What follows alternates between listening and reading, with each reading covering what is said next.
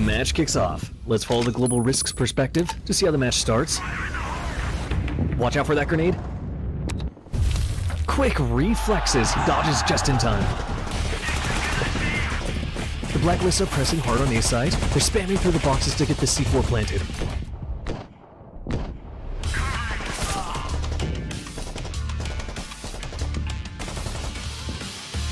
What a great shot! After losing one, the Blacklists rush B side and secures the plant. The global risk got to rotate fast for the retake. Everybody's down. It's just him remaining. Is he slipping into the site undetected? He takes one down. No hesitation. He goes straight for the defuse.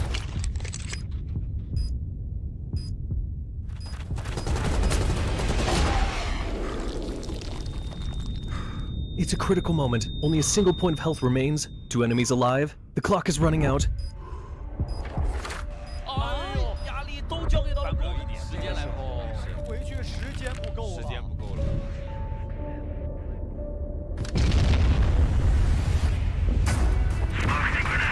He commits to the forced defuse.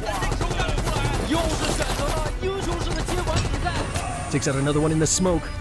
But the last opponent pushes in. The final 1 versus 1. Only 8 seconds left.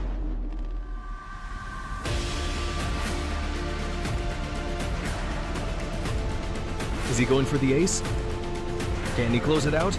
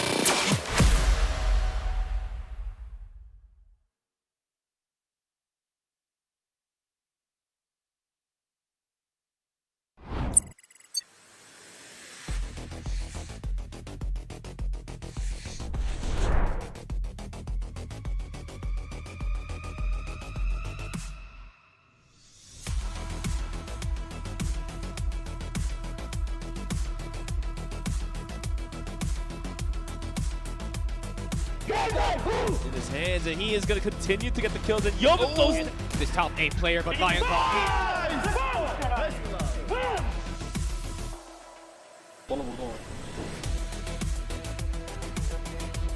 looked in pure contact. They don't expect this. KSA fourth floor A. Elvin spotted in room, but the double kill with the USB. KSA wanting some revenge. And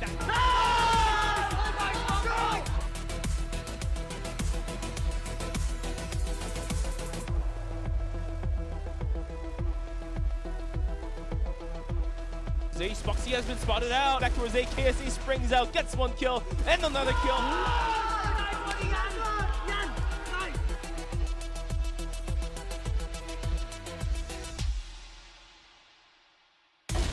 Will get spotted. Good crouch angle for Keller so far. Taken out. Preston goes down, and Evos will shut down the series in a 3-1.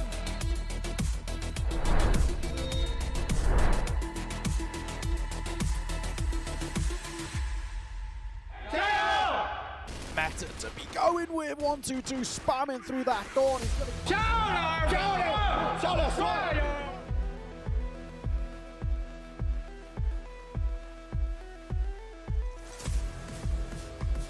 Plus, a player he did some clean entries, and they have not done so.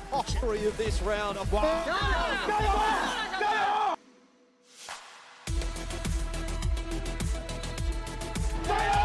pressure up close.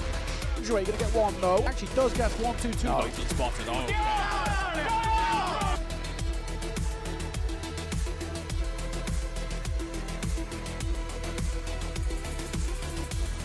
As for AG, if his timing is good through this smoke, he might grab himself a couple, and with all the shenanigans that are happening. A flawless one to seal the deal. It's AG who take the series.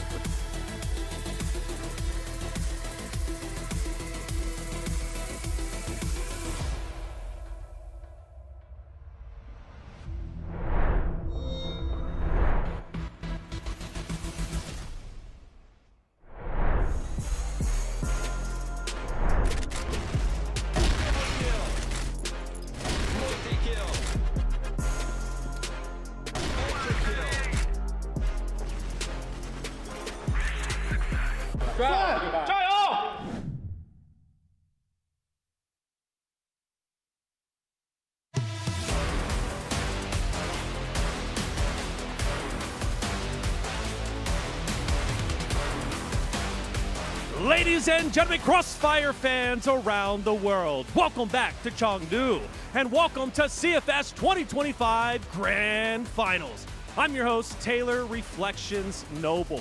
Over the past 5 days, we have witnessed twist, momentum swings, and ultimately dramatic turns, and yesterday was no exception. In our first match of the day, XROCK went toe-to-toe with Gaimin Gladiators, and what a performance from the Filipino roster themselves. A 3-1 win, but it wasn't easy. There were tons of clutch moments. The rounds were intense, but XROCK managed to get the job done. Showcasing their run is far from over with. They want to be the most dominant CrossFire team in the world. They want to dominate the Filipino region. The question is, can they continue? We'll have to find out a little bit later. Then, all gamers stepped onto this stage for the very first time to showcase dominance, and they did so over their regional team of XROCK. And what a performance with 3-1 win they showed and gave us a powerful reminder that they're not only here to participate, but also to reclaim the throne. Today marks the first elimination matches of the playoffs. 2 matches, and by the end of the day, 2 teams will have to say goodbye to the tournament. There's no second chances. There's no recovery. This is survival. 4 teams enter. Only 2 teams can keep their CFS dreams alive. It's up to them to decide if they want to do it. This is day 6 of the CFS 2025 Grand Finals, where the stage demands perfection. Dreams will be challenged, and where only those bold enough to dare to dominate will succeed.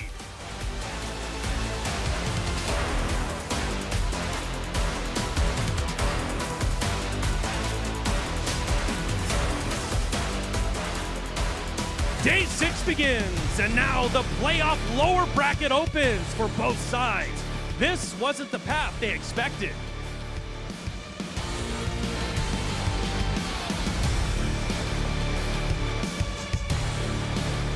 First seeds of their regions, entering playoffs with confidence, but forced into elimination after their opening match.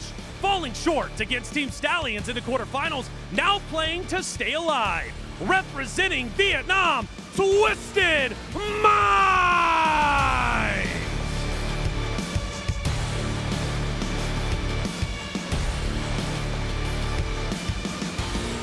And across from them, another first seed from Brazil facing the same reality. After their loss to Evolution Power Gaming, the margin for error is gone. Ow! Qadsiah!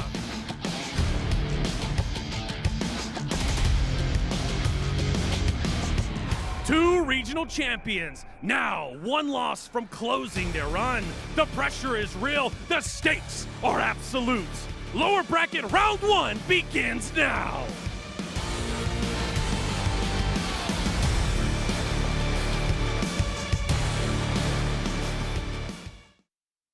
Hello and welcome back to the caster desk. Thank you so much, Reflections. I am Valdez, with me is Neo Kai and Elfish Guy. And we're getting ready for the lower bracket. It's last chance for all of the teams that are going to be playing today, and it's not going to be easy for them, as every team that is left is a very strong team. And guys, let's take a moment to extend our gratitude to our wonderful organizer, Smilegate Entertainment, and their fantastic game, CrossFire. And also a big thanks to our generous sponsors. Yeah, and of course we extend our sincere thanks to our official partner, Gigabyte for supporting the CFS 2025 Grand Finals. Aorus has provided top-tier professional hardware for the tournament, standing side by side with every competitor. Team up, fight on.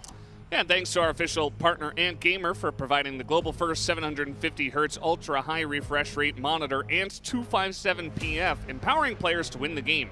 Born from the game, fueled by the players. With the 750Hz refresh rate, every frame is a game changer. Swift peaks, instant flicks, every move lands with lethal precision.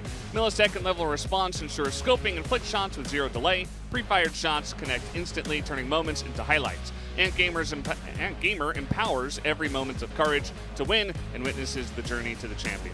And last but not least as well, thank you to our official partner, Morphling, the Morphling L50 gaming chair with its innovative dynamic lumbar support system built just for competitive gamers. Get ready to level up your game with adaptive comfort and get supported every step of the way. Your back, your support, your win. There we go. Thanks to our awesome sponsors and, of course, Smilegate. And we're getting ready to jump once again into the lower bracket first stage.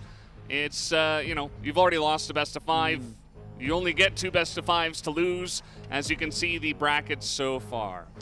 Yeah, look, I think we're going to have a lot to say about Twisted Minds and Qadsiah, so we might just hold on for that one at the moment. But yeah, they are down in that lower bracket. That is going to be the first match of the day. Later on this evening, we'll have Gaimin up against XROCK, and maybe a little bit of surprise for some people to see the likes of XROCK and Qadsiah down in the lower bracket already, but that is the nature of the beast. We've got some very strong teams here in the playoffs, particularly some really impressive performances coming through from Stallions and EVOS in particular as well. The Philippines region kind of on the rise at the moment, and if you would snapshot it right now, you've got 2 Chinese teams and 2 Philippines teams in the top 4, although that obviously may well change when that lower bracket run does continue. So it will be an interesting, I think, sort of next few days here to really see which of those teams are actually going to make it through to the arena, and unfortunately which of them are not going to quite make the cut. I'll predict at least one of the Philippines teams will be making it all the way to the arena.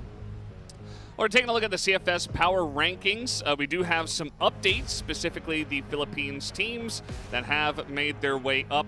As I believe Team Stallions was at 14th, now they're at 6th, and EVOSARK was at 19th, and now they're at 10th. And so I like that we're updating kind of midway through the tournament, because it gives you a more clear view of where these guys rank, at least ELO-wise. Again, the ELO system can sometimes, you know, you got to play a lot of games to actually hit your true ranking. So it might be underrated at this point in time, especially because we just updated them. But that remains to be seen based on how they're going to do up against the really strong teams that they have in their way. Team Stallion's going to be going up against It's Evolution Power Gaming, I believe, and EVOSARK up against AG Gamers. So definitely some, you know, number 1 and 2 on the power rankings. Not not the weakest competition. Yeah, first time as well that we see one of the EU MENA teams, well, of course, being ROCK outside of the top 10 in the last, like, I think it's like 12 to 18 months. So it's that's a bit of a shame as well. They've got a bit of a bounce back to do. Of course, there's a lot of more teams that are not obviously here that are still kind of playing internationally, and unfortunately, EU MENA are pulling up the rear there with Entropy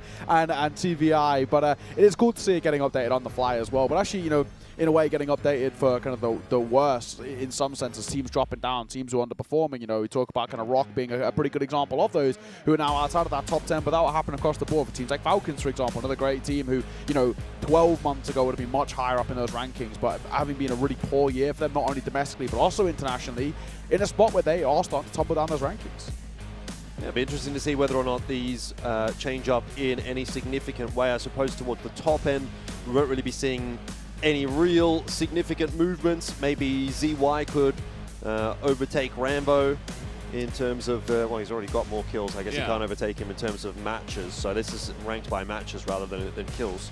But then also ZQ is below Ryu Zhao, even though he has more kills and more matches. So I think it's just not fully Updated. Reordered. Yeah. But Yeah. we do have the updates in there. So Yeah, but more so what I was actually going to go with this discussion was there's no players rather from the Philippines there, and that'll be something that I think over the course of maybe the next year or so is probably going to be changing, as we are now kind of starting to see them really start to go deep in these tournaments on a consistent basis. And if they can continue to do that, well, who knows what 2026 is going to look like for those guys, from in particular Stallions, which have been really, really impressive. And there's definitely been a bit of a drop off in some of those big names. ADRF's not there, Nine's not there, Gokun's not there. They've all not managed to make it through the playoffs. So there will be like this world where we sort of equalize a little bit of what's happening with the new guys being able to catch up and the old guard not quite being able to extend their lead. In particular, we're looking at Kano as well. He's by and large got the most kills at this tournament, and it's actually by a country mile. So, he's in a position where he's really kind of building the foundations for really climbing up those stats, and being only, he's less than 18, right? He's like 17 years old, Kano. Long career ahead. Yeah, exactly. Long old career ahead of him if things can continue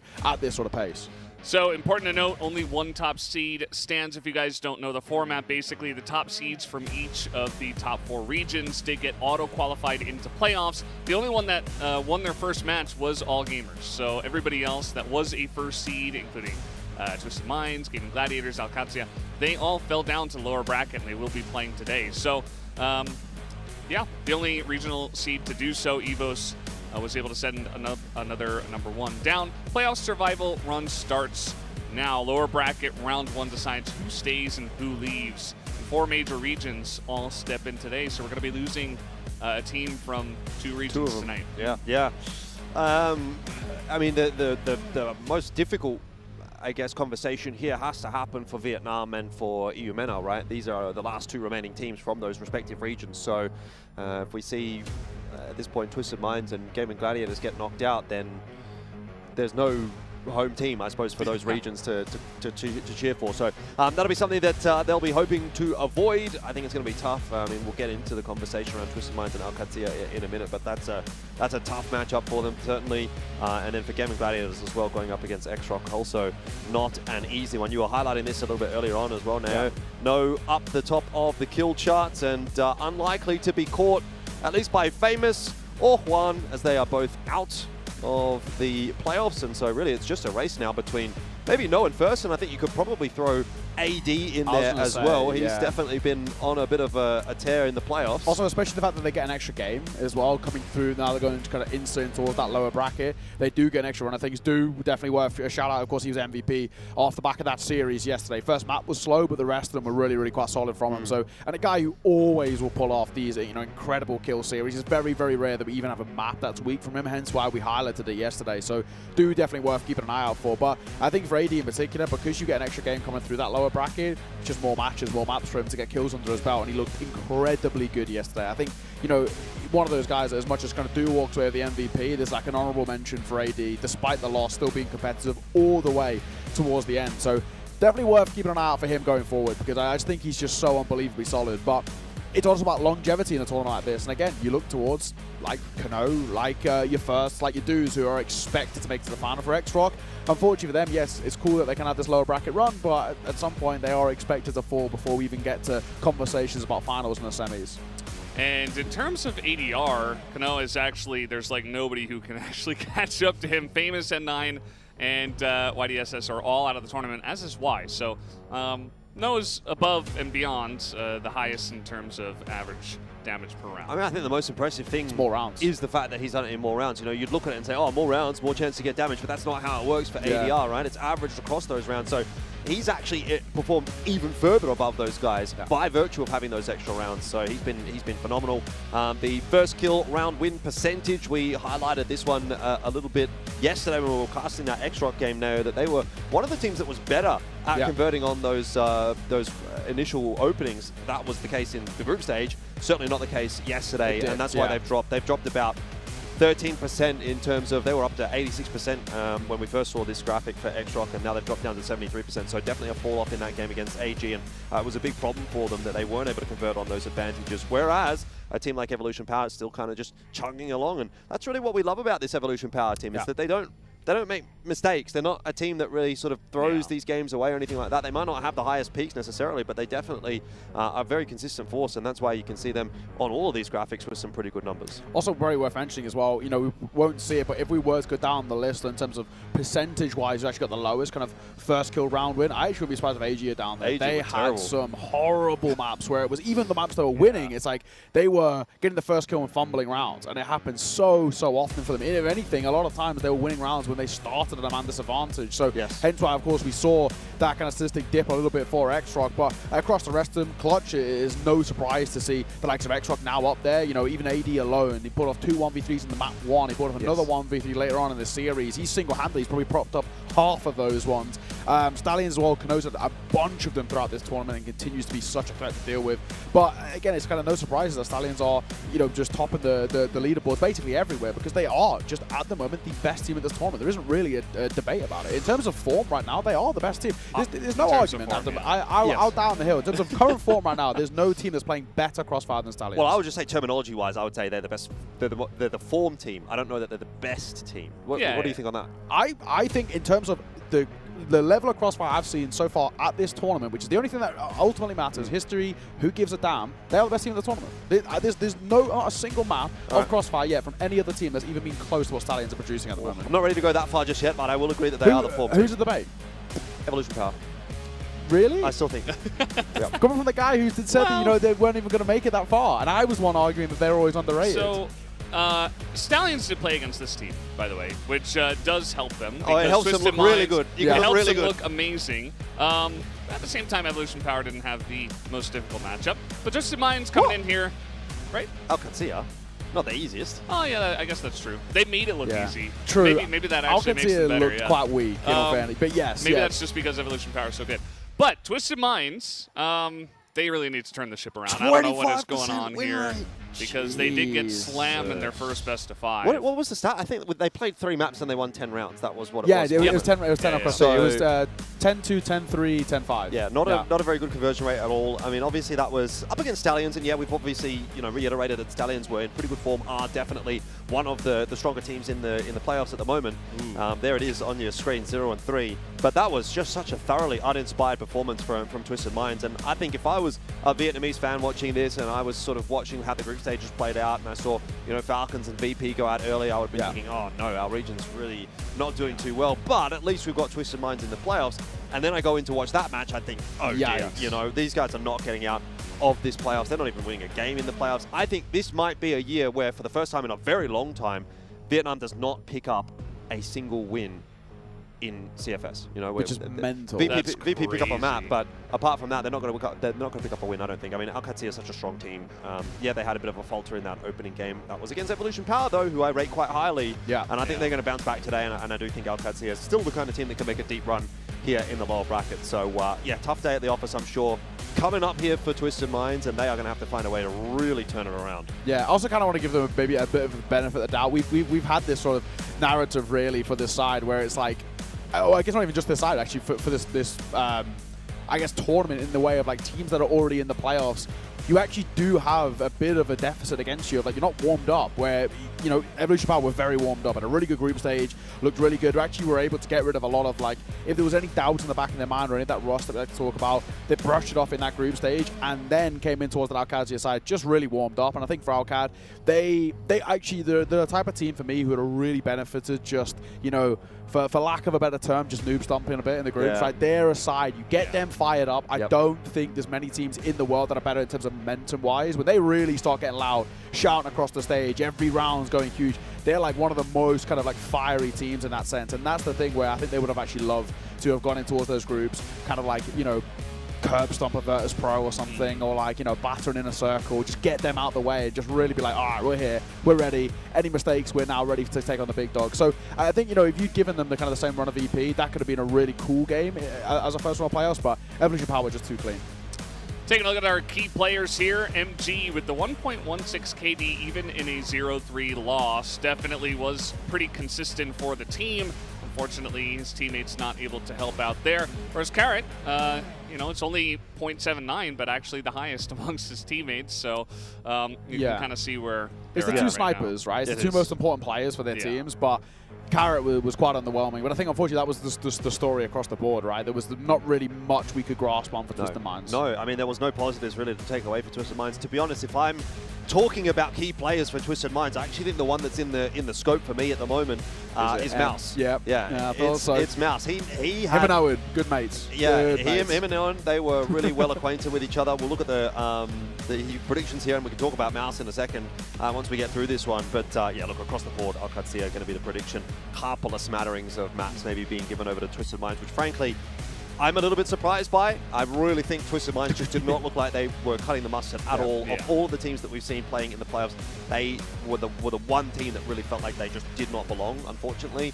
And you even put them in the group stage, I think they might have really struggled to make it out of the group. So, you know, I'm hoping, to be honest, that that's just going to be the first game of the tournament. You know, early days, they're going to bounce back a little bit here and show us something a little bit better and really kind of prove why they are at least in the playoffs. Otherwise, I think we'll look at them and go, well, you went 0-6 in the playoffs. Yeah. Why'd you even turn up? Let's be honest, right? The way things have panned out this year, and I think, you know, I don't know how this format is going to change kind of going in towards next year, but I mean, without a shadow of doubt, Philippines have to be taking a playoff spot off Vietnam. There's just no way that Vietnam deserve, let's be honest, anything at the moment. And let's be frank, I don't think it's going to change it. I think you're right, Jordan.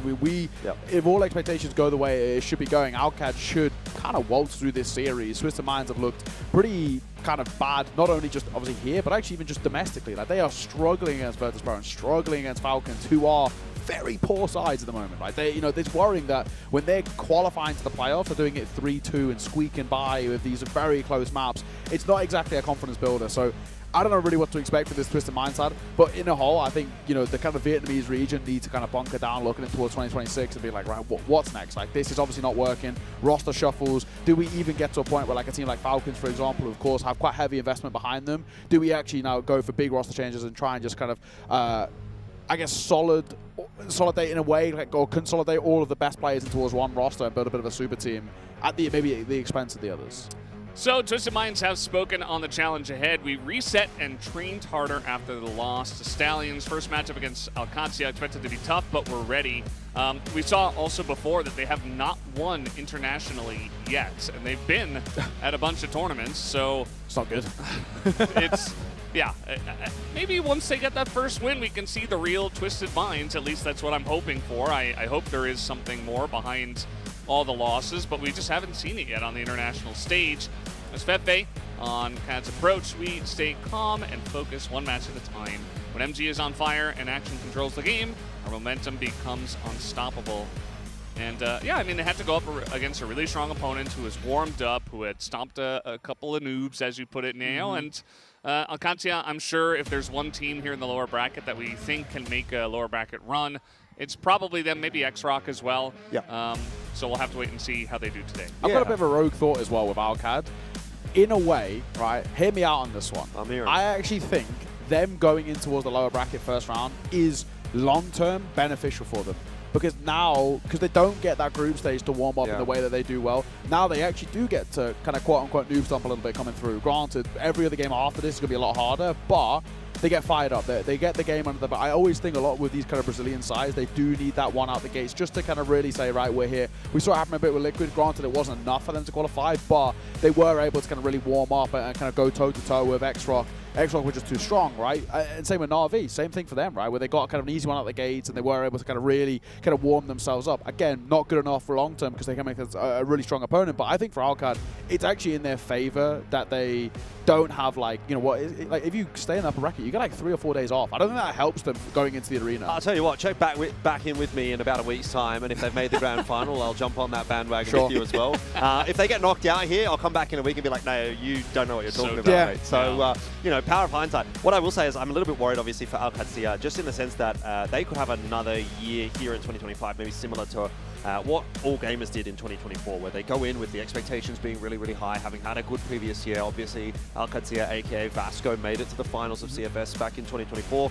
If they bomb out here, they bombed out at EWC, it's not going to be a good year for them. It's not going to be easy as we're nearing the beginning of this series. I do think that need to see a good start for both of these teams. We'll see who gets on the bandwagon first as we hop over to the band pick. Alrighty, let's get this show on the road. I really wonder, do Twisted Minds change anything up in the veto? Because, well, let's be honest, Jordan, not a single map looked good. So, yeah, what do we do? Do we try and go elsewhere, or do we kind of bunker down on maps that have been part of our pool, but of course, in your opening series, didn't look good? I think they're probably just going to commit to it at this point. You know, obviously it's only been the one game, so how much can you really read into it? I suspect we're probably still going to see the likes of the Black Widow coming out here, if they're allowed it, which they're not going to be by Qadsiah, so that's already a bit of a blow, actually, for Twisted Minds, the map that they typically do tend to sort of angle towards instantly taken away. It's also a bit unfortunate. These teams were actually in the same group back at EWC, but they never ended up playing against each other because Qadsiah went through the upper bracket. Twisted Minds was on the opposite side of the bracket and got knocked out before ever facing Qadsiah.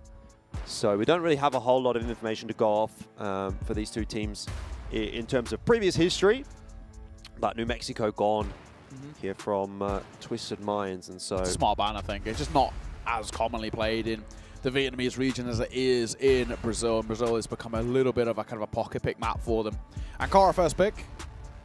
It's a very good map for the likes of an Action and an MG as well, right? It just allows them to free roam quite a lot. Yep. Get quite kind of puggy, which I honestly think is probably the way you want to approach things. Again, it's like a good warm-up map, I think, generally speaking, for the likes of Alcad. It's one they can kind of come into and say, right, let's bank on the mechanics. New Mexico also the ban from Evolution Power when they were playing against Qadsiah, so a little bit of a target there from Twisted Minds. Twisted Minds, like I said, peeking into Black Widow predominantly. They're going to have to go elsewhere.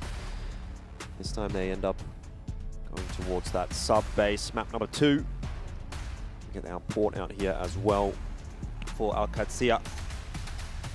Getting deeper and deeper into the map pool, but yeah, certainly not filled with a huge amount of confidence for Twisted Minds that their go-to map is the one that's instantly taken away by Qadsiah.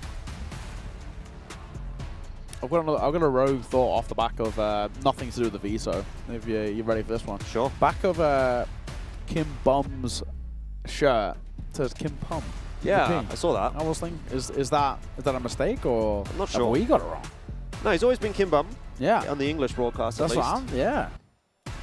Could be something to do with you know, a regional difference in how you say the letter. Like a pronunciation like a type P thing. might sound like a B in Vietnamese. I'm not really sure, obviously.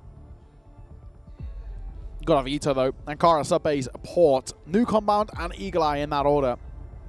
The big question really is, you know, I think in particular looking towards that Subbase, it has to be taken by Twisted Minds, staying alive in the series. Port's been a decent map for Alcad in the past, but it's just the real worries come through for the Twisted Minds side. Granted, Alcad weren't great in their opening series, but it's against one of the strongest teams at this tournament so far, and also a matchup in which was just a little rough for them to get out the gates. And, you know, you can make the same arguments to a degree for Twisted Minds, but at least we've seen the highs of Alcad, right? Of course, you know, last year's Grand Finalists, or EWC as well, making it towards the playoffs. We're seeing like a side who can at least make sort of somewhat deep runs and play to a high level of CrossFire. There's not been any of that for Twisted Minds. They're still yet to win on international soil. I guess that what has, you know, really heavily weighed on my mind when I've been thinking about Twisted Minds in particular has just been that it really didn't feel like there was anything redeeming to take out of that opening game. You know, even if we could just fall back on, hey, they were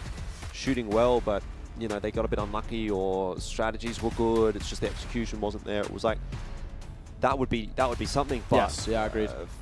For Twisted Minds, I don't really think that there was anything to take away. There were so many egregious mistakes being made by them that it really felt like they came in extremely unprepared on a bit of a different level in comparison to some of the other playoffs teams. And, well, maybe just taking their time getting into the server here now because they want to enjoy what little time they have left on the stage. Make the most of it. That would be my prediction. I mean, like I said, I think I put Twisted Minds 3-0. I don't know if that's what you ended up putting as well. Oh, sorry.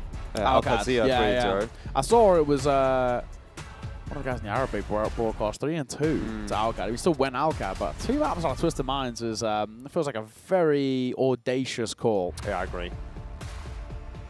Yeah, there wasn't even any single player that you could look to and say, oh, that guy, if they're having a good day, you could kind of carry the game. I don't think there was any of that for Twisted Minds. So expecting them to really struggle a little bit here, but yeah, they looked mechanically and stylistically just so outclassed by the level of CrossFire that was on offer in that first game. And granted, it is a side that are kind of currently so unbelievably in form, but even still, like, not even breaking a sweat is never a good sign. I mean, Alcad can do that themselves, right? When Alcad get going, they're a really, really difficult side to play against. Yep, a few players out of their chairs at the moment. See a couple filtering back in from backstage, walking past our casting setup now. Where you boys been? Just going to have a yarn outside, I guess. So we should be getting back underway pretty soon. Well, underway pretty soon. This is the first game of the day. Bit of a longer day yesterday. Never mind, 2 more of them are running past. Fellas. Guys, toilet break. You've been here for like... you just saw the running we just saw. Yeah. Guys, you've been here for like 2 hours. Couldn't have gone to the toilet before? Yeah. Yeah, I don't know. Nervous wee, I guess, you know. That definitely feels like nervous wee. Yeah, I can't blame them. You're about to play Alcad. Probably, elimination game. Yeah, but probably be a good another 5 minutes before we get underway with the map here, ladies and gents. So if you need to go and grab a drink, get grab yourself a snack, do what you need to do. Now's the you time. do still have a little bit of time before this game kicks back off, I'd say.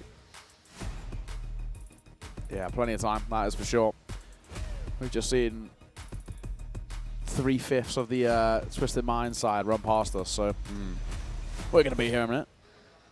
Yeah, on the topic of Qadsiah, Feifei was saying that when MG's on fire and Action controls the game, the momentum becomes unstoppable. And I think that very much is going to be the couple of players that we'll probably be looking to on this roster. It's traditionally been MG on that sniper and then Action sort of as that entry fragger with the rifle when he really gets rolling. I mean, remember back last year, Action kind of felt like he was one of the standout players in the tournament, actually. For sure. Had a really, really massive grand final as well, almost enough to obviously get the win there for Qadsiah. And I mean, that'll be the goal again for them, is not just to make the grand final, but this time to win it. Yeah, he was an absolute terminator throughout that kind of tournament. He looked just so clean all the time. Such a threat as well. And you can see that a lot of teams were trying to find ways to counter him in particular, and they just couldn't. The big thing is getting him back to that level. Again, opening game just didn't go as planned. Didn't go to, I guess, out the gates to the level that they wanted. I think, you know, a different kind of run coming in towards the tournament with a bit of groups or, you know, an opportunity to really kind of try and scale in towards the tournament. It could have been different story, I think, for Alcad. But this is now their time to get that warm-up on the way. This is now where they can really start making a kind of a run through this lower bracket, which, again, like I said, might be a bit of a rogue shout, but I think it could actually potentially work in their favor. MG with the beard these days. Used to be a bit more clean-shaven. when we first saw him on his international debuts under Vasco. That was the mutton chops are interesting, I will say. a couple of years ago now. I remember watching Vasco for the first time back at Summer Champs. I think it might have been 2023, so it's probably about 2.5 years ago. And at the time, they were definitely not considered a really big threat. We had AG and Baisha, the big names at that tournament, and even Imperial was probably a little bit stronger at the time. But Vasco and now as Qadsiah have gone a long way, and we'll see how far they can go this year in 2025. As we're about to get underway with yet another day of playoffs.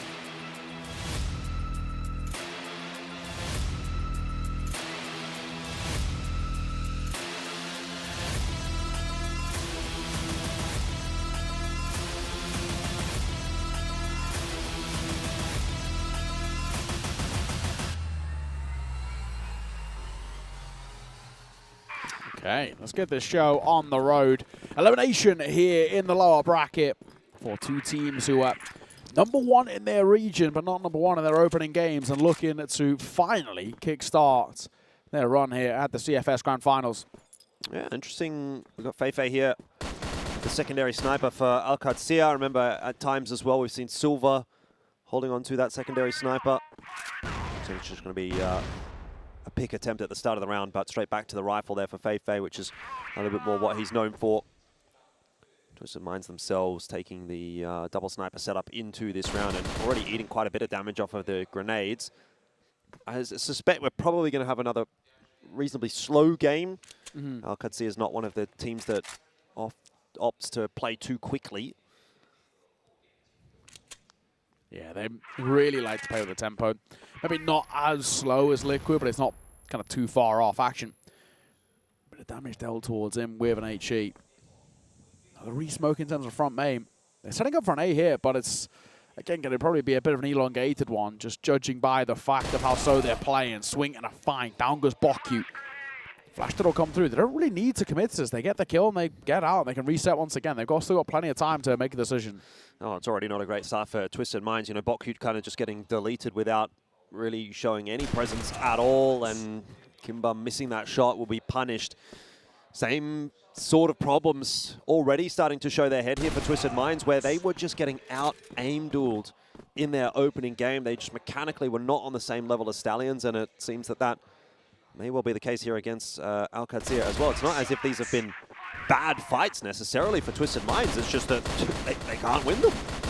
And this has been all too easy for Qadsiah. That was a freebie. And again, this is now the continued worry with Twisted Minds, where it's like, I actually just don't know. Like, regardless of even if you outcall the likes of an Alcad, I just don't know if you can compete anyway. I don't know if you can actually go toe-to-toe in terms of the raw mechanics.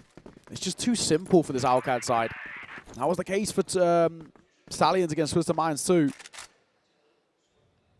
MG doesn't wait, or doesn't try and peek before the smoke. He waits after. Again, they can take a bit of early control. Nade will go deep, but not deep enough. Good leave action has that sort of long A anchor. The rest of the side can start taking a bit of map control. There's something, of course, that Feifei spoke about in the pre-match interview, saying that Action's very good at controlling the map, and that's why they like to leave him in a lot of lurk positions, because he can just get so much done. No inroad this time early on for Qadsiah.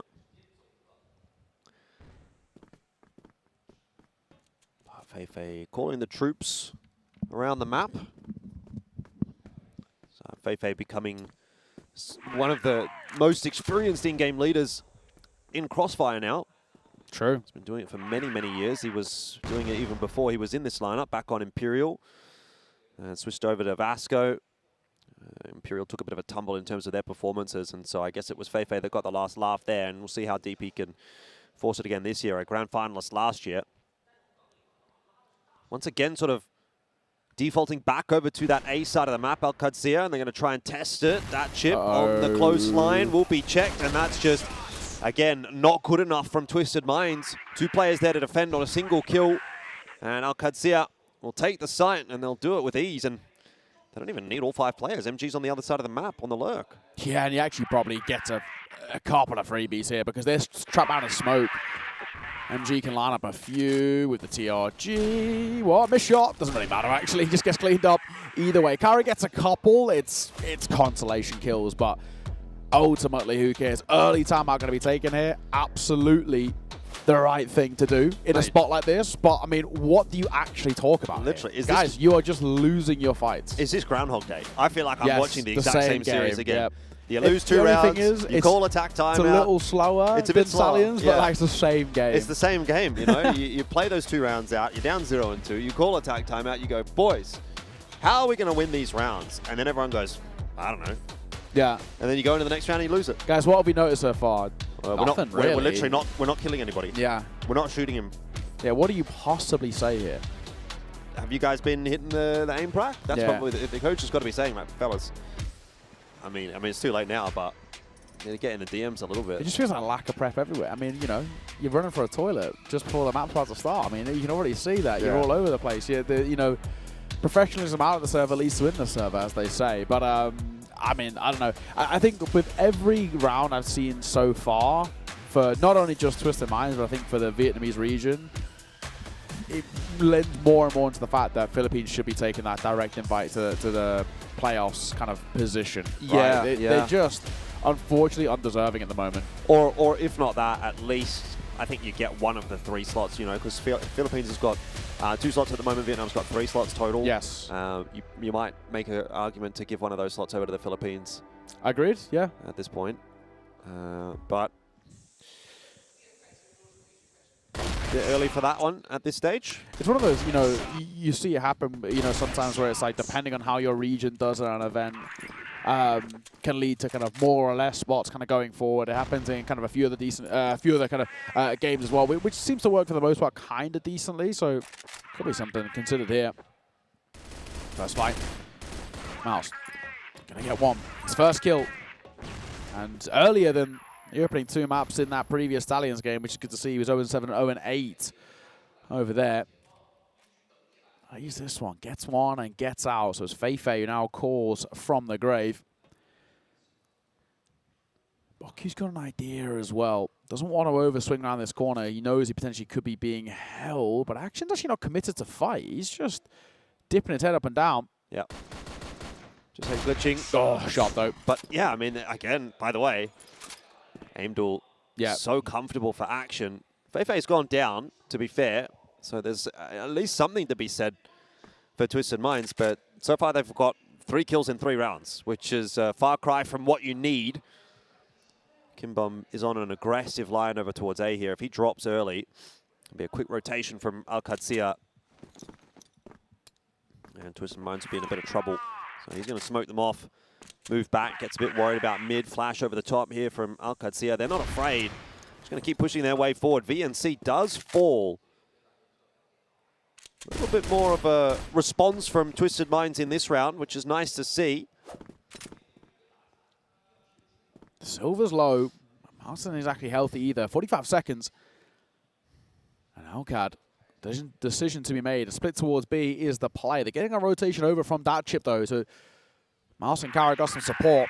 Flash over, should catch Mouse and will. He'll force him back on towards the site as they continue to push their way forward. Carrot here and towards this. They've not spotted him, so the longer he goes undetected, the better it gets. But he misses his opportunity. Action will find him, and again, another round in which is having a lot of impact for him. He'll reclaim that space. That chip delivers in from behind. Action on the site has to go huge. 15 seconds. C4 needs to go down. He's all alone. 1 versus 2. Can he set himself from the postmark? He gets tagged, but he's still alive for now. He is reeling, but he still managed to set himself up in somewhat of a post plant, but he'll finally fall to the hands of Kimber. Twisted Minds respond, but it's janky, but they get the win. They'll take it. Call your attack timeout. You get yourself a round on the board. Series is underway at least. It's taken them a bit longer in the past. I really thought Action was going to be on for more than just the one there. His entry was so clean, but flank coming in was the problem. So Qadsiah will have to let that one go by the wayside. Snipers were a bit of a concern for them in the last round. Lost a couple of picks. Yeah. Try and get MG on the front foot here, and a bit of spam there from Action, but not going to be punished back through the smoke. Yeah, so with that secondary, get the primary of MG back up to that level that we know he can play at, and Twisted Minds get to a position where it's a real worry about kind of competing. For MG, I think he'll do a lot of his best work in towards that second half. He's a bit of a turret.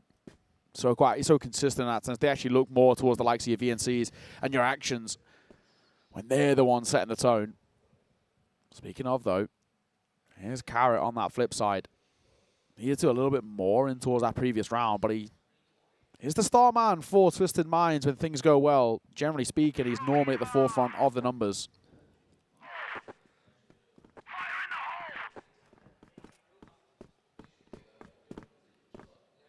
What's the option of choice this time for Qadsiah? Have a little bit of a look into middle. They've sort of cleared outside A. They've cleared Beacon. That'll be their avenue of attack. And again, it's sort of MG that's left to float around on his own and do what he wants. He's kind of set up as the closer. Let's have a look at how the entry does go here. Carrot missing his shot. Will be short work made by VNC. Cute.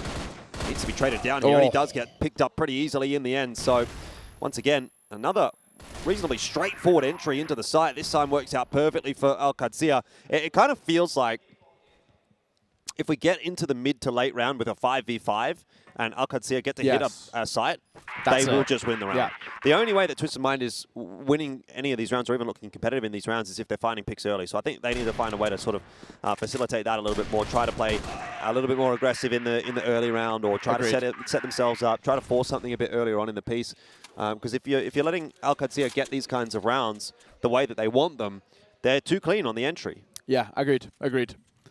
I just think right now they're a side who they're not going to falter, because this is just a game kind of plan and a style of play as well that is just so useful for them. That's a really big opening kill, though. Action dropped already. He's generally been leading the way, him and, well, VNC, as we kind of noted. But getting Action down early is a really nice find for Twisted Minds, Carrot in particular. Nice shot. So numbers is advantage, and now Alcad. First time they've been kind of truly tested from the jump, from the get-go of a round. We'll see if they don't just throw caution to the wind and send it on A here. Diatchip, close range angle. Does well to get himself the first one, but VNC shuts him out, and if Botcute falls, that'll be a concern. Kimbum under the stairs is stuck. I don't know if they were aware for some reason that he was there. It seems like maybe Qadsiah didn't quite cotton onto that one. It's VNC here in the 1v3. It was winnable. Kimbum was low. I think Kimbum just, he got completely overlooked.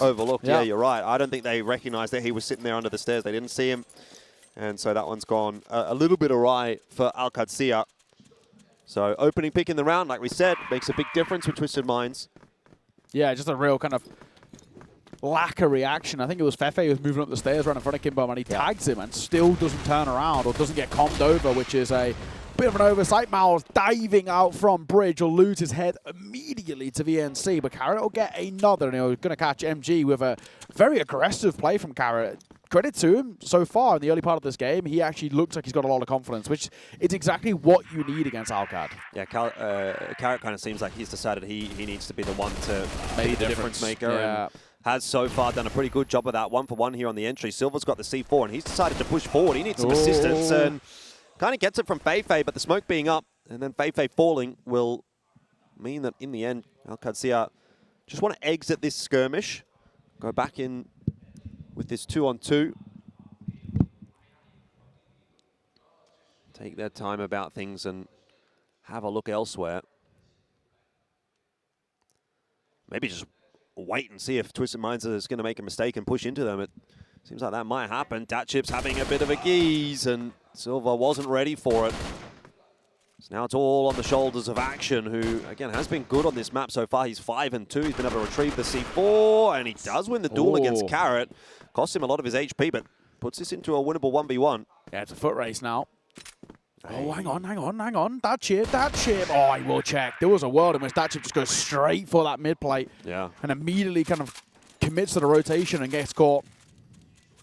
It's a good round to take, though, for Twisted Minds. Actually, still Alcad, who I think still the reservations about them not looking as clean as we kind of need. I mean, 3-on-3 is the score, and you know, Carrot's getting a bit of work done in the openings of these rounds, and Qadsiah haven't been able to pull any of them back, and you know, their sniper MG not really online at the moment. Yeah, Alcad, you know, in the past have been very good at just dismantling sides that are kind of seen as lower than them, but they've been made to work here. So, I mean, credit where it's due. And this, of course, is Alcad's pick as well. Yeah. I mean, that's kind of what I'm saying. Like, I don't know that Qadsiah is giving me the same feeling as they did last year, in that they were a true competitor last year, where they really were going to likely go the distance or close to go the distance. I mean, they're still not a bad team, but do they have that same aura that we maybe are getting from the EPs or the Stallions or AGs at the moment? I wouldn't say so for Qadsiah. Yeah, I'd agree. Yeah, another opener. This time it's Feifei that goes down early. Qadsiah giving up a lot of the opening duels in this map of CrossFire. Kimbab, had a chance with another. He very nearly gets taken down. In the end, he actually gets picked off by MG, trying to escape. Bokyu close on the corner, missing again. A huge whiff from Bokyu. That's the second time from the exact same position that he has let his opponent get away with a little bit too much. Grenade goes forward. Silver isolating that duel on a dat chip. And immediately, Qadsiah will take this round as MG gets in behind and he picks himself up one. He spots out Mouse as well. It's not over yet, I suppose. See if Mouse can recover from a very poor day yesterday. Yeah. Smoke down the front side means that this 1 versus 2 now becomes a lot harder. Not over fighting like that. Action. I felt a little unnecessary. C4 collected and will be planted. I was going for the long rotate. Of course, smoke down in front of him. I don't really hate the idea, but he's looking and hoping he gets given a freebie at range, but he's just not going to. Silver should know all too well about this angle. C4 already about halfway ticked. He's swinging. Why? Why, Silver? So unnecessary. You're in a post plant. Why have you swung through? Yep. It's so easy. Mouse, who's so low.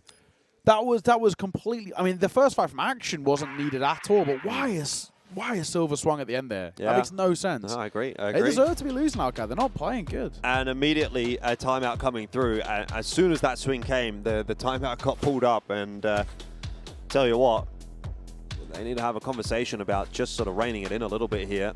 This has not been great at all from Qadsiah. And, you know, it would be a pretty disastrous end to the year for the team that made it to the grand final of CFS 2024 if they would come in and essentially get knocked out early in the playoffs here in CFS 2025 and also not really cut the mustard over at EWC. They were a top 8 team at EWC, so they did make the playoffs there, but they immediately got knocked out 2-0 by Stallions. And you know, look, I'm not necessarily predicting that they're going to get knocked out by Twisted Minds here, but if that were to happen, it would be a similarly poor performance from them. So you look at the 2024 results and say, was that just a flash in the pan? You know, was that a bit of a lucky run, a purple patch? Were they ever really that good, or was it just a favorable draw? Yeah, it's valid. It still is, while it's not kind of super clean from them, there's a lot more to like from Twisted Minds so far. We saw, you know, next to nothing in that run of form. Against Stallions, of course, it was such a woeful series from them. It was over so quickly as well. And there was a thought that maybe it could be a similar vibe here. At least on paper, it felt like it should have been against Alcad, but way too many mistakes, way too many errors. And I think Twisted Minds playing a lot more to the level that we need out from them. I think in particular, just Carrot, as much as he's not flying around the numbers department, he's having a lot of impact in these early rounds. On.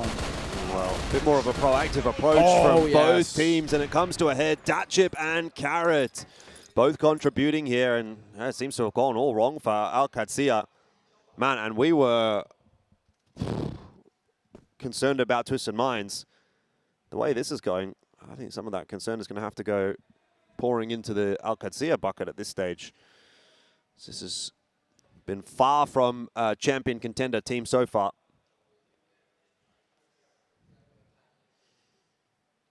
bit of a predicament. I think, you know, if Alcad end up losing this map, What? put yourself in such a weird spot. MG finds that chip. Versus 3. Silver's trying to find something through the smoke, but no dice on the first engagement. He'll take Vent's control, though. First spotted. He's Kimber back range on the stairs. He crossed just for a bit of information. Gather. Oh, my God, MG. Just couldn't quite react in time. They're so split up here, but the C4 looks like he wants to rush back towards B. Yeah, MG normally not too shabby in the clutch. Hasn't really found himself in any of those super clutch moments so far, but this will be the first one for him. He's got a player behind him in Hotel that he's not aware of just yet, although he's got a good position to duel that from if he doesn't jump out of the sniper's nest. Mouse. Oh, my. Almost checked by Silver. He hasn't been heard. Oh, and Mouse is going to win himself the duel. Peaks on the plan. Here is MG, but only good for one. And another round going the way of Twisted Minds, 5-3. This is Qadsiah's map pick. Yeah. This is a lot better. This looks kind of akin to when we saw yesterday AG picking towards this map and how poorly it went for them. It kind of has the same vibes at the moment because it has just been a quite dire display, to say the least. 5-2-3. Got a sixth here as well, and TM are on for something. It's Kimbom who's going to open things up too. Secondary sniper, the IGL leading by example, and my God, Alcad, what is going on right now?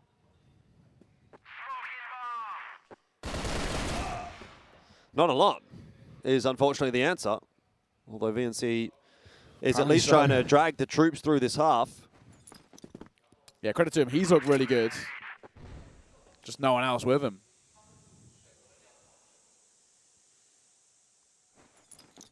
Back to 4-on-4 for this round, but it looks like Twisted Minds still kind of want to contest Qadsiah outside of A here, and Kimbum might have bitten off more than he could chew. Double nade into the vents. Thought that would do more damage than it did. Still kind of cooks the setup for Twisted Minds. It's just Mouse that's really going to have an impact on how the rest of this round plays out, you'd think, in that forward position at Hotel if this ends up being a B hit. Starting to see that rotate come through from Twisted Minds. They're getting a lot of info.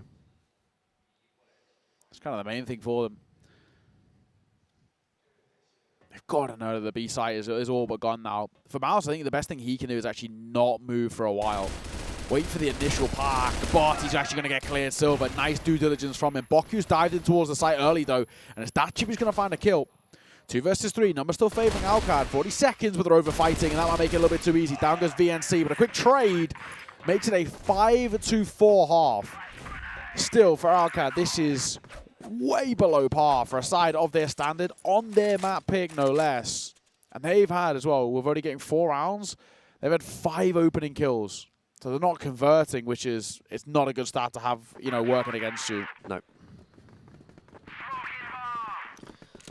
But 4 is workable, especially if this GR side kind of starts to pick up a little bit for Qadsiah. And I could see that being the case, right? Like both Silver and MG with the snipers, not really having too much of an impact in the first half. It'll be a little bit easier for them to work those kinds of angles on the GR side. VNC has kind of done enough to give Qadsiah a platform to work with, but you know, obviously it's not been too dominant just yet. Spots out that push toward Vent, backs it up under the stairs. No commitment here from Twisted Minds, who are trying to be maybe a little bit more proactive in the early rounds than Qadsiah were on their BL side. I suppose, you know, still early days for this series. It feels like these teams are pretty evenly matched and not necessarily in the best of ways. But I still feel like there's a bit more upside for Qadsiah that we're yet to see. And if that kind of comes online, that's where they could run away with things. I think right now it's kind of the thing of if we're going to see it, right? I haven't seen anything that is kind of super convinced me just yet. But, you know, when you can bunker down on the sites a little bit, it might just lean a tad more in towards their game plan. But yeah, a pretty underwhelming first half, that is for damn sure. On a side as well, which you expect Alcad to be a little bit more better on, but just because of, you know, these small things about how well MG can control kind of fights at range, how decent action can be in terms of the rifle department. not good enough. It's actually going to be first to fall as well. Bokyu just waits around doors and he gets a prize for his patience. Feifei is lucky to stay alive too. Not a great start. 30 seconds on the clock here, though. Twisted Mind's going to have to get a bit of a wriggle on, and they're going to run right into both Silver and MG, and apparently that's not a problem at all. The CRG is only going to be good for one, and again, it falls on the shoulders of VNC to try to hold it down. He's not going to be able to deny that plan. He's in fact going to be pushed away and given a lot of damage on his way out. He's got Carrot right behind him, who will finish it nice and easy. And I mean, Qadsiah might have met their match here in Twisted Minds on Ankara, the way things are going. True. There is nothing on offer here for this Alcad side. At least, you know, if we could have got a strong start in towards this second half, we could kind of start fathoming ideas of scaling in towards this, but yeah, there is not really a lot on display. 6-4. Twisted Minds playing at a level which we have not seen from them in a while. Even domestically, of course, they've not looked excellent. This is a lot better. Where are Alcad? So dominant within the last sort of 12 months, especially domestically. Yeah, I mean, we're talking about for Vietnam and EU MENA, this being their last couple of rosters in the competition. I mean, it's actually the same for Brazil. Didn't even really think about it, but, you know, because usually we've got 1 or 2 Brazilian teams in the playoffs, and they usually go pretty deep as well. But, I mean, actually, Qadsiah is the last Brazilian name. And, yeah, I mean, we've had this whole conversation, this entire event around, oh, Vietnam's looking like they've fallen off really crazy. What if Twisted Minds beats Qadsiah here? You know? It's very true. Well, the same argument then again that we kind of had for TM in the Vietnamese region, where we were saying, do they deserve that playoff spot? I guess you've got to be fair in a sense and say maybe the same for Brazil. Oh, absolutely. Qadsiah, a lot resting on the shoulders of this run here. Philippines should be getting that spot from somebody. And this series baited the side so. It is funny, isn't it, though? Because we were watching Liquid and Na'Vi in the group stage, and we sort of felt like, oh, these guys actually look really good, you know? Yeah. Now we're getting I'd say both of them will be doing a better job now. I agree. I actually unironically agree. Qadsiah not showing up in this matchup at all. MG is going to be good for one there, and Action does trade him down, so they at least managed to maintain the 3-on-3 in this round, but Bomb Plant goes down nice and quick for Twisted Minds. Kim Bum's on a cheeky angle, and Carrot hits himself a 1-for-1, spots out that extra player rotating in through the beacon. Bokyu just tucked in the corner here, waiting, biding time. I'd kind of like to see Kim Bum come across. That's a bold fight for Bokyu solo, but he gets it done, and he spots out VNC now as well. Carrot knows, or sorry, rather, Kim Bum knows that he's going to have to get a bit of a move, and he does get in behind from Hotel, and that's another one for Twisted Minds, and these rounds are starting to come on way too easily for my liking. I'm starting to get seriously worried about Qadsiah and their strength coming into these playoffs, because this is not looking good at all. Yeah, and they're coming thick and fast as well, aren't they? That's kind of the big issue. Just too effortless for Twisted Minds. Credit where it's due. It's just the fact that you look towards Alcad and their map pick. Their opponents are 3 rounds ahead and 3 rounds away from taking it. Never thought we'd be saying that.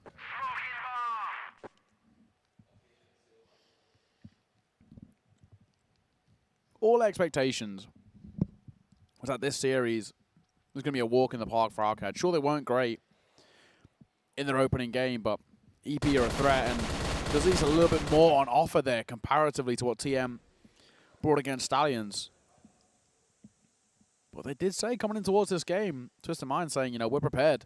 They're a strong side, but we're ready for them. And they weren't kidding. They are ready. Yeah. Because they're reading them quite well. Yeah, I am shocked. I am honestly shocked that Qadsiah just seemed this milquetoast, really. Like, that's the way that I'll describe them. It's like they're like a wet paper bag. They come up and they've kind of done nothing. Can't even hold a sandwich in it. Feifei's 3-10, and you know, he's not exactly the highest fragging IGL, but you've got to be doing better than that. Anyway, opener for Qadsiah in this round, and they might look to try to salvage the scoreline a little bit off of that. VNC Gonna take that fight on Kimbum. Nice double. Again, it's, you know, VNC that is just seeming to do all the work at the moment for Qadsiah. He's up to 17-9, and had it not been for that, I don't even know if Qadsiah would have 4 rounds now. Had it not been for that, we're probably actually sitting at a spot where we're talking about already, you know, map 2. We're maybe having a conversation about sub-base, maybe even already in it. Another one for him before he falls. Such a threat right now, VNC, but he's dropped. But for Carrot, no chance. Not on a 1 versus 4. Not with 25 seconds left either. Flash over. MG will close. Not done or dead just yet. This side, but still a lot more that needs to be done before we get convinced. And you can't keep relying on VNC multi-fragging. It's just, again, it's not exactly a reliable philosophy about how to kind of approach CrossFire. You need a better way to win rounds. It needs to be a little bit more holistic. He's 18-10. Silver, secondary sniping, going to find his. Yep. Drops that chip, that's an important one. That chip's actually looked pretty threatening. And MG on the other side of the map has pushed out for Qadsiah. He's been able to take a lot of space outside of 8 with the assistance of Qfesports. And Qadsiah are going to be feeling pretty good about how this round is developing. They've got a lot of map control. They've got a lot of info. They've got the opening pick as well. So be where they start to mount their resurgence for this map. But see, I don't know if I'm such a huge fan of this setup, right? Like, MG is just so isolated. He's got to watch both of those lines.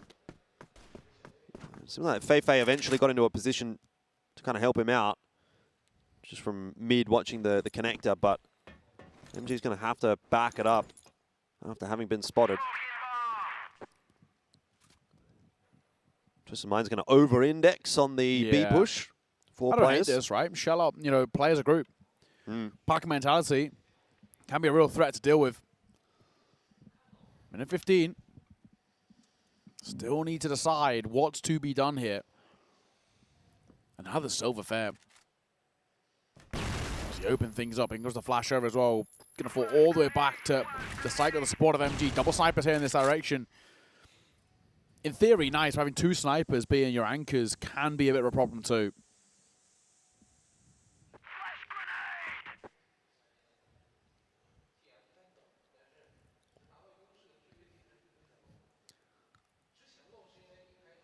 Patience a real virtue in this matchup.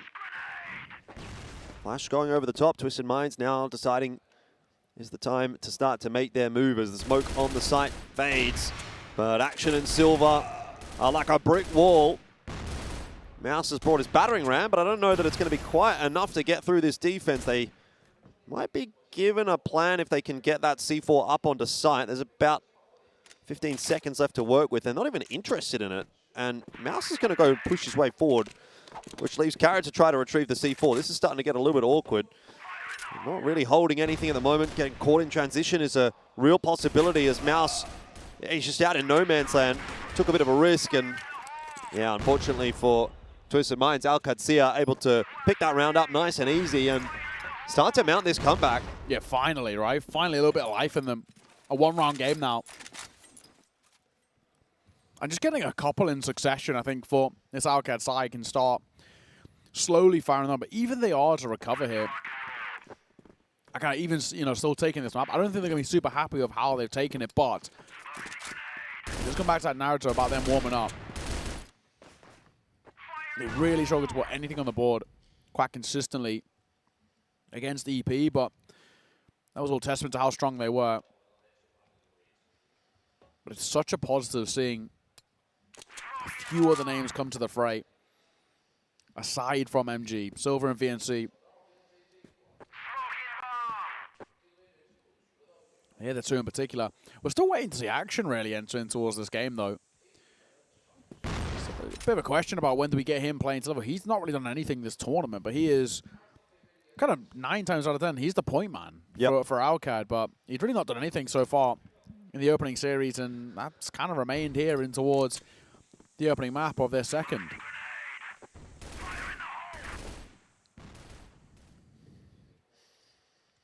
Just Minds trying to figure out how they can explore the map in this round. Build themselves out to that 2-round lead again. Just breathe a bit of a sigh of relief. Build that gap back up. They've got mid. What are they going to do with it? Silver cops a beating in that little exchange, but he's going to survive. And MG chimes in with an important kill onto Carrot. So again, Qadsiah have the opening pick, and Twisted Minds have struggled to come back from player deficits.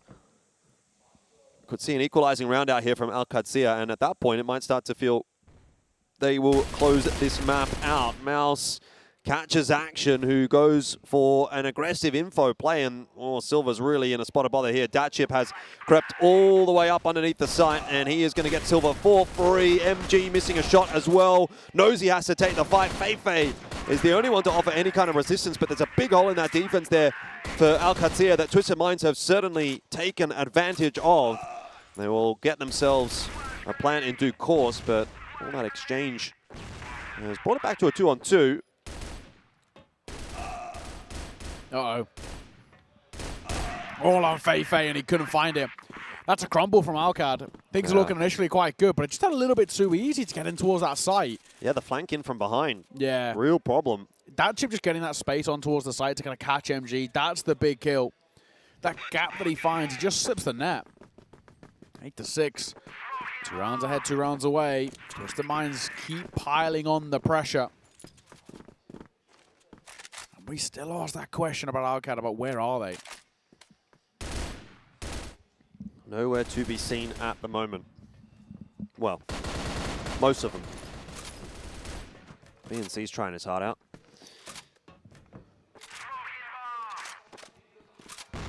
Not much proactivity again here from Qadsiah. MG. Oh, no way, he dies. Oh, dear. Oh, no way. He's going to be disappointed with that one. And by the way, in the meanwhile, Silver has been tagged down quite low as well.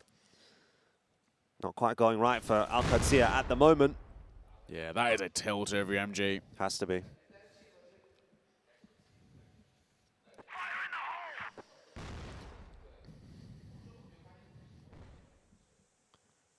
Minute 30. No decision made. And they've not really moved out of spawn, to be honest. Twisted Minds. Very, very slow.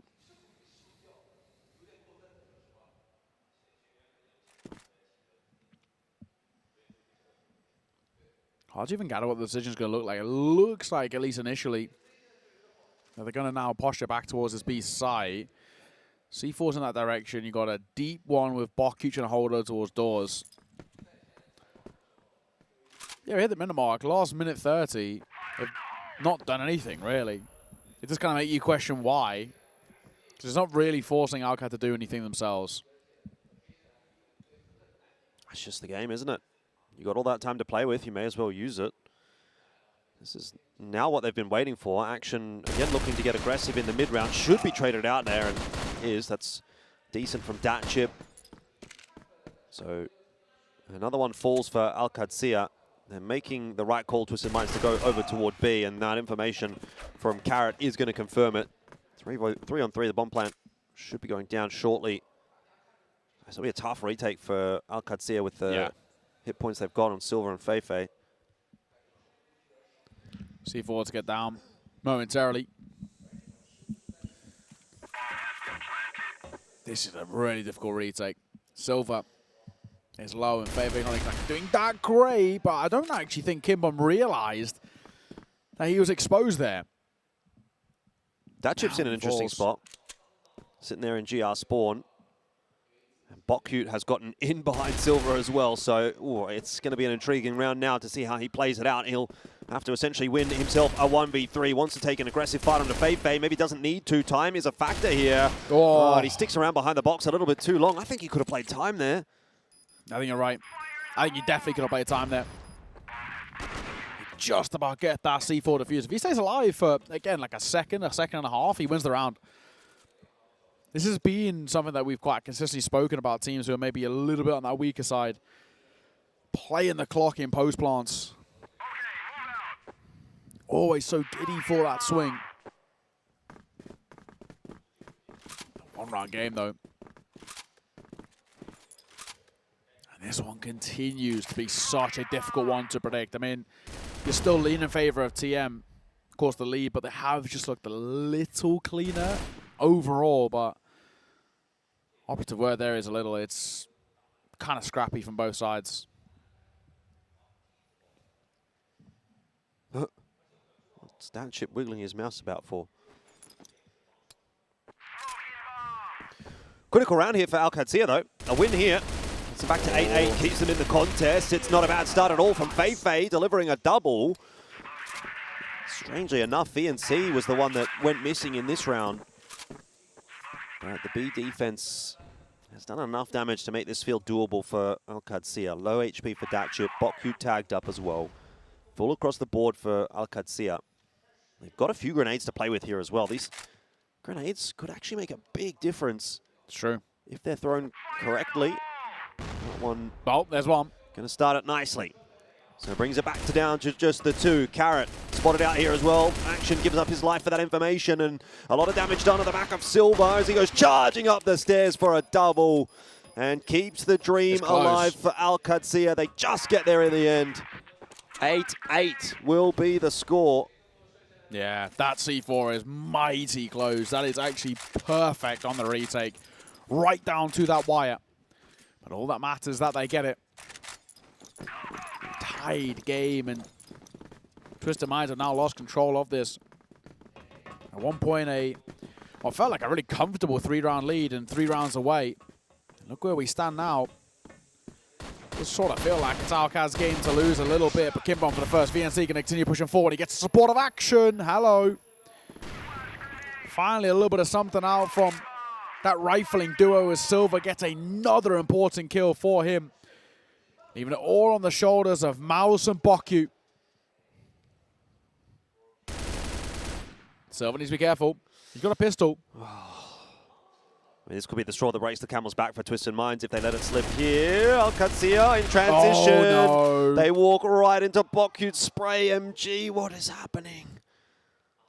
2-on-2 now. Twisted Minds have just frozen. Silver has got no idea. Oh, Qadsiah are going to be kicking themselves. It's a 4v2 now. Action. You've had a poor map, but oftentimes the hero of this side. Now or never. 1 minute 15. I think he just has to wait for Twisted Minds to do something. Just play around mid and just rotate off the back of the plant, honestly. Doesn't seem like Twisted Minds is going to do much. Be waiting a while. More so they just have no idea where he is, right?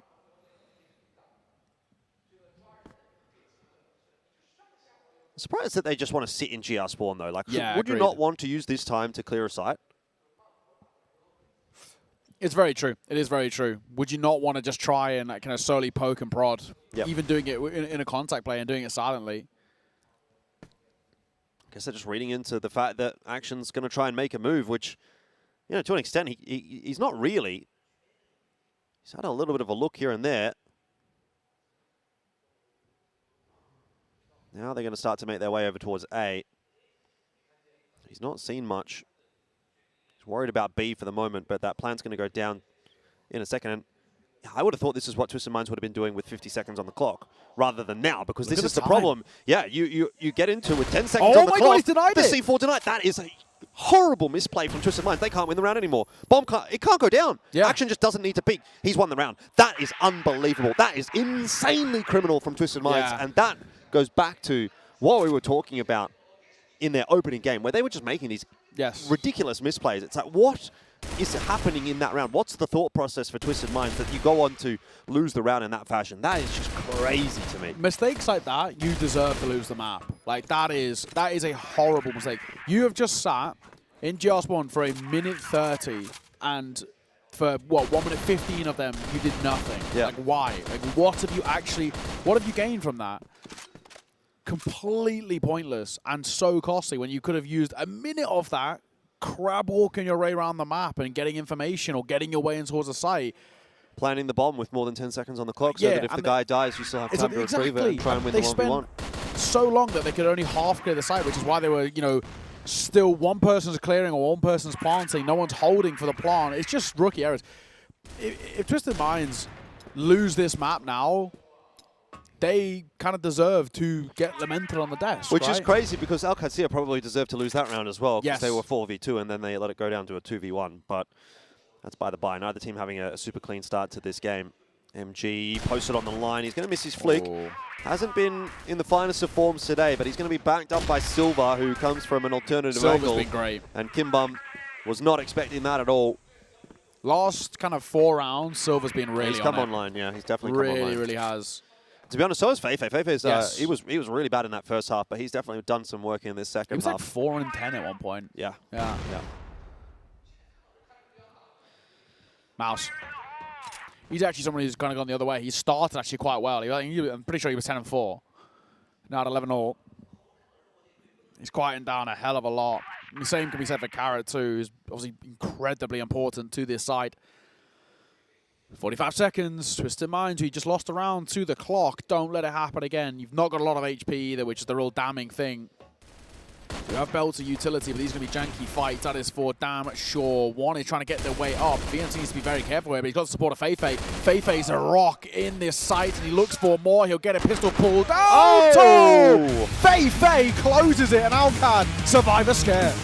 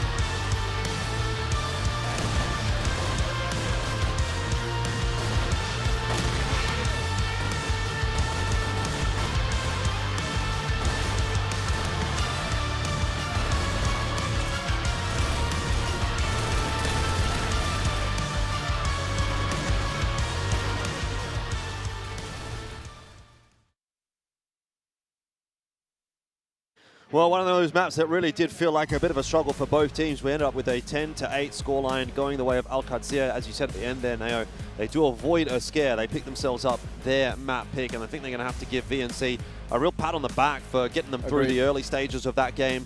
Obviously, Silva and Feifei in particular kind of stepping up towards the back end to maybe just seal the deal, but that was anything but clean from Qadsiah, and a bunch of mistakes being made by both teams. Huge errors, glaringly obvious, coming through from both Twisted Minds and Qadsiah. Led to a very messy result, and if that's how it's going to persist throughout the rest of this series, then, well, I mean, we're in for something. In terms of, this might sound really harsh, but in my mind it seems fair, right? In terms of the level of CrossFire that we've seen across the tournament, which has actually been excellent. We've seen some really good CrossFire. I think that might be the worst map we've seen so far. A lot of mistakes, a lot of errors. I know we've seen like one-sided ones, but even like Stallions versus Twisted Minds, Stallions were excellent. They were like really clean. That was both sides who were actually really quite poor. A lot of mistakes, a lot of errors. Wet noodle fight. Yeah, it really is one of those things where it's like, you know, if both teams could have lost, that would have been the fair result, really, in that map. Alcad, first half was all over the shop from them, and it took a bit of a moment for them to get online in that second half too. Like you said, if it wasn't for VNC's consistency, I don't even think we're talking about them taking a win. So absolutely the deserved MVP without a shadow of a doubt. I mean, he's a kind of a guy that I think if he isn't playing that well, they don't even have a competitive first half. We could be talking about kind of a 6-0 or a 7-0 in favor of Twisted Minds. He bailed them out in a lot of situations and made something competitive out of what was nothing. Because at one point, he was the only one stepping up. Action, MG, Feifei, all non-existent, right? And he was the only one who was really a kind of a consistent threat. But again, right, the worry now is for Twisted Minds. A lot of glaring issues, a lot of problems still. Some decision-making is mind-boggling. Like, I mean, again, we talked about that 1 versus 2 that Action was able to win. Granted, it was a 4 versus 2 initially for Alcad that they threw, that in itself is pretty bad that it was even in a 1 versus 2. But man alive, one of the worst 1v2s I've seen played in a long, long time. 1 minute 30. And they sat for 1 minute 15 in spawn and then panic clear the site. And as one person's planting, the other person's still clearing the site elsewhere because they don't know. But the most and then egregious it gets part, them off. Yeah, it's just mental. The most egregious part is the part of the site that he's clearing is not even the part of the site that can deny the plan. Yes, You know, yes. he's clearing down below. He's like looking vents and stuff. When the plan is happening, if there's a guy in vent, he can't stop the plan. Exactly. Unless he comes upstairs. So be up the top, Yep. then you can cover GR spawn and you can cover if there's Yes. a push up the stairs. Instead, he's down the bottom. Guess where the push comes from? Comes from GR spawn. Nothing you can do. I mean, obviously, nice clutch from action. Very, very patiently played from him. But, yeah, man. but one of the worst post plans I've seen played in a Well, it wasn't a long post time. plan. Well, technically, yeah, the plan didn't even go down. Didn't Yeah. get a plan, so. My God. I mean, just, again, like, decision making. I mean, this is where we come back to the Twisted Mind side. Like, I think at times they can compete mechanically. At times, right? It's a loose term there, but it's decision making for them. Like, I actually don't know what, you know, you look towards kind of like Kimbum, for example, who's the IGL of the side. Like, he has to have a little bit more, like, presence in terms of the call in the department. It does feel very loose, very lax at times. I think sometimes you just need somebody, which you kind of get across the board with a few players. Like, I look towards kind of like KLB for Stallions. At times, you can just tell that he says, right, do this now. Like, I don't care what you guys are doing, do this, right? But at the end of the day, though, AG do that as well. The vets will come through. Baisha also kind of similar. Granted, not a great tournament from them, but they are very much like, right, I'm sick of this. Youngsters, I know you're waiting for this. This is what we're doing now. No, I get what you're saying, but I'm also kind of on the train of thought of, like, you guys are professional players. You play at the top level. Know, You need to know these these are basic fundamentals of attack FPS. You know, you shouldn't be relying on someone to tell you what to do in a 2v1 clutch like that. Like, that's, you can't be micromanaged the whole time. Exactly. So, you know, you got to feel for Kimbum a little bit, maybe, or the coach even of Twisted Minds, that, like, this is what I'm working with. Yeah. You know. Look, again, obviously we're being pretty negative, but deservedly, I hate to say it. Like, I can't come here and sing praises. You know, when we have positive things to say, we are the first people to be like, this team looks great. You know, we've said it multiple times throughout the event so far, but Stallions, EP, all deserve the amount of praise that's on their shoulders. But I mean, even with the win after Alcad, there's still a lot of question marks, but at least it's like, right, you've got your map over the line, so I guess we can kind of rein ourselves back in. But for Twisted Minds, how have they lost that map? I don't even understand it. Like, you know, that first half, granted, it's only a 5-4, but it's actually a 5-4, which is a lopsided 5-4. Like, momentum-wise, actually things looked quite good. And then you get the first 2 rounds of the half. You're like, okay, cool, we're 7-4 up, and you've thrown that away. It is a point where it's like, for this Twisted Mind side, like, they're actually their own worst enemy in a lot of these rounds and a lot of these times.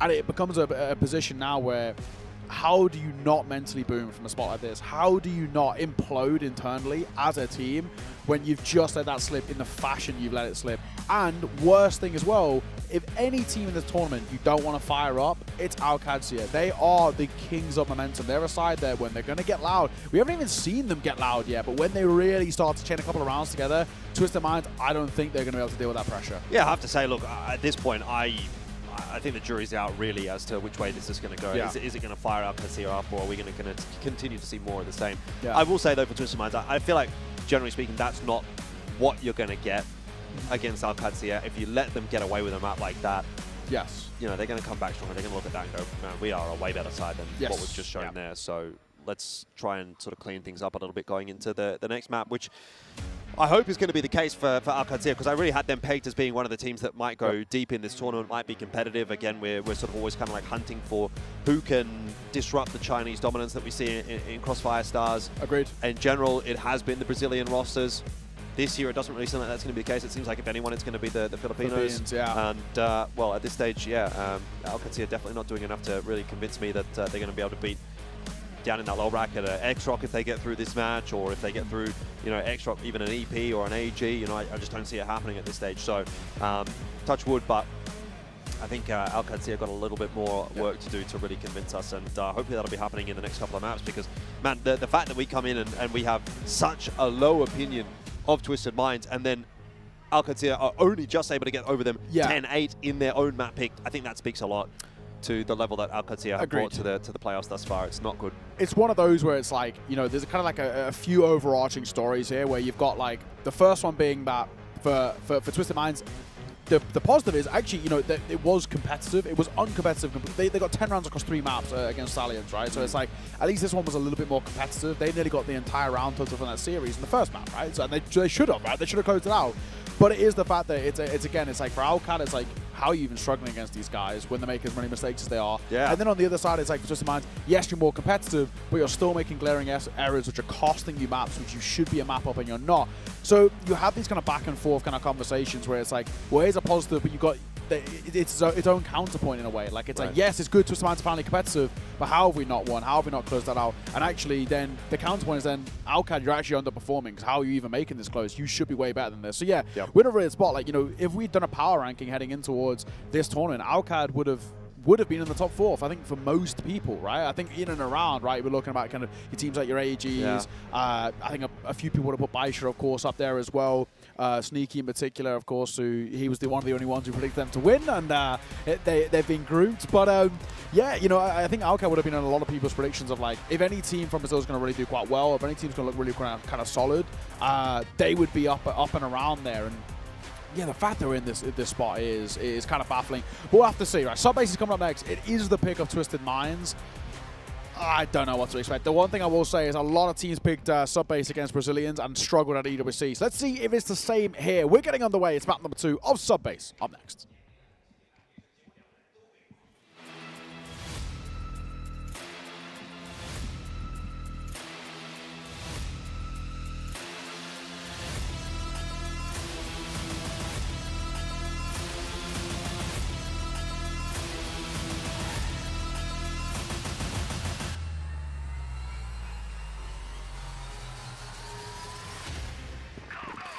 Yeah, all right. Well, let's see whether or not this one's going to blow up in the face of Twisted Minds, almost in the same way that Ankara nearly did for Qadsiah.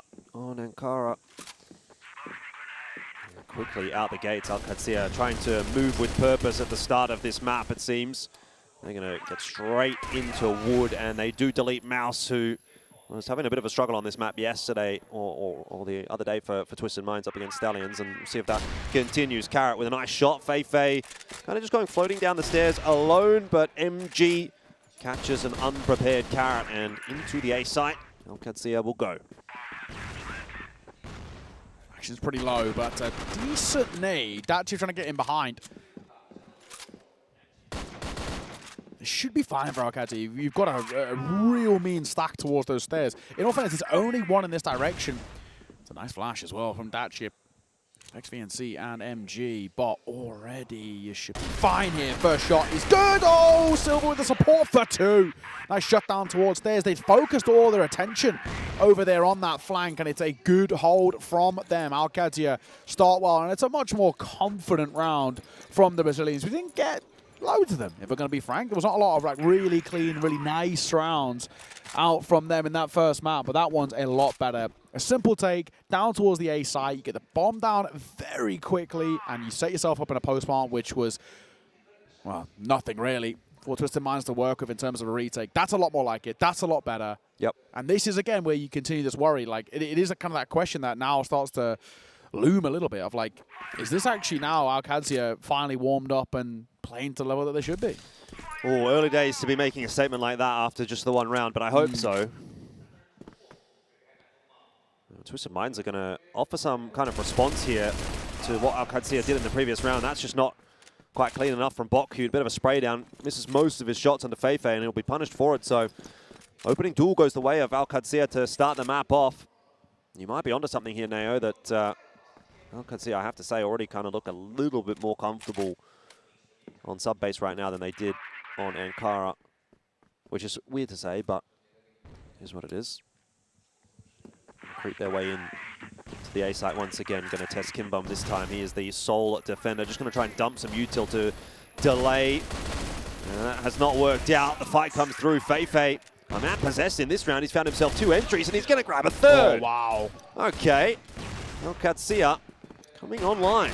It took Fei about 8 rounds to get 4 kills, and the opening 2, he's got 3. Not a bad start from him at all. Nice work. He'll be very comfortable on Subbase. Fei, it was a map that back in the day when he was in-game leading for Imperial, I remember he used to play it quite a lot as well, so real home ground territory for Feifei just as an individual, if not for the team necessarily. This has happened though. The last couple of big international tournaments, teams have been picking sub base against Alcad, and actually just not even just Alcad Liquid as well. Where they're picking it in against them, and they're really solid on this, man. But he's obviously playing a lot domestically. Action, swinging a fine. Nice work from him. He looks for two, but he's dropped out. Feifei for one of his own again. VNC, Silver, everybody getting in the action, but Carrot's causing chaos. Oh, and Carrot's going to close it as well.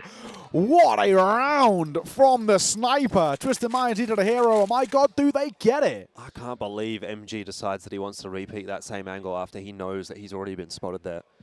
That is crazy. That looked like it was going to be good for Qadsiah, but nice clutch from Carrot. Need a little bit like that. The rest of the team just not delivering at the moment.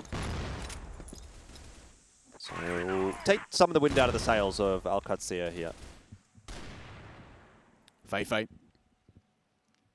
Little slower of a round here.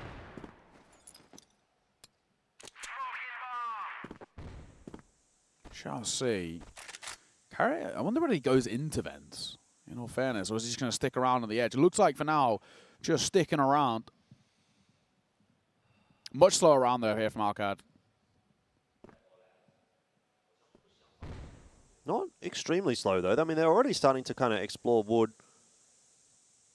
which is a position that they've held early in the round a few times now. Twisted Mind's going to eat some damage off that grenade. Seems again it's just going to be towards the A bomb site that they want to go. Silver will be picked up in the vents, and VNC looking for those entries. He's actually going to be helped out by Action and Feifei for the opener onto Kimbum. And again, Feifei doing such good work on the way into the A site. It's another good setup for Qadsiah. VNC taking a solo duel. That'll work out for him. Things have slowed down. C4 yet to be planted, but Qadsiah in control of this round. Yeah, this gets a little weird now. Tapping away. That Chip and Carrot playing up in towards the window. They just need to get the C4 down to really kind of prioritize putting pressure on with the clock. They're really not committed to it. They're still really committed to the fight. And they'll be aware that if they try to plant the C4, the push could come through, and then it'll be a 2-on-2 essentially while that plant is occurring. They want to avoid that.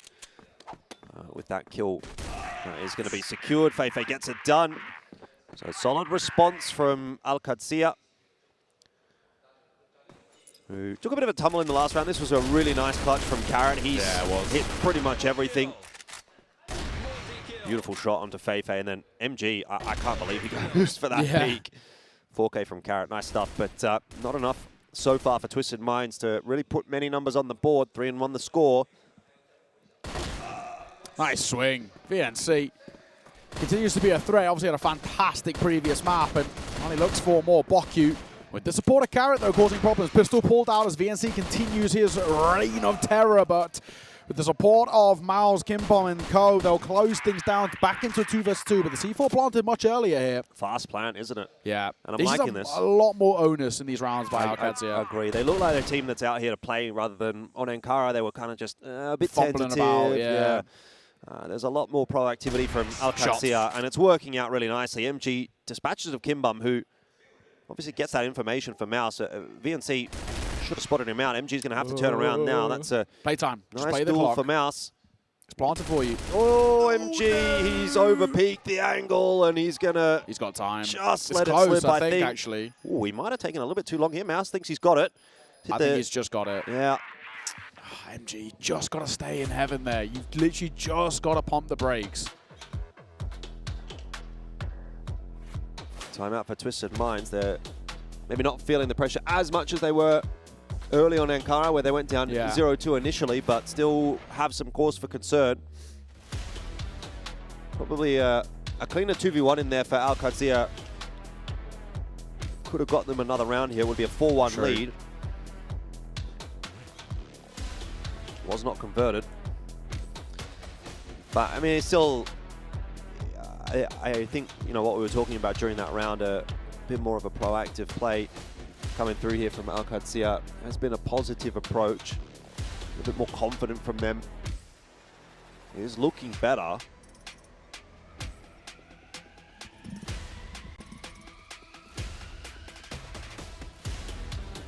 I do think, you know, in a way, it's still maybe even like a little early in terms of the kind of attack balls. I mean, granted, of course, you caught it before you won the round out, but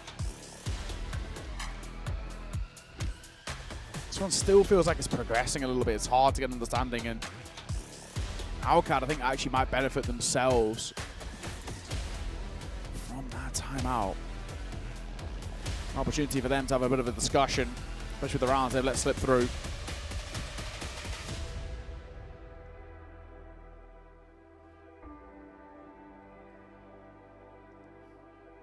Let's see. Timeout concluded. About to get back underway. 3-2. So, despite a much better start by Alcad, I think a lot more kind of control in these rounds. But it still is a bit of an interesting predicament where we're at with a one-round game and TM hot on the tail. Definitely still a bit of room to work with here for Twisted Minds, but consider their 2 rounds have come down to clutches. Maybe this one won't. Double TRG setup working out really nicely. Kimbum and Carrot opening the account. So, attack timeout working nicely again for Twisted Minds, apparently.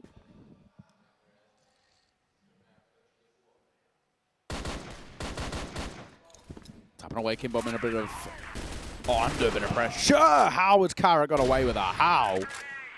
Kimbum, another one for him. Those two have single-handedly shut down this round, and it might be closed by the both of them. It is.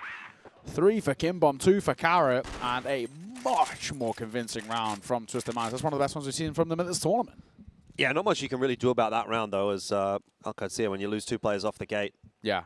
I mean, it is what it is. Well, this has gone from looking, pretty decisive for Qadsiah to right back into a 3-3 scoreline. This time the opening duel is going to go the way of Qadsiah, and you know what they're going to do is they're going to go straight into the A side after they find a pick in wood. That has been the go-to strategy, and generally speaking, it has worked. Kimbum really struggling to find himself any kind of defense here, and he will be run down again. It's Feifei. Whatever they've set as the game plan here for Qadsiah in regard to the A site, it is working an absolute treat because they are taking A so easily at the moment. Yeah, they are. I shouldn't guess that C4 down. I don't really know what that chip does from a spot like this. Give it a go, of course, but a lot of things got to go right. Gonna dive down. He tries to find action in that first engagement. He just buying time here. There's just no way he's got time to even give this defuse. Maybe even a tap might be asking a lot. He's trying to tap at the toes here to actually seize him off. Nice work. Nice work.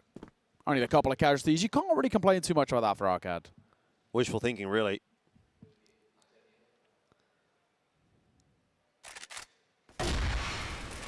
This was starting that Twisted Minds would like to see again.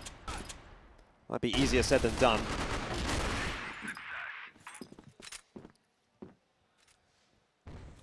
Qadsiah, same approach. Fast into wood. Set up for an A take. Action's already down the bottom of the stairs. So this pop is going to be quite scary. Mouse not going to be aware of it. You've already got Feifei working his way around the back. Way. What's this setup from Twisted Minds? He's dead. There's a huge hole in the middle of the map. And, you know, even were it not for that hole in the middle of the map, Qadsiah just kind of walk their way into A and duel their way on to that site. So they can run that again. I don't think Feifei was even spotted. No, I think you're right. Bokyu should be dead to rights in a second to the hands of Silver, but it's Feifei who sees it off. He's had a lot more impact, right? I think, but not only in terms of just the numbers department, I actually think he's calling with a lot more confidence. It's like, it's very much like out of spawn, we are doing this, we're committed to this, and it's working. And credit to him, and he's actually been kind of a leading member in it, in the sense of that he's actually flying into the fights. I think we saw in towards that first map, it was just still a little bit more nervy in a way. But again, like you said, the pace behind this, it's a really good sign for confidence coming through. Feifei and VNC are already downstairs, and they're going to put pressure on, but that's a lovely shot from Mouse as he looks for a little more. Flash over. He's got support now as well.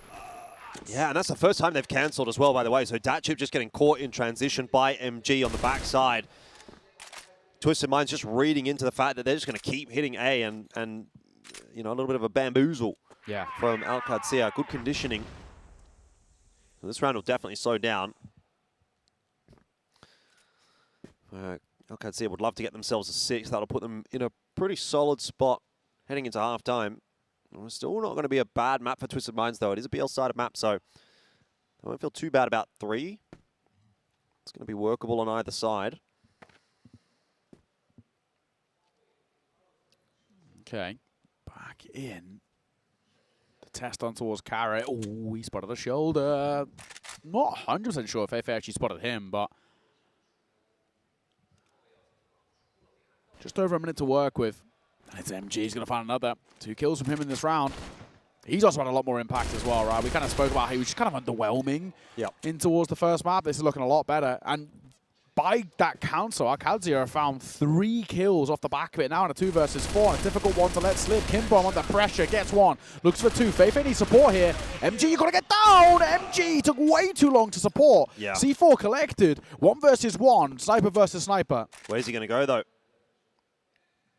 It seems like Carrot's got no idea where MG is at this stage, and MG could walk in right behind him. Carrot will have no idea. Let's see if he checks it. Oh, he's going to watch. Oh, Carrot was holding the grenade. Yeah.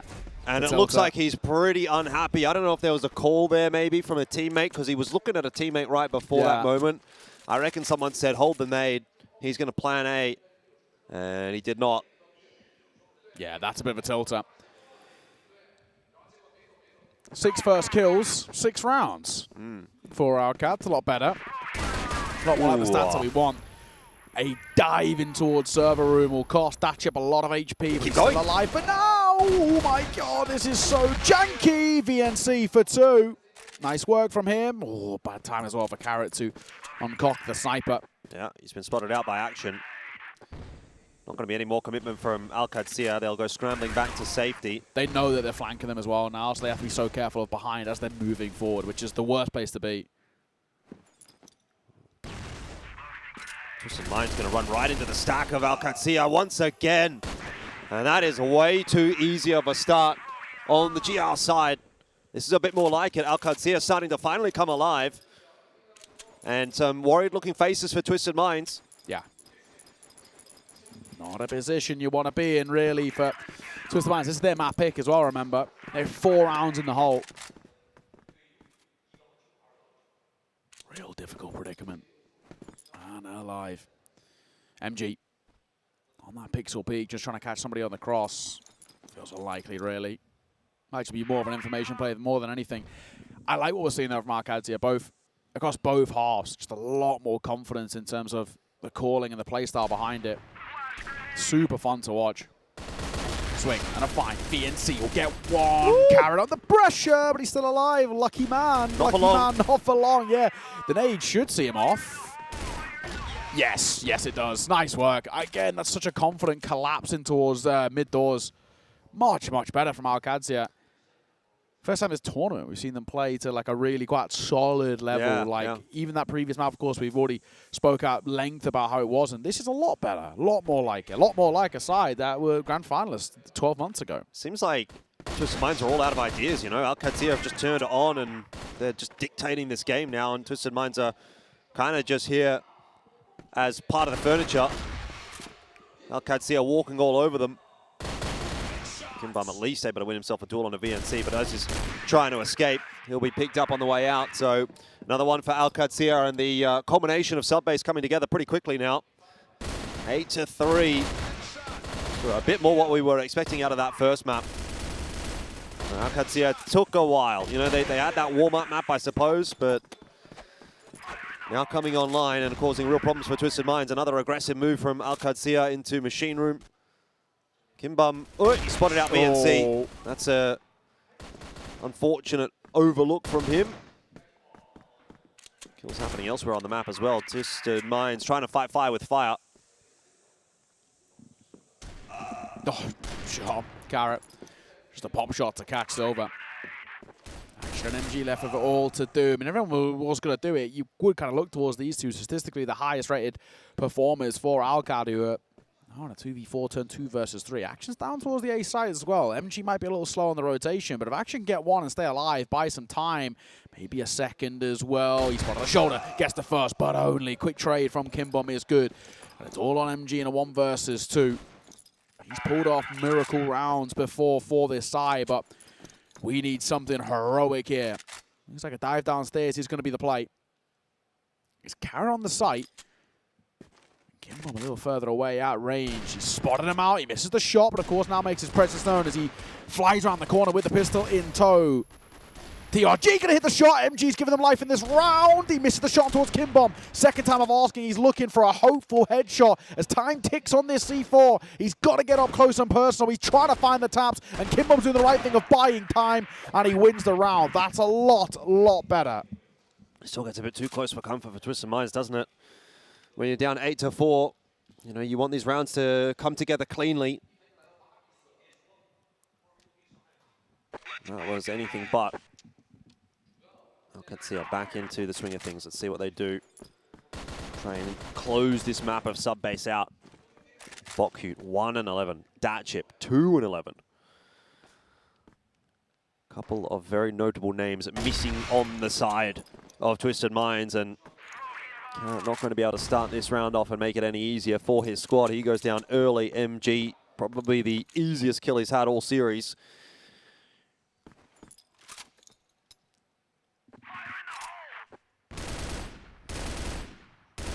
Try to spam through, Miles. Hopeful to say the least. Nice nade on towards Kimbom. 22 points of HP. He'll play this round out with. Action dance with the devil there as he's just on the edge of the stairs where it was being spammed, but it's a good spot to be in. You can re-smoke as well now so pretty simple for Action to hold from this spot.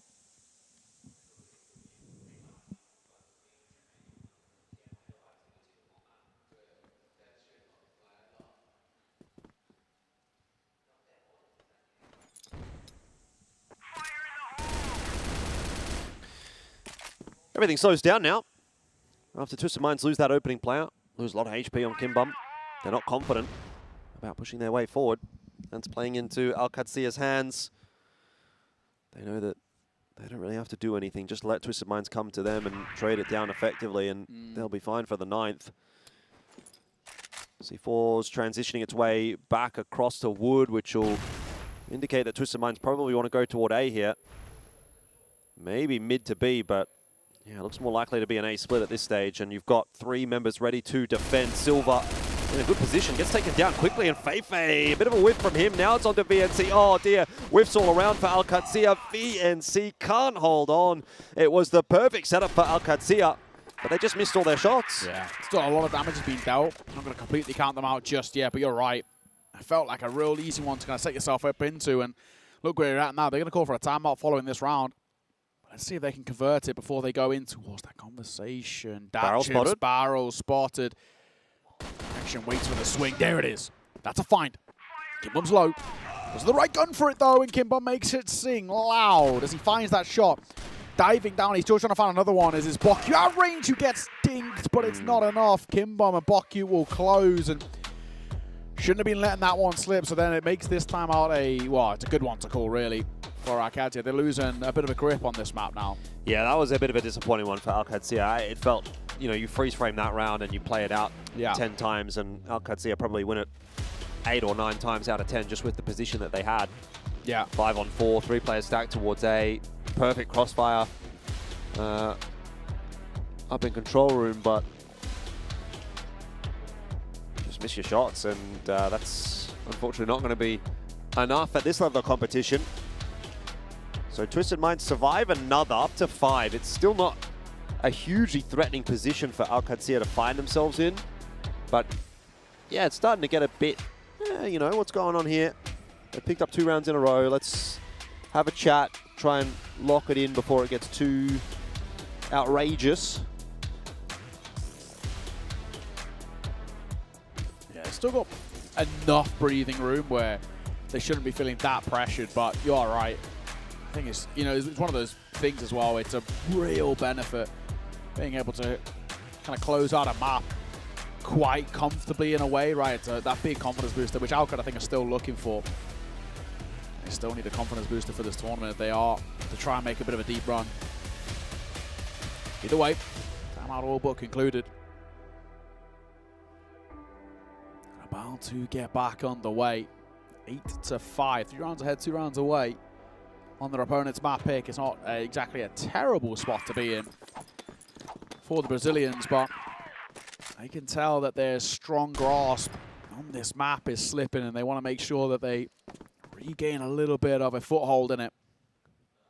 You know, you see this off like 10-5, 10-6, something in that sort of region. You're pretty happy. Good confidence booster heading in towards port with, you know, vibes being pretty high. Continue to let things slip, even if you were to close it out, but it's more, you know, akin to like that 10-8, like map 1. You're not actually super happy with the fashion in which you've closed. It's a bit of a different setup here from Qadsiah. Nothing down on the A site. VNC going to start to make his way down there now. I was saying it would be a good setup if they were to hit B, but I don't think Twisted Minds are going anywhere quickly with the default spread that they've got on this BL side. It's probably going to be another slow round. See if they can work some map control and make a decision with about 30 seconds left on the clock.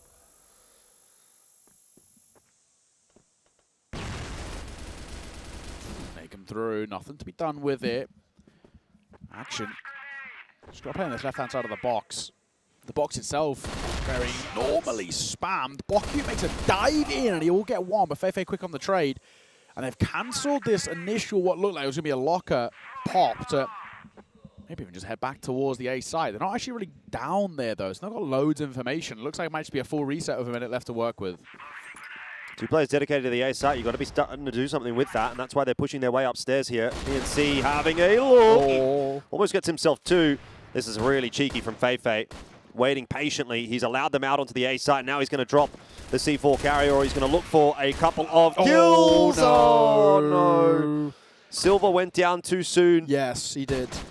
And now it's into the 1v2. Action out already onto the side. Datchip, I don't think has spotted him. Action definitely seen Datchip. He knows where both of these players are now. Feet! Spotted.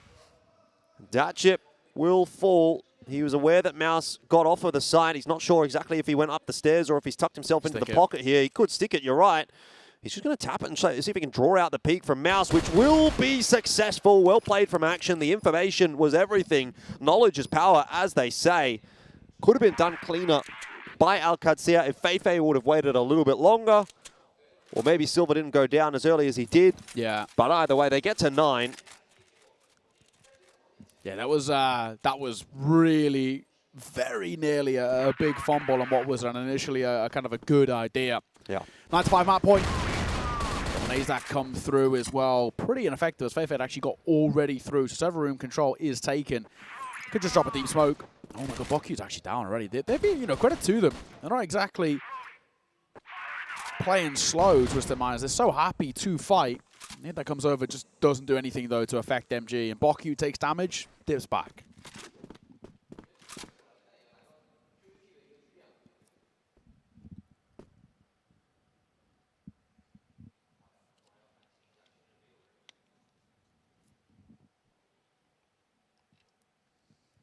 Yeah, let's go marching, 1 by 1, all around the map.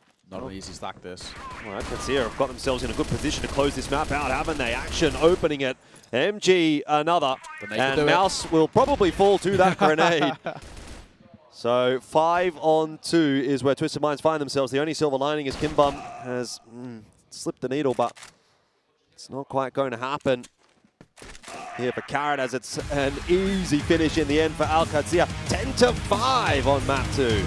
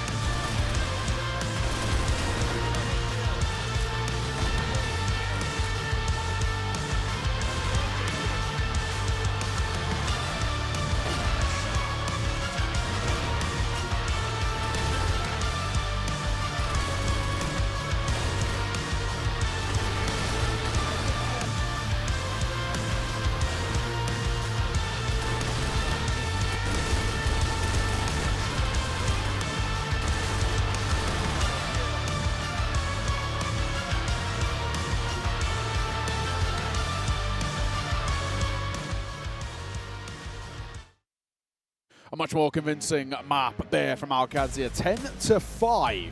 And now a position as well where Twisted Minds are on the back foot, tournament life on the line, heading in towards this third and potentially even final map of Port. But you look across the board and it is the definition of a team-wide performance. I mean, brilliant work between the best performing player and the worst. It's 2 kills difference, which is great to see. Granted, ADR is vastly different. Feifei 116 for him, but a fantastic showing to see the entire team step up, and that's how it felt in the servers. Considerably more holistic, which is sick to see. Flip side, Carrot and Kimbom had their moments, but that was about it. Do have to give a bit of a shout out, of course, to the guys that stepped up from map 1 to map 2. Feifei, MG, the two that were standing out there.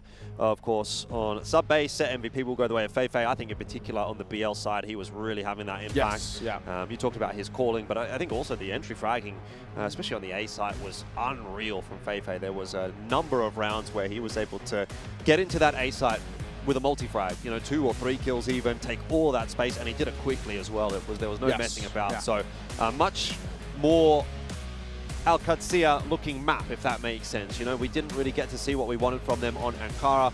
Coming into sub base, it felt like a little bit more like that team that we know and love, and so we're very happy to kind of see them get back on the horse, and it seems like, maybe they're on their way to closing this series out. Still a couple of moments there where I would say, I think, they didn't look perfect. I'm not quite going into this third map and saying they're definitely going to get themselves the 3-0, even though that was my initial prediction. There's, this little bit of a something still kind of going on for Qadsiah, where they kind of still need to find that extra 5 or 10%. But look, Port coming up next. You've got a couple of good snipers on the lineup. It seems like Silver's online. It seems like MG's now kind of coming back online as well. So I think it probably should be okay for Qadsiah. But again, the conversation that we always have is this a team that could potentially win the championship? And right now, I'd have to say no for Qadsiah. I think there's definitely more work to do. So it's better map 1 to 2 certainly, but we'll see what we get on map 3. Yeah, we need a lot more, I think, just to convince us of that. But I think there's at least from that map, there's more positive signs. This is a side of Qadsiah which on paper should be kind of taking this series for the most part without breaking a sweat in terms of kind of comparatively between these two, where they rank, Elo system and all the rest, right? So I think, it's a good sign that we're at least getting a little bit more of a conclusive map, right? A map in which we can walk away from and being like, yeah, there's a few mistakes, but actually, 10-5, you're still walking away without breaking that much of a sweat, which is a good sign. And now it's about actually closing out the series in the same sort of fashion, right? You take a 3-0 here, you can make Port look pretty comfortable, of course, which is Qadsiah's map pick as well. That puts you in a spot where we can head forward, going through this lower bracket and say, okay, teams do have to be scared of them, rather than what the thought was coming in towards today, which was like, I don't know what Qadsiah are going to bring to this tournament. Is there even anything, right? Opening series then was kind of quite weak. There wasn't really loads on offer. This is a lot more better. This is a bit more like it, kind of building upon this. If you can get another showing as well, we get the entire team stepping up, which I think is just in general like a really positive thing to have. All 5 players getting into the thick of it, having real impact. That's where you can put yourself in a really strong spot. Unfortunately for Twisted Minds, we're getting these kind of pocket moments where we're getting Carrot stepping up in one time, or Kimbom having a nice half, but there just isn't consistency across this side. Again, we're seeing kind of where we don't get enough out of Mouse, for example, when he plays actually quite high impact roles, and it's becoming quite costly. So it's a tough predicament that we're in right now. We're going to take a little bit of a break. When we are back, we'll break everything down, heading in towards map number 3 of Port.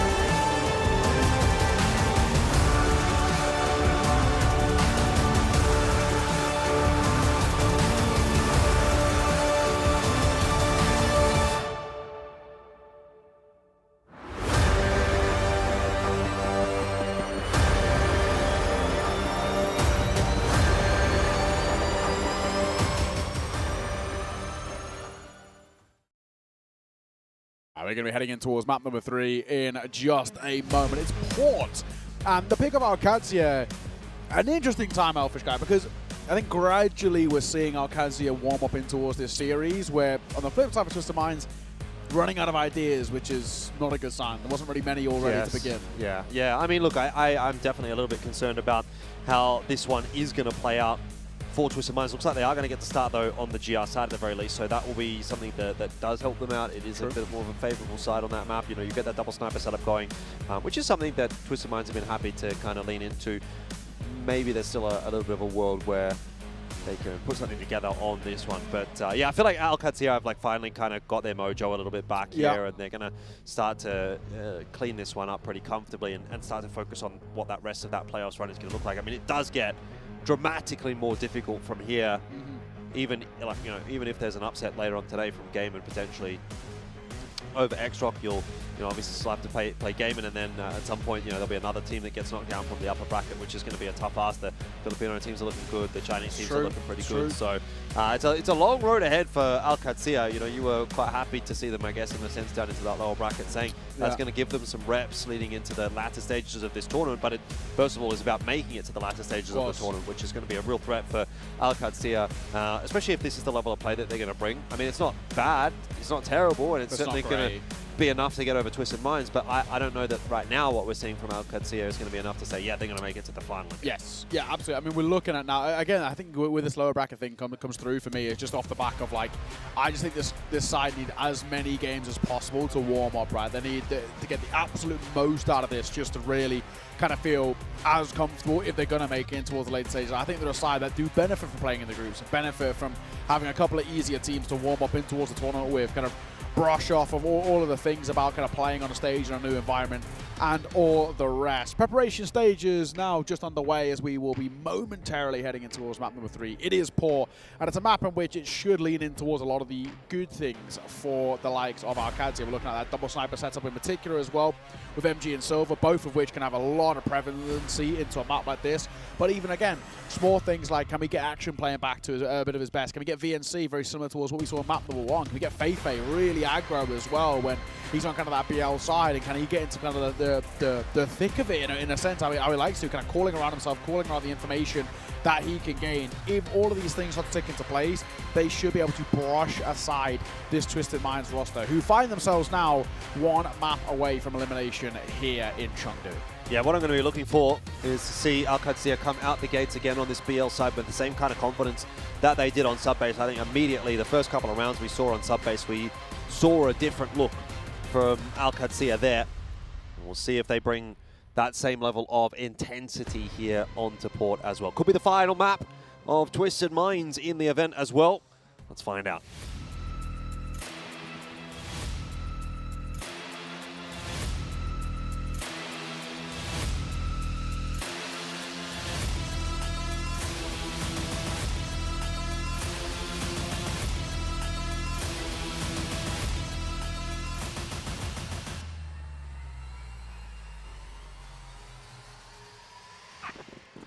Last bastion of hope for Vietnam.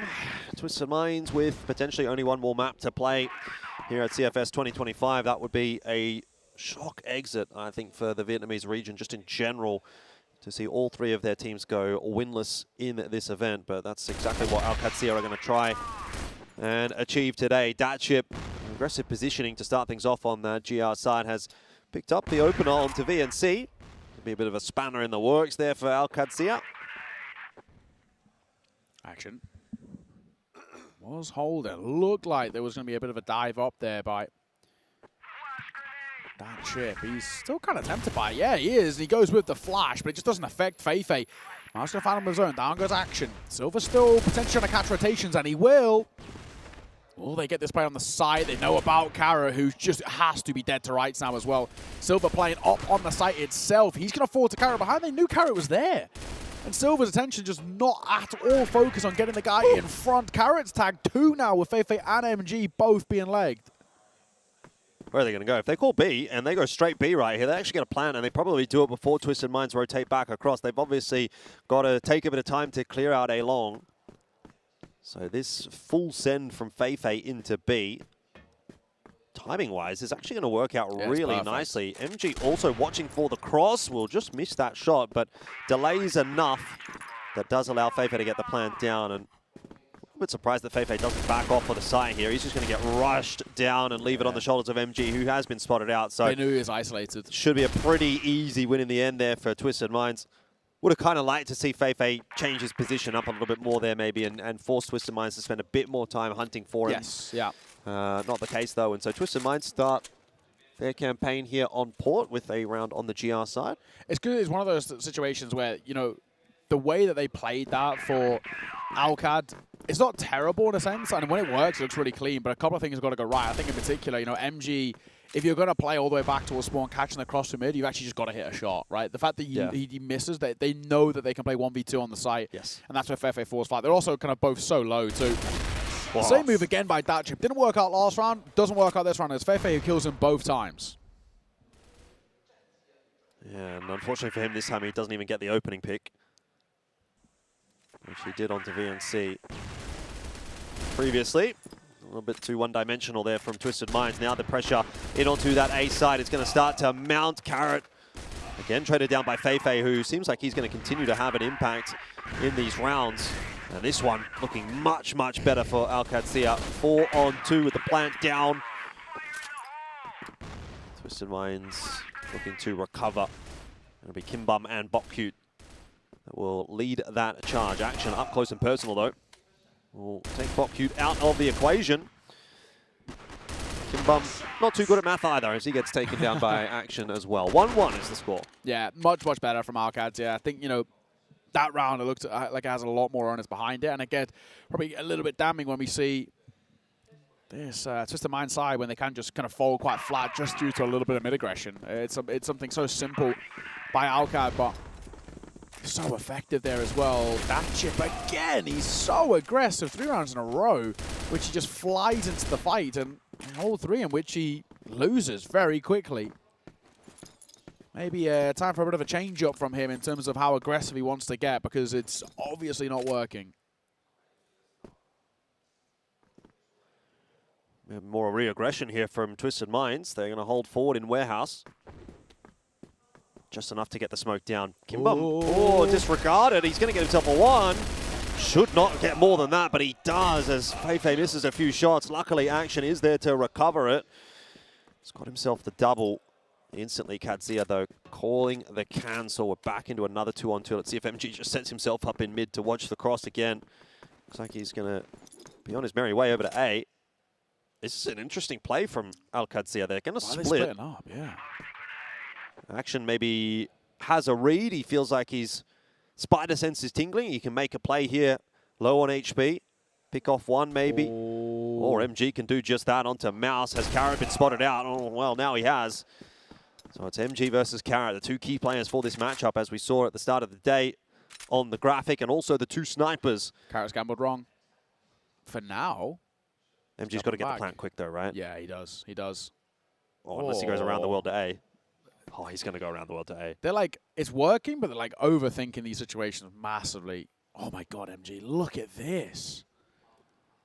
This is unorthodox all the way back in spawn. Carrot's going hunting. I mean, I guess, you know, for MG, he's got a lot of, I say a lot, he's got a decent amount of time to work with, so just shy of 40 seconds, but decision got to be made here. I think this has got to be surely a B plan. Yeah, doesn't want to fall in that same trap that Twisted Minds did in the first map, where they wasted a little bit too much time. Yeah. And weren't able to plan, but he gets it down nicely here, and he's just going to take the fight to Carrot. Has he spotted him? I don't think so. I think Carrot might have seen him, though. Oh. It's a mishap for MG. Hits him for 90 as well, MG. He just tries to get proactive there in that post spawn, right? Tries to see if he can kind of catch him off guard, but it's him who gets spotted first, like you mentioned, and Carrot has to hold the angle. So 1 slip does Twisted Minds claw back the lead. Back and forth, back and forth. So,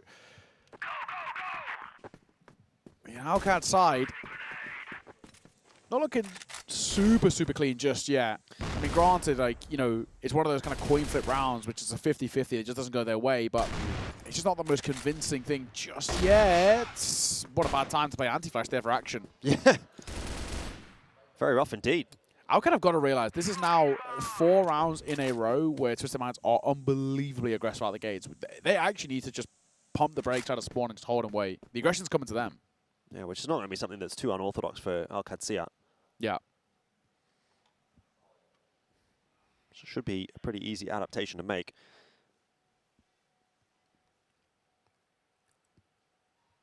Yeah, even this position from that chip is a pretty forward hold. May well catch Silver off if he looks to try and take any long control.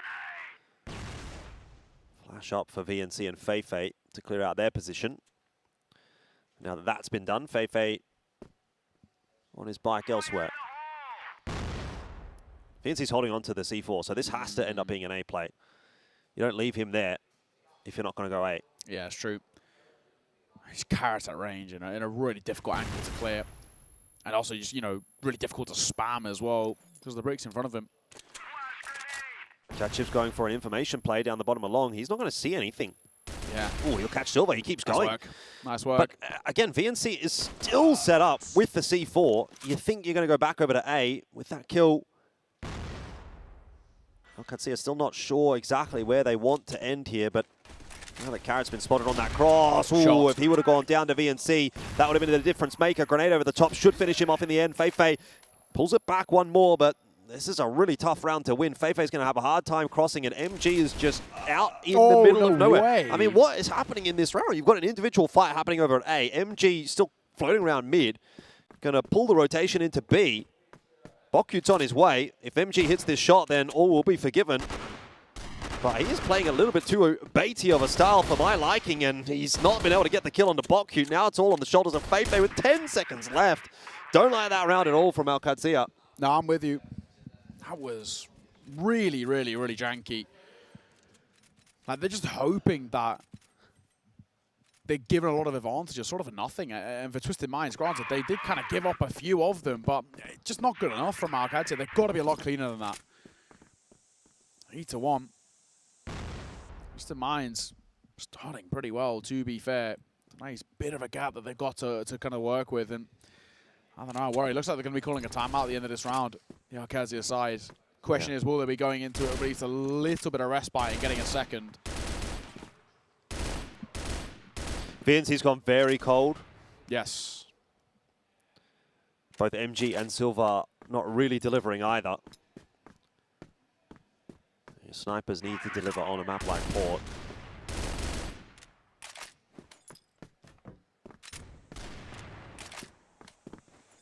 Not early days yet as far as Qadsiah are concerned. Gotten a bit unlucky. A couple of clutches go the way of Twisted Minds. Could just as easily be a 3-1 scoreline the way of Qadsiah.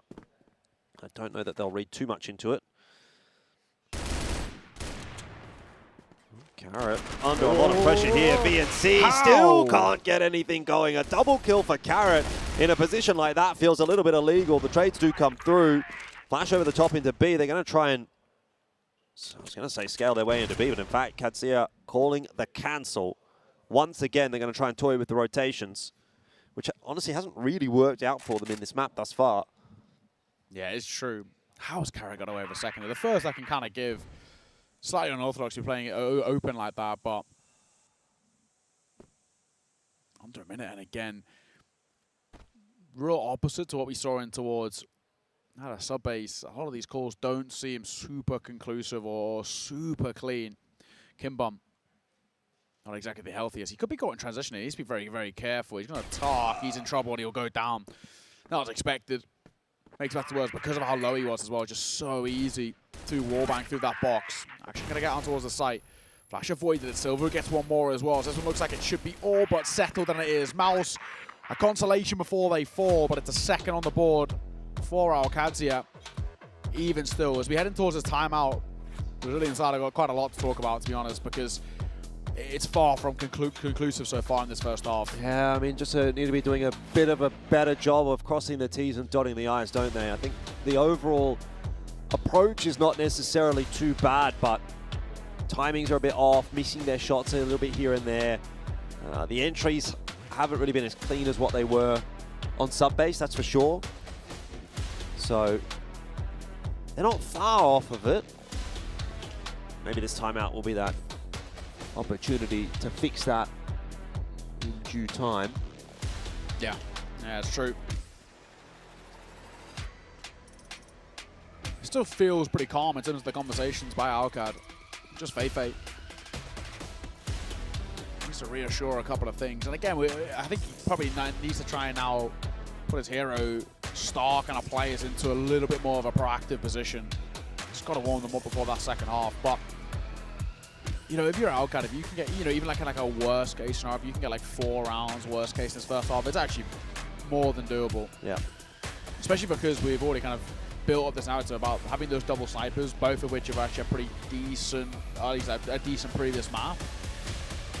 You put yourself in a good spot, right? Silver and MG can kind of turret across the A and the B side. It puts you in a decent position. So you just got to build up the foundations here in this first half, and you're all but good. You just can't allow Twisted Minds to pull away too much here in this first. Yeah, look, honestly, I think a 3-2 scoreline is totally fine. Yeah. It would lead you in the direction of something like a 5-4, and if you get 4 on the BL side here for Qadsiah, they're going to be happy enough with that. So let's just keep on keeping on, and that's much better as MG picks off Carrot. First time that we've seen him have an impact really on this map, and it's an opening pick off the back of attack timeout. It's a good time to grab it. I wondered whether off the back of that Carrot kill, whether they immediately would have wanted to put pressure towards A. He's played there a lot as the anchor. It's Mouse this time, though, who from the spawn had played there. Take a look at this fight again for MG. Easy fight just outside of the spawn. What is that chip watching, by the way? Look at him. Yeah, he's watching the walk in towards. He's got the little pixel gap. Mid-under, yeah. It's just funny on his player camera. He looks like he's just directly looking at the camera. Yeah. He's watching us. He's watching us watch him. Watchception. Doesn't look like for now he's going to be tested all too much. We saw a few rounds ago VNC made that, you know, bound round on towards bridge. That would put that chip under a lot of pressure. He's falling off the angle now as he'll go and shore up long. It's a bit of a risk here. That chip, he could get caught on timing. And even if he gets one, he should be traded immediately here, which I don't even know if it actually makes it worthwhile. Feifei gonna hold, got the support of VNC. Any long presence would be huge, but neither are peeking their heads around that chip. This is such a 50-50 round. This is one of those where you either get 0 or you can get 2. MG trying to cause a ruckus over near B. They've pulled off A completely. Well, how good of a fake is it when Datchip's got all the information that there's nothing happening on A? Everybody's rotating over towards B right now, and there's a fast flank. Seconds. Now we're going back to A, and actually, I don't know if Twisted Minds are going to see that. Datchip's still not too sure if they're in warehouse. He doesn't want to go anywhere near that. And of course, in the meanwhile, look at Qadsiah. They're just all scurrying their way over to A. They will lose action in transition, but actually that's worked out really nicely. With 15 seconds, they'll get the plant down on A. The trouble is getting into post plants. It's not going to be so easy because Twisted Minds reacted so quickly. Now into 3-on-4. And they can't really stop Twisted Minds from progressing up alley, which means Kimbum and Bokyu are going to make short work of it. It got a bit too tricky for Qadsiah in the end. Twisted Minds will take another. Little bit of a crumble there in that post spawn, just a little too easy. Wasn't just much too easy.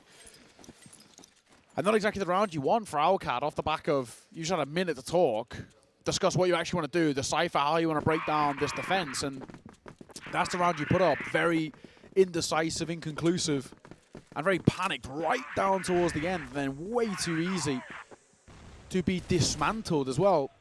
Right, Twisted Minds. This is a lot more like it. This is where they did great work in towards sub-base. Feifei flying in towards the fights. The team backing him, but a couple of kills from Kimbum in quick succession is pretty huge. 3 versus 3. VNC and Silver both taking damage as well. Yes, early engagements are good and a lot more confidence behind them, but still it's a bit of a difficult round. Mouse could get caught with Utilao here. He will. Good move from Silver. It's risky, but it works. Very isolated defense from Twisted Minds, wasn't it? 1-1-1. That chip picked off by MG as well. action, front row seats to that one. And slowly but surely, Qadsiah putting this round back together. Carrot had a nice clutch on sub base. So you got to do the same here. He gets silver for free. Don't love that. Grenade is not quite going to chip him down. They got a Crosshair. Yeah, they've got a smoke that will help out. Oh, are you kidding? I can't believe that VNC is going to go solo, though. Yeah. 1v1. You know? You kind of feel like you back Carrot at the moment just because of how confident he's been. Hang on. Carrot's got a read here. Carrot's got a read. Oh, Carrot's won the round. My God. What are we doing, Qadsiah? That's 5 now for Twisted Minds, but that is a crumble of a round. Credit to Carrot. I mean, he's done everything right there, but honestly, Qadsiah's done everything wrong. Every fight isolated. It's just such a, clear error. You're against a sniper. It literally cannot spam shoot. Yeah. Put pressure on it. Play for the trade. Swing them together. Spacing is just diabolical. And also, this is not the first time that Qadsiah's done it. They've done it a lot of times throughout this series. Yep. Well, they're going to go straight up the guts here at Qadsiah. Probably should have been a third there for them. Now they're going to have to work hard for that 4 that we were sort of talking about as being par.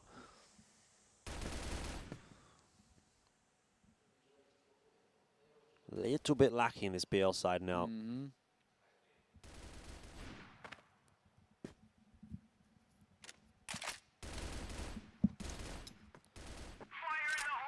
Well, Qadsiah not going anywhere too quickly either.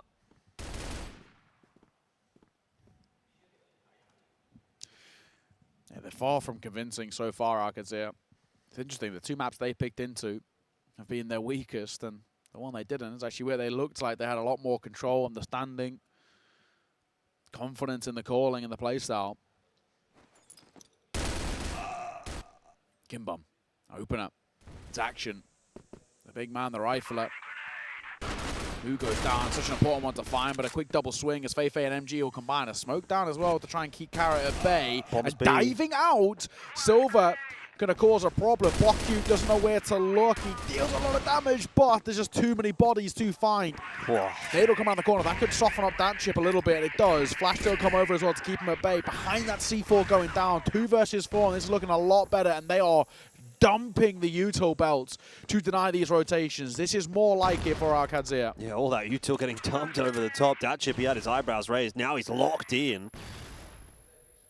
Got to make this one work. Twisted Minds on the retake. 2v4. It's a tough ask, and Feifei will shut it down. 3 there for Qadsiah. They get it done. It's a lot better. I mean, it was, but I will say, even in that round, there's a couple of moments where I have my heart in my mouth. Silver walking out warehouse kind of on his own. He's holding the C4, and he goes ahead of the players that are in mid. Yes, yeah. And if he dies there, then that could be a round that still goes completely wrong for Qadsiah. Obviously, luckily, he wins his aim duel, so it's a moot point, but man, this is a round that's kicked off early. One more bullet and Feifei falls there. Kimbum's unlucky not to spam a little further. Opening kill, of course, that comes through, but man alive. There it is. Action will drop again. Another round in which he's the first to fall. It's happened a few times. And put us into a bit of a predicament where, again, you gotta worry about this side VNC. I don't think it's worth sticking around for that spam. Kimbum's causing a lot of issues. Yeah, not on that HP. And I'll get back towards the site. TRG at range. Carrot! Ding, it's through the wood. He's lucky to still be alive. There's so much damage being dealt in this round. Yeah, it's really hanging on a knife's edge. Not sure which way it's going to go. Kimbum going to maybe try and take a bit of a risk here. He's tucked himself in the deep corner on long. Not bold enough yet to push his way through the smoke. If he does, Silver and Feifei waiting for him. So it would be a mistake from Kimbum to go any more aggressive than he already has.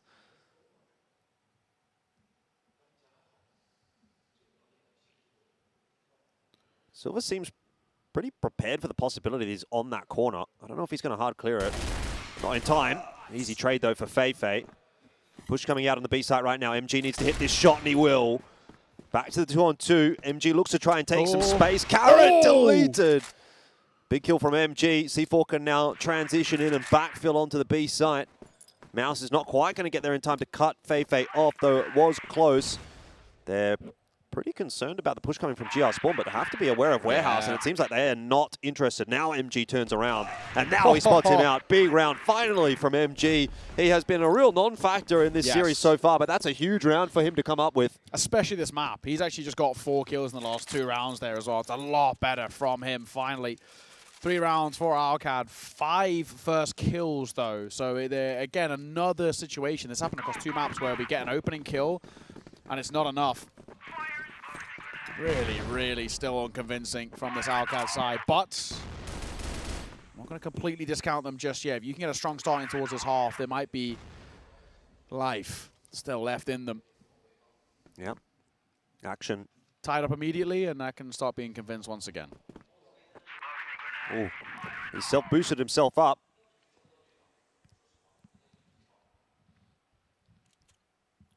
He's going to go in just as action peaks, but not enough to distract Mouse from the line. So first round of the half will start well for Twisted Minds. Silver. Spots, drops. Nice find. Just fall back. It's a smart play from me. He doesn't need to stick around there. You get your kill, you get back. Start shoring up the defense a little bit. Bot Q could be in trouble here. Could be in trouble. There's a lot of bodies around here. Deals a bit more damage on towards that chip. But he would have spotted Bot Q too. 2 players at least in towards mid. That'll help. This is a bit of a weird round though from Twisted Minds. I don't think they even really know where they want to go. They've taken mid control and they've got at least that quick rotation through mid secured. But it's more a question about where you want to go now, Silver. Yeah, I was going to say, you're in trouble there. They've actually already crossed the angle, which he would wanted to have held for. VNC, fine. Fei should get that kill, but he can't. Uh-oh. This now becomes really quite janky. MG, you're under pressure. Bokute, he's going to fall. Do they realize on the site? MG realizes too late, and it's all on the shoulders of VNC, who had a fantastic first map, but since then is quieting down bit by bit. 2 low HP players. Kimbum spotted out as well at the ladder. Early bits of information. Datchip now seen as well. VNC, he doesn't really have the stopping power for the wallbang, so just trying to aim for the headshots right here with that HK. He's got himself the opener onto Kimbum, but in the meanwhile, Datchip has dropped off of the site. And that is going to make it very difficult for VNC to find him. He's been flanked. The rotations come through. VNC too slow on the jump up. No, he's gotten up. And if he sits this defuse, he might have been okay. Datchip, though, spots him out. And in the end, a close affair, actually. Twisted Minds do get through the round by the skin of their teeth. Here's a look at the last round of the first half where MG popped off and got Twisted Minds a little bit more to think about, but having started with that opening round, Twisted Minds will be feeling good about the proceedings in the map so far. 6-4 is a stable position to find yourself in. It is. It is.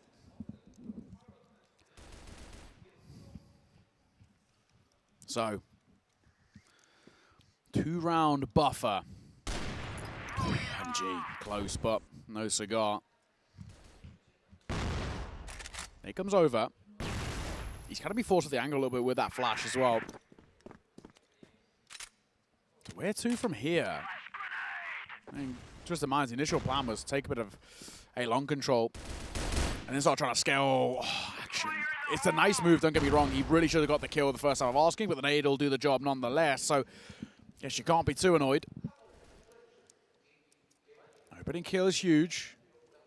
And information about what they're trying to do. Again, it still looks like they were scaling for mid to A control being that priority. Nice find from Silver. Looking for another as well. He gets so close. He actually will get it with a spot of action. This round's all but done now. Last man. Is that a carrot? But a 1 versus 4 for him should be next to impossible. Silent drop, sure. But what do you do with it? He's got to find MG on the site first and foremost. Missed shot, pistol pulled out as well. MG diving up, didn't really need to, but it won't make a difference. Action sees it off. And a round put back in response for the Brazilians.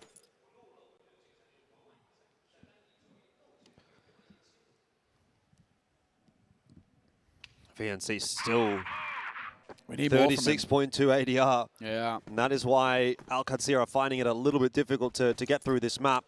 Any other day, you know, he's putting up his numbers. And and they'll be feeling a little bit more comfortable, but at the moment really being tested by Twisted Minds. Expecting another really close map here in the similar vein to Ankara.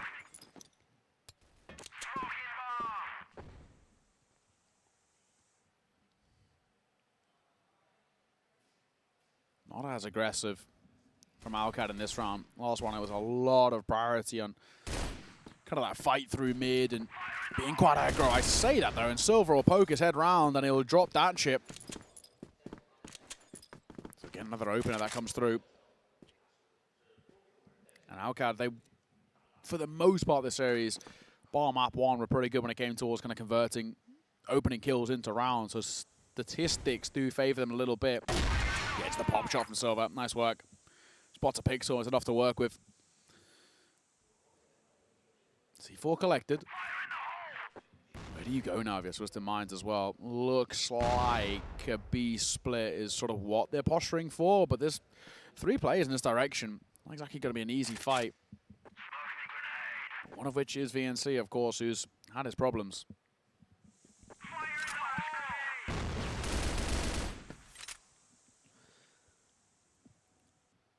Yeah, 5v4 is a good opportunity here for Qadsiah to equalize the numbers.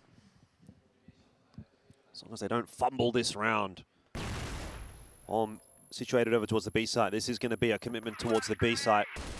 Twisted Minds looking for a bit of pressure in mid to draw some of that attention away, and it's actually worked out, but they still lose a player for that, and you're still going to have to get past Silver. VNC watching for Bokute. He'll find him in the end. Silver also hits his shot, and that should be enough to get Qadsiah through this round. Let's see if Carrot can do it again. Another 1v3. There's been a number of them in the playoffs, and one of them even came from Carrot. This time Qadsiah looking to make that not quite a possibility, as they do convert the round in the end. It was scary for a second there with action going down, but dealt with in the end, and Qadsiah will equalize at 6 apiece. Yeah, it was definitely dicey for a moment, especially because also VNC was very low. But it's fine. Sigh of relief, as they say. Timeout taken by Twisted Minds. This one's tied up 6 apiece, and 4 more rounds, and they're under pressure. By well, under pressure, I mean actually eliminated more than anything. 4 more rounds and they're gonzo. So this attack timeout is really about survival more than anything for the Vietnamese roster. It's looked a lot more competitive than that first series. I guess the big question is that more of an indictment on towards Qadsiah than anything, that they're not looking as clean, which I think feels to be the correct thing, but we shall see.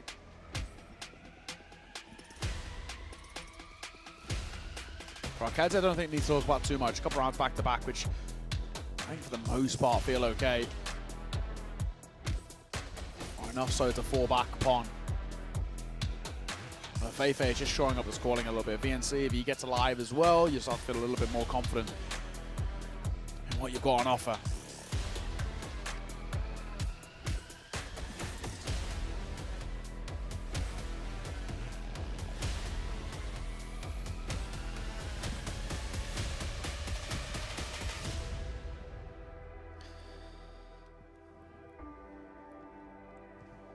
Time ticking away on Twisted Minds in CrossFire Stars 2025, I would have to say.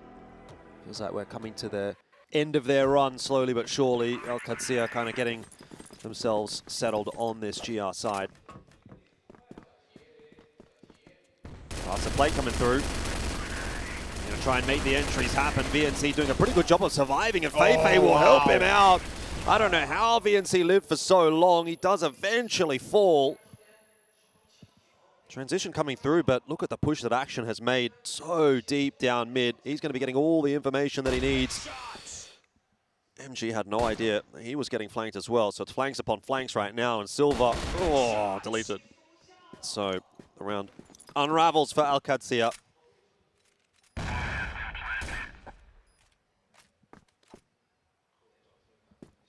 What does Action even do here?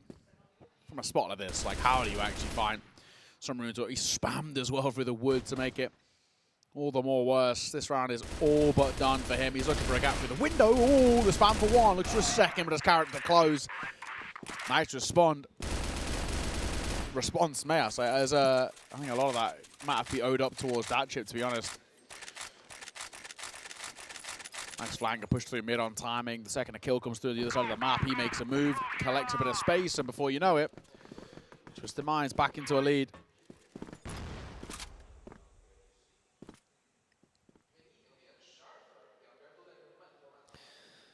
7-2-6, Qadsiah. Again, pressure on. Yeah, I mean, again, I'm not that confident about Qadsiah at the moment. Bit more pressure, I guess, on the shoulders of Twisted Minds, knowing that they don't have the two maps in their back pocket. If things go awry here, they're out. Whereas Qadsiah can, in a sense, afford to lose this map of Port. Although they'd definitely prefer not to.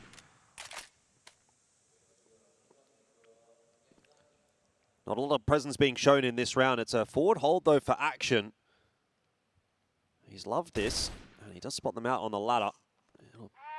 The grenade across as well. He wants to stick around, and Datchip just gives it to him. That is wild. This is a really bold hold from Action. He is solo holding A, and that's the way that he's holding it. Transition obviously now comes through from MG, and he falls off the line, but ballsy play from him, and it's worked out.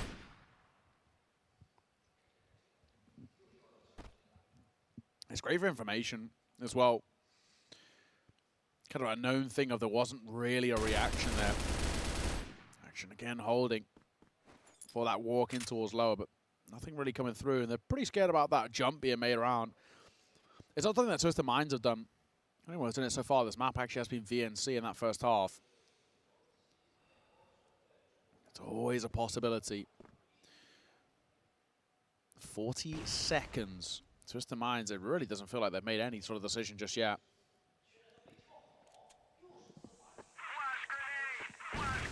Zufel's flash is coming through in towards mid, but no one made a move.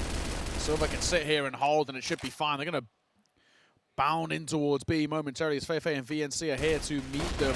Let's see what the greeting's like. Well, it's Bokyu that rips ahead for the first. That's good. Feifei got to buy a bit of time here. 15 seconds. Is C4 still not down? And they're only just making their way in towards the site. They're going to now get the stick through only just. No, they haven't actually planted. They've got to get the C4 down. Karen could be in trouble here. He just about gets it down, but the round will fall all the same. It's another one of those where, plant or not, for Twisted Minds, they just do not give themselves enough time. It's happened so many times. That's another prime example of it. Yeah, disappointing round in the end there for Twisted Minds. We're back to 7-7. This map is progressing slowly. Pressure is starting to mount. Nobody wants to be that player that makes the mistake in the round that gives up the advantage. Forward hold from Qadsiah this time on the B side of the map. Wanting to take a little bit of space. Action continues to play aggressively on A as well, and he continues to get away with it. I can't believe it. Twisted Minds have got to be expecting that at this point.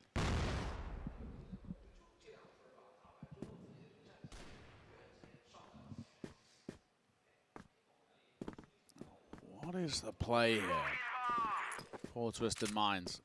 Again, it's been a pretty standard thing that they've been doing in this second half. You take this mid control so you can get that quick rotate between the A and the B side, but it's actually the executes themselves that have been a little janky. Pop shots from Carrot is there. You can tell it's quite hopeful from Twisted Minds of things to go right for them, and now Qadsiah just aren't giving them any advantages at the moment. Kimbo having to call from the grave obviously is a bit of an issue too. Datchip going to go searching for information. He is, unfortunately, a bit of a slow map, Datchip. He's been falling a little too easily so far. And Feifei holding for the swing out too. The thing is, he's alone here, so this is going to be not an easy hold. Feifei has to get one and then stay alive and buy time for rotations. He's actually just getting VNC rotating over. And Action and Silver aren't far away, so they do go in towards B. This could be a bit of a bloodbath, but against the likes of Twisted Minds, we'll have to see. Flash round, it's Bokyu for the first as well. Feifei still up close, he's trying to find kills, and he just misses 3 sitters. Ooh. That's going to hurt every day of the week. Feifei just could not connect at all, but this time C4 prioritizing, it goes down way earlier. 2 versus 3 in the post-spawn.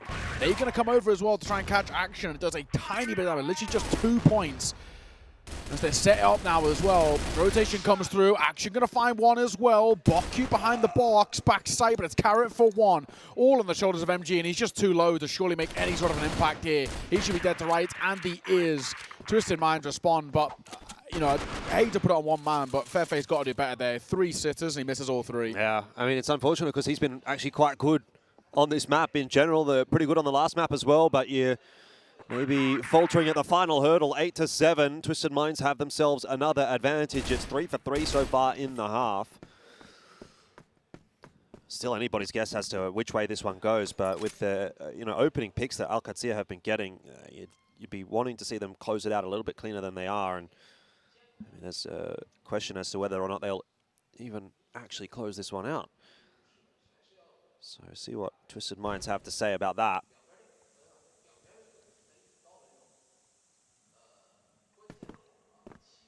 Don't want to be the first team eliminated from the playoffs. But it's going to be one of these teams. One of these two. Another slow approach from Twisted Minds. Big nade stack over the top. That's not connected on anybody. There's no one from Qadsiah playing forward in the warehouse.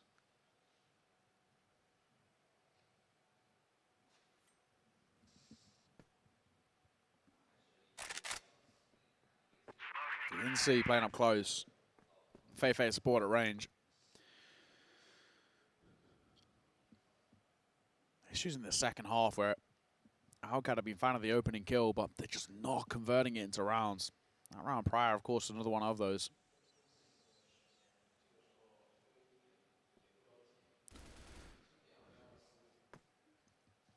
Silver spotted. I don't know if you want to take that fight, but he does. It's very rare that you want to stick around in that engagement through that gap. Silver so confident. Another decent map out from him, to be fair. We just need more from the likes of the VNCs and the MGs of the world if they want to put the pressure and take this one. Flawless for 3 in a row. It's a big ask for Arcades at the moment. Consistency really seems to be eluding them, but that's what they need to close out the map. There's a good one from Action. Oh, in fact, he's looking for more big spam. He just keeps taking the fight. So good hold from him in middle. B site, though, has been opened up, and that will allow a plan for Twisted Minds, which, look, it doesn't look fantastic, a 2v4, but wouldn't put it past them to pull something off here. Mouse and Kimbum going to try it, and it's not going to happen. Qadsiah push as that plant goes down, essentially isolating the duels 4v1 and then 4v1. So that's okay. So now it goes from 3 in a row required to just 2 in a row for both these two teams. Yeah. Still not super convinced by Qadsiah, but this potentially could even be very akin to how map 1 was, where it was unconvincing, but a win's a win ultimately. Twisted Minds still far from out of this, but their executes have really been where things feel like it's kind of letting them down a tad.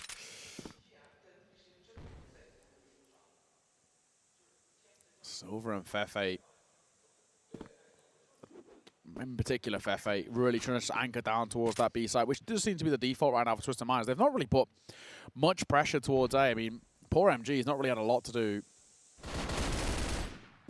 Just full rotate for him so often. Deep smoke that comes over towards A doesn't really block anything, so it shouldn't be too big of an issue.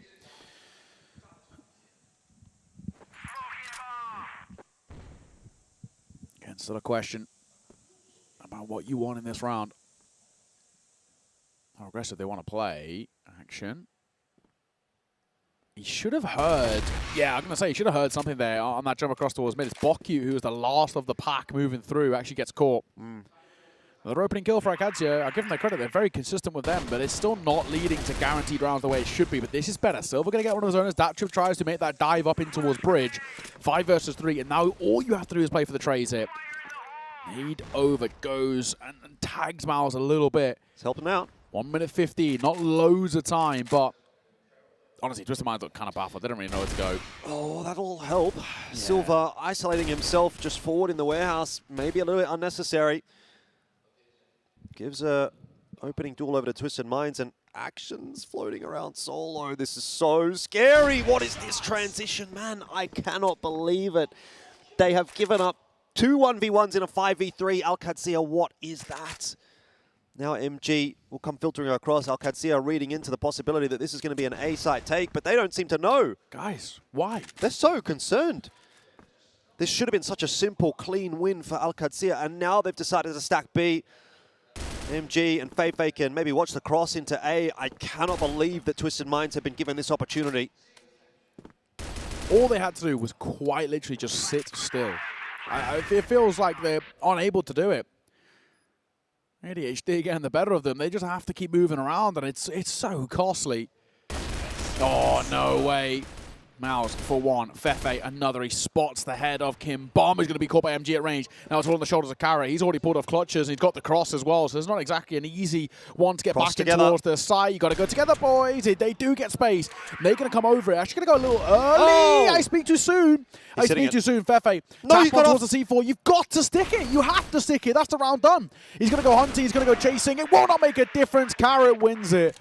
Oh, that is criminal. Okay, you deserve to lose this map. That is so poorly played. Yeah, that was a terrible round. That was a terrible, I just don't round. sit still. I don't get the I mean, I don't think I'll ever understand it, but like in a spot like that, just stand still. Literally, you had 2 towards A, 2 towards B, and one player, your star rifler, lurking around mid. Just let them cook. Actually, it's 22 kills. He can handle himself. He doesn't need any help. Doesn't need support. It's such a throw. It really is. I think Silva in particular getting caught off in that forward warehouse position is the first most egregious mistake, and then Action getting a little bit sort of antsy over on A, and you can kind of understand why he is feeling that antsy. And MG just like, I'm just going to leave A, actually. We've just lost our rifle on A, but I'm actually going to rotate back over towards B. Yeah, chaos there for Qadsiah. The situation getting the better of them, maybe pressure building and kind of causing issues, miscommunication, I don't know, but not a very clean round at all by Qadsiah, and they've put themselves in an awkward spot here where they might actually lose this third map. To win it, they're going to have to go to OT. They're transitioning back and forth. The setup on B, not a bad one. Feifei will be the defender. He's now been spotted out, gets that flash down, but Twisted Minds have gotten out onto the site. Now Qadsiah without a pick, it's already starting to get a little bit concerning. Time and essence here, though, as we get themselves the 1-for-1. Silva, big spray down, not going to work out for him and Twisted Minds. I think they might do it. The transition is coming through a little bit too late here for Qadsiah. MG nearly picked up. Action saves his life. Full HP Action. 3-on-3, Qadsiah have got to find a way to make this retake work.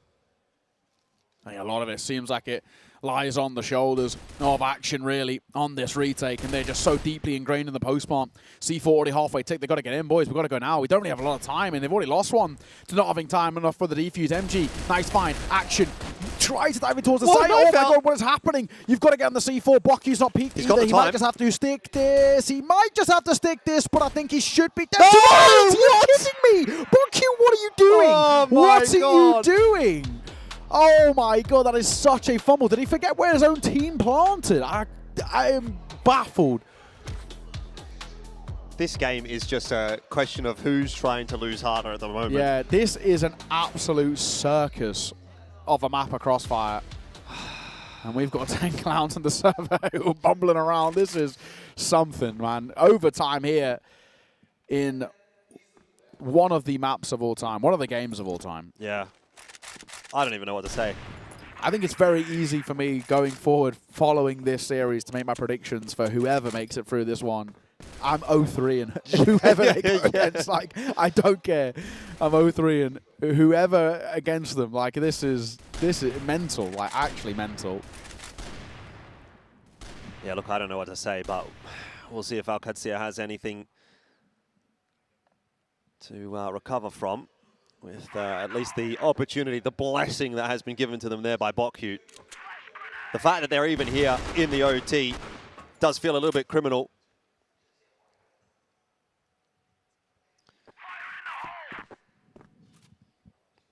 Kimbum forward, solo, spin spotted out by Action. That'll be an easy kill for him. He spins around as well, and he's going to force Mouse back into the waiting arms of Feifei. This is much better. This is the confident calling I want from Feifei. This is it. You know, you take the owners, you take the control. This looks a lot more like sub-base, where it's like Feifei's called this idea to spawn, and they've committed to that really, really early. This is what I want to see. Action, of course, continues to be such a threat. 24 and 14 from him. Really, really good map. VNC could be in trouble, could be dead. VNC, on the flip side though, continues to have a bit of a slow map. He's not good. C4's not moved an inch for a while. It's on the back, of course, of action, but he's going to let Fefe cook, who gets another great map out of Fefe, right? We spoke about him towards that previous, and this is another great showing. Drive-by shot by Fefe. Calling and fragging super well here to kickstart OT. He'll go down eventually to the hands of Bokyu, who fumbled that previous round, but there's no way. Pulls off a 1v4. Not with this HP. Silver will close it. Advantage Qadsiah. But for how long? It's just been so back and forth. Just been an absolute tit for tat.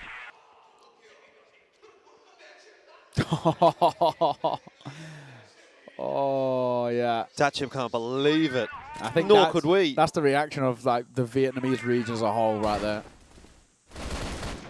There will be some damaged tables after that one, I can imagine. Action, by the way, has an opener onto Kimbom. It's cost him a lot of HP. But a 5-on-4 is what Qadsiah want.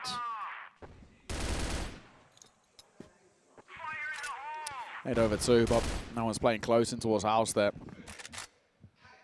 Carrot lost his fight last time out to Silver. He stays trained on the angle. Fefe's just below him as well. Does feel quite a lot like a timing play. If he'd actually continued holding it, he would have been given a freebie. It doesn't matter anyway. It doubles back, and that's the C4 dropped on the back. Oh, Fefe, and Carrot can do quite a lot to hold this now as well. He's still got to be careful of quite a few angles, and especially in particular the fact that A is completely open.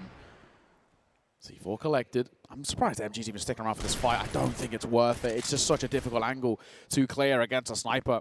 2 players on B. Looks like that's where the offensive is going to be heading for Qadsiah. It's a good setup for Twisted Minds. Nice little crossfire. See if they get away with it. VNC leading the charge, but it's Silver that actually takes down Mouse, and a 2-4-2 on the entry is, look, not too bad for Qadsiah. The fact that Action is still alive is maybe not ideal. He's quite low, and MG was just left isolated on the side, so now it's all on the shoulders of Action. That's not going to happen in the end. Like I said, tit for tat, back and forth, 1-for-1. Neither team looking too confident about closing out Port. No. Feels like both sides are trying not to at the moment. 10-all. Died again, and yeah, like you say, kind of this definition of back and forth, back and forth. I mean, my oh my. It's not the confidence boost that Qadsiah wanted for this tournament. I thought this would be a nice one, maybe slightly akin to what Stallions were able to do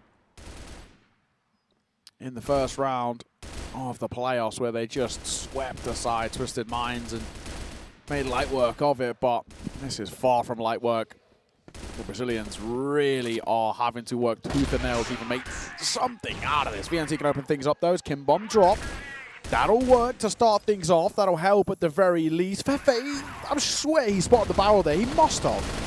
Doesn't matter, VNC will see it off. So this is finally the run. And this is like the crazy thing about this game, where we get like a viewing experience to forget from Qadsiah. And they're going towards the next round, and they're just like the cleanest side we've seen. Like, it's like the lack of consistency is baffling. Yeah, it's kind of like when plan A goes to plan, then they look really good, but there's not really much of a plan B. If someone gets peaked, or if they don't find the entry that they need, or this or that, it's tough to recover, and that would indicate that, you know, maybe this map is not super comfortable for them at this stage. Now moving over to the GR side though, they've got that round advantage. See if they can close it out here. I think I would have Qadsiah edged slightly on Port. You know, they've looked slightly the better team. 51% to 49. Yeah. So the fact that they're on the GR side, they've got the round advantage. You'd probably say it is their map to close, but really they haven't shown enough to say that I can do that with any faith.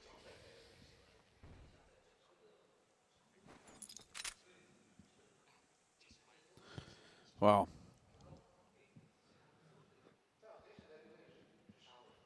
Moving in towards action. He likes playing aggressive here. Oh, hang on. It'll come round. Could do a lot of damage here, and it will. There could be kills on the cards. Great work. Action and Silver combine well. An opening double. Action's 27 and 15. What a map out from him. This is the star rifler that we've come used to know when it comes towards Qadsiah. Yeah, VNC still just chilling on the boost. Nobody spotted him out just yet. It's one of those positions that you can get away with kind of once a half or once a map, I'd say. Hasn't been used yet by Qadsiah, so if the push comes to B, then VNC might just shut this down. Might remain unchecked. But when push comes to shove, Qadsiah have not been super fantastic at closing out these 5-on-3s, so not going to count my chickens just yet. Action, though. He's loving Great this work. position. Yeah. Every time he's here, he's finding one. They can't Up to clear 28 him. and 15 now. Second kill in the round for him from the carrot. Doesn't clear it. It's actually a really good round at the end. All but flawless for our Qadsiah. 12-10 now as well. Is there any life left in Twisted Minds? Oh, sad to say that they look pretty checked out. And this could be all she wrote. MG hit the shot. That might seal the deal. That chip goes down. And slowly but surely, Qadsiah are starting to seal the demise of Twisted Minds. This will be their last chance at CFS. MG drops, but still a sniper in play as Silver lands another shot. Twisted Minds are yet to cross to the site. That's allowed time for VNC to come up to reinforce. Action is there as well. Qadsiah have their members where they need them. Oh, Kimbomb. He's up close and personal. VNC finds one, looks for another. It's going to get it the second as well. This is done. Silver will close. It's Qadsiah who take the series 3-0.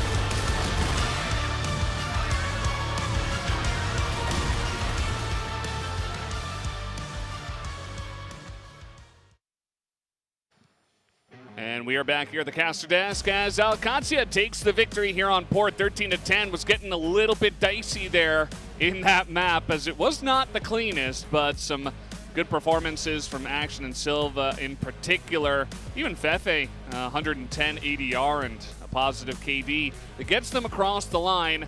At least Twisted Minds were finally able to put up somewhat of a fight in this series, but at the end of the day, they will go home with 2 0-3s under their belts. Not the best feeling for the Vietnamese squad as Action will pick up the map MVP. Yeah, not the best feeling for the Vietnamese region in general as they go entirely winless in CFS. Shout out to Action though, he really came online in that final map. He was a little bit slow for map 1 and 2, but we had kind of highlighted him at the start of the day, and we were saying that he is always a player that you want to keep an eye on when it comes to Qadsiah, and eventually he did show up. The one thing I will say is I was very disappointed with MG in this entire series. I think he was a complete non-factor, which is really quite unusual for Qadsiah. And it wasn't even necessarily just the fact that he was like, if he was missing shots or playing poorly or anything like that. I think he just put himself in poor positions a lot of the time. It felt like a lot of the time, positionally, he was never really there to have an impact in any kind of moments. He played that kind of baity style that we had sort of associated with Gaimin in the past.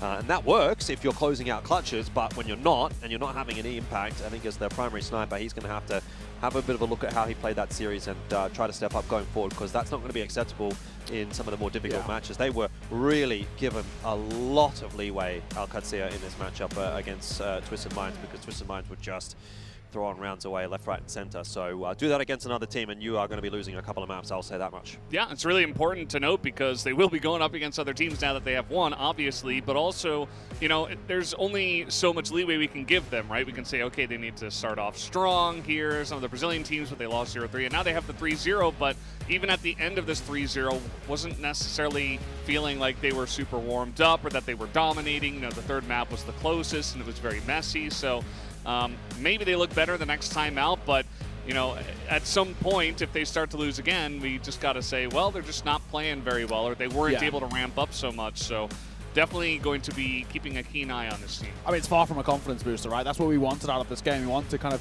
the likes of our Qadsiah coming towards this one, actually get a nice, easy one out the way and just kind of get the confidence really brewing for them, and then use that to kind of scale forward. It was far from it, right? We'll come off the back of that series looking at it saying, I'm like, even more worried for our Qadsiah. Yeah. Like, coming off the back of the 0-3 against CP, I was like, you know, Evolution Power, great in the groups, and it's, you know, his first game in. I'm more worried now. Their 3-0 has worried me more than their 0-3, which is actually a baffling position to be in, but this is a Twisted Mind side that are incredibly weak in the grand scheme of things of international CrossFire, and we're in a spot where they should have swept that side. Maybe not to the same level of Stallions, who are probably the most informed side in the world right now, but in a position where they should have been getting, like, you know, 3, 10, 5, 10, 6 out the way, where, yeah, you have a couple of mistakes here and there, but for the most part, the way it was on sub base was like, okay, there was a few mistakes, but actually for the most part, it was good. That wasn't the case. It was like 2-10-8, well, no, it was like 8-10-8 and an overtime, sorry, where it was like, in both of those maps, I'm kind of even coming back and saying, like, they actually probably should have lost it. They definitely should have lost that first map, first and foremost. But they definitely should have lost the third map. Yeah, exactly, and they should have lost the third map. So we're talking about 2 maps, which actually, we should be going all 5 in this series. Those are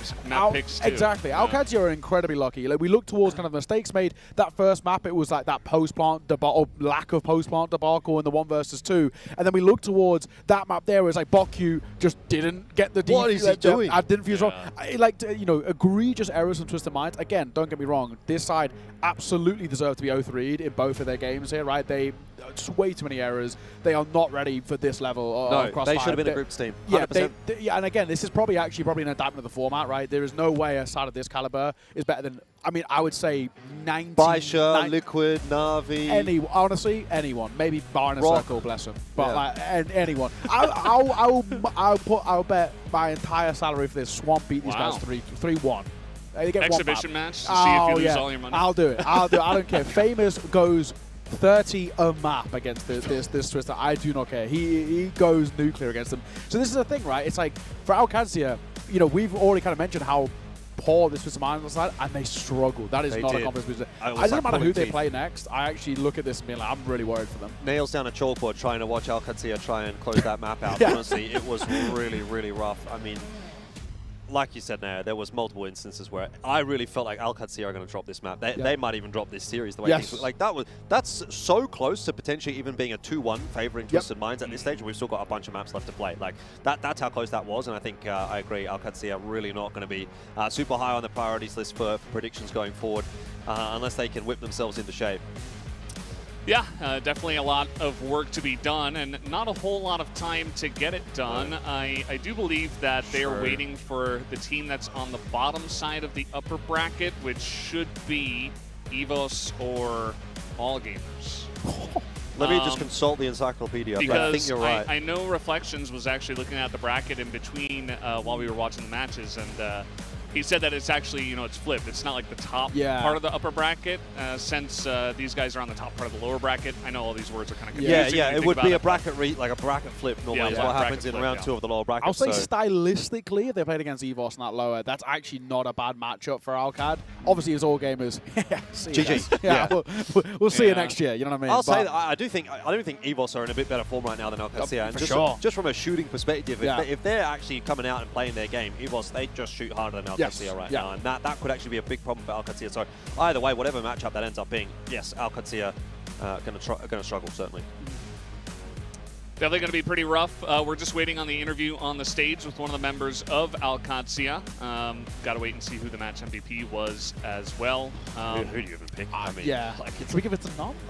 Action, maybe. No, I don't even think so. He had 2 bad maps. Yeah. I think it might be Feifei for 2 good maps and then 1 sort of subpar map. Otherwise, maybe VNC. I know the 3rd map he was quite poor, but like 1 and 2 he was quite good. Silver might not be a bad shout just because of the fact that he was like consistently average over the 3. He didn't have a bad map. That's probably the big tick in his book. MG's definitely not getting it. VNC completely missing in the 3rd map. Feifei really missing in the 1st map. Action missing in the first 2 maps. Silver's one that kind of makes the most sense. He's maybe it's Silver. He just kind of got like between like 12 and like 16 across the 3. So you're like, oh, okay, well that was. You're all right. Yeah, you were okay, mate. Actually, this is all not bad.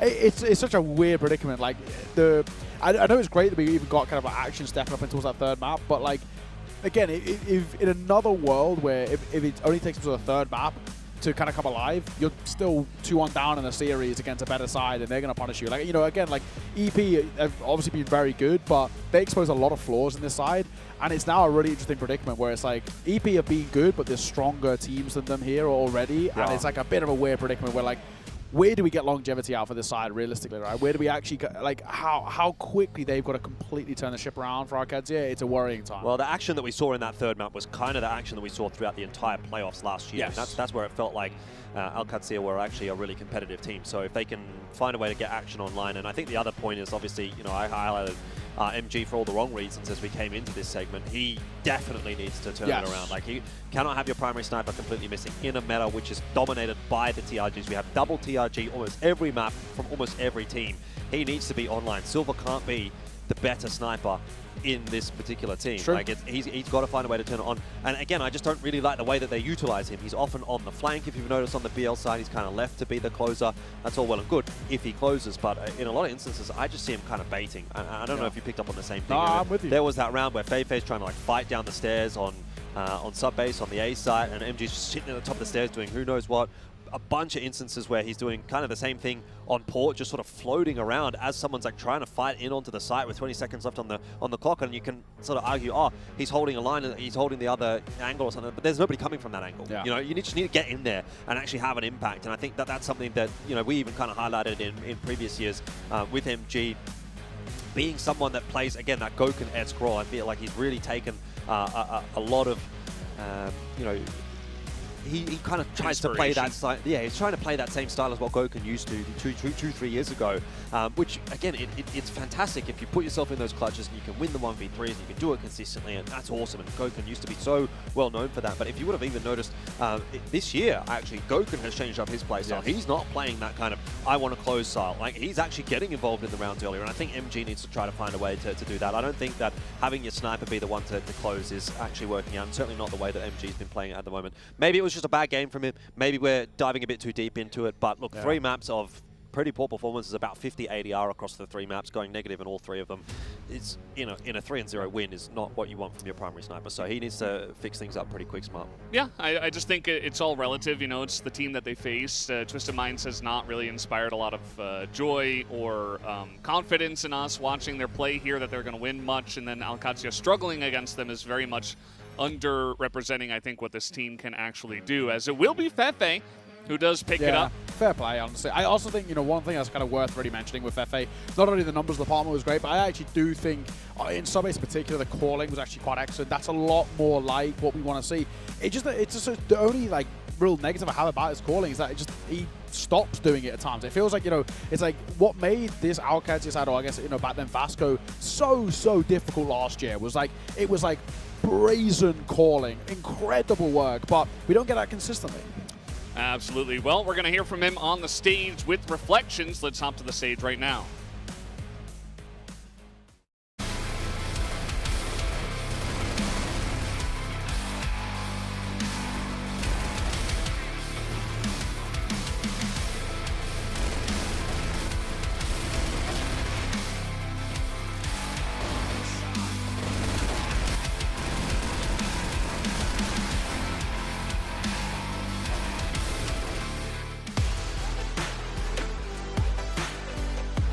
Well, it was a do-or-die matchup, but Qadsiah managed to get the job done, securing a 3-0 victory over Twisted Minds. They stay alive in CFS for just a little bit longer.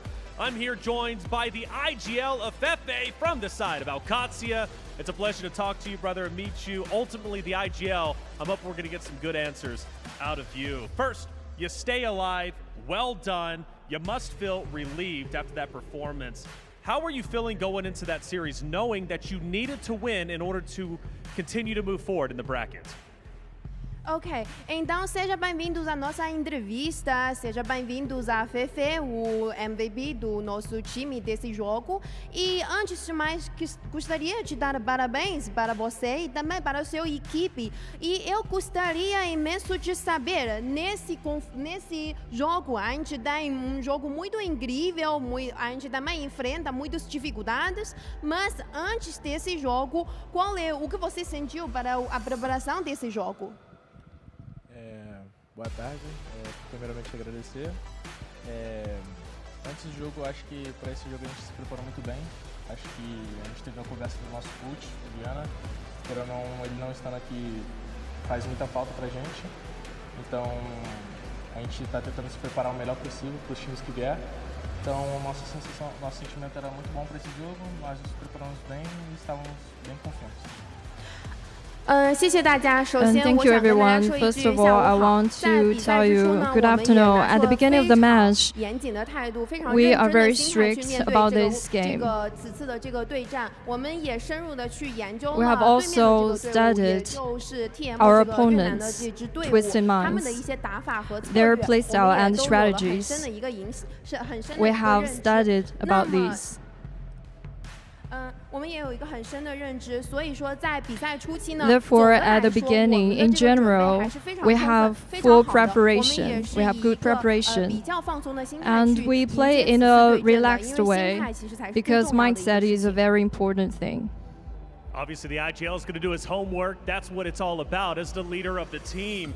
But I got to ask you, yesterday was a heavy loss. You lost to Evolution Power Gaming. You dropped to the loser bracket. What lessons did you come away after that loss that could be applied for the future of this bracket? Ok, então, obrigado pela sua resposta. E a segunda pergunta que é, ontem a gente estamos falhado como o Evolution Power Gaming e quais são as estratégias, quais são as lições que você aprende da sua equipe e também para você próprio, para aquela falha? Como eu disse ontem na entrevista, a equipe da IP tem sido nosso carrasco desde 2024 todo. Ontem eu acho que jogamos muito mal e o que sentamos e conversamos que a gente sabe que a gente tem que jogar melhor as situações de round, 3x3, 4x3, a gente tem que ter mais calma, 5x3 é o round que não pode se perder. Então, acho que sempre quando a gente joga contra os chineses, a gente aprende algo e a gente aprendeu e vamos dar o nosso melhor para o final do campeonato aí. I think in yesterday's match, we lost to EP. Actually, we reviewed a lot. For example, in playstyle. And Chinese playstyle is quite different from Western ones. So in different matchup, especially when we're against the Chinese team, we will study more strategy to see how they treat these matches and learn from their experiences and use these experiences in our future practice and matches. Well, the Chinese, obviously, region has been one of the best and dominant regions when it comes to CrossFire. Doing your homework against them clearly is going to take you potentially all the way to grand finals. Now, as the IGL, you joined a long-standing roster. You've been on the roster since last year. How have you noticed, or what was your goal coming in as the IGL to develop this roster? Because you have gotten better. Brazil, as a region, has gotten better without Qadsiah since you joined. Ok, então, obrigada pela resposta. A gente sabe que, concordo com você, a gente sabe a região chinesa também tem muito potência, eles são muito fortes para essa composição. E eu gostaria de ter uma pergunta que é, você participou há um ano atrás dessa equipe e sendo um IGL do time, e qual é o seu impacto para o time total? Cara, eu acho que eu dizer o meu impacto na equipe eu acho um pouco difícil. Eu acho melhor os meninos dizer, mas eu acho que desde a minha saída de 2023 na Imperial, que eu tomei a decisão de sair, foi bem difícil. Nós jogávamos muito tempo junto e eu me juntei com os meninos. Eu acho que eu trouxe um pouco de experiência, apesar que todos os MG já jogavam há muito tempo já. Mas eu acho que eu trouxe experiência, um pouco de conhecimento de jogo também que eu trouxe para eles, assim como eles me ensinaram bastante. E eu acho que pelo fato da gente já era muito amigo muito antes de jogar junto, eu acho que a nossa união, acho que a gente ficou mais unido ali, e eu acho que o resto eu acho que os meninos podem falar por eles. Ok. 好的，我去年加入了 And last year I joined this 我 team. 自己认为我也是 I 一个 think 经验不是那么充足的 I 一个 didn't have 对内指 rich 挥， experience 所以说 as 我认 an 为 in-game 在队内 leader. 之后呢，加入之 So 后呢， after 我 I 跟 joined 队伍的 this 其他成员 team, 也在不断的磨合，在每 I 次的 tried 训 to 练 build 中呢，我们 teamwork 都有 with 在 my 总结 teammates, 我们 and 胜 I 利 always 或者是失败的一 generalized 些经验。 these 相对于其他更 lessons 强的一些 after 战队 victory 来说 or 呢，我 losses. 还是 Compared 一 with 个 other 稍 teams 微 with 没有 stronger 那么多经验的一个队 excellence, 内指 I 挥。所以说对 didn't 此 have 呢，我 rich 还是会不停的 experience. 去努力 So 和 for 学 this, 习， I 看看别 will 的 pay 队伍 more 呢会有 efforts 没有 and 更好的 learn 一些指挥方 to 法， see 然后来应用到我 do 们 they 此后的 have 竞赛中。 better leading experience and apply it to our matches. Well, you have been applying the lessons learned, and clearly, again, Qadsiah has been performing exceptionally well. And speaking of which, Brazil, you are their last hope. What does it mean to carry the torch for Brazil? Então, muito obrigada pela resposta. E desse jogo, você desempenhou muito bem, tanto de você quanto o nosso equipe. Vocês são poucos vivos em relação ao time brasileiro. E o que significa para você próprio? Cara, eu acho que, para ser bem sincero, ser o último sobrevivente brasileiro é um pouco triste. Eu esperava mais equipes brasileiras nessa etapa do campeonato, que eu apoio muito nossa região para ela crescer mais e mais. Eu acho que os times Liquid e Nave estavam bem preparados, mas o formato eu acho que puniu. Nós estamos muito confiantes, nós queremos muito jogar novamente a final, nós queremos muito ser campeão, nós queremos muito provar para nós mesmos que nós conseguimos e que ano passado nós deixamos escapar, e queremos dar muito orgulho para todo mundo que está aí assistindo no Brasil cedo, madrugando, e vamos dar o nosso melhor. 首先，作为我们已经是巴 First 西 of 唯 all, 一一个 we 幸 are 存下 the 来的 only 战队，我 surviving 们 team 进 of 入了后 Brazil. 续的阶段的比赛。 We make 我其 it 实 to 对这一 the 点呢 future 是 match. 比较难过的，因为巴西 It 现在 actually 只 makes 剩 me 下我 kind 们 of 唯一的一 sorry 个战队 for 了。 that. 那 I'm 对 the 此 only 呢， one 面对以后的 survived. 比赛， So 对我 for 来 future 说也是非 matches, 常 for 重要 me, 的。我们 it's very 也想要 important. 在逐步的进入后期的比赛中， We want 我 to 们 make 也 it 想 to 要 the 获得成 final 功，我 and 们也想 win 要去拿冠 the 军。 match 所以 and 说，我 win 们总体 champion. 来说呢，还是非常 So 有信心 in 的。让我 general, 们期 we are 待 very 后续的比 confident. 赛吧。 Let's expect the future match. Well, confidence is key, and confidence will take you all the way. Fefe, one last thing. I'll give you the mic for one last time to shout out who you would like to shout out in terms of your supporters. Ok, então, sim, eu concordo com você. A confiança é muito importante, tanto para cada jogador quanto para o time total. E por a última pergunta, eu gostaria de convidar você, se tiver qualquer frase, qualquer palavras para dizer para os seus fãs e também os seus apoiadores. Eu agradeço a todo mundo do Brasil aí que tá aí assistindo desde cedo, madrugou para assistir a gente. Queria agradecer minha mulher que está assistindo aí em casa, meu pai, minha avó, meu tio, minhas primas. Agradecer a família de todos os jogadores pelo apoio e energia que mandam pra gente. E é isso. Muito obrigado. First of all, I want to thank for all my fans in Brazil and also across the world, especially my Brazilian fans. They've been supporting me a lot in my daily life and in all our matches and all our practices. Besides that, I also want to express my thanks to my wife, my parents, my grandparents, and my cousins. I think for me, they gave me great strength and confidence and energy, especially when we are in low. So I want to thank all of them. And that's it. Thank you very much, everyone. Shout out to the supporters at home, helping Fefe and his roster out. Qadsiah go the distance. A big win over Twisted Minds means they stay alive, and the hope for Brazil is still very much real. Coming up next is going to be Gaimin Gladiators going against XROCK, another survival match. Who will move forward and who will go home?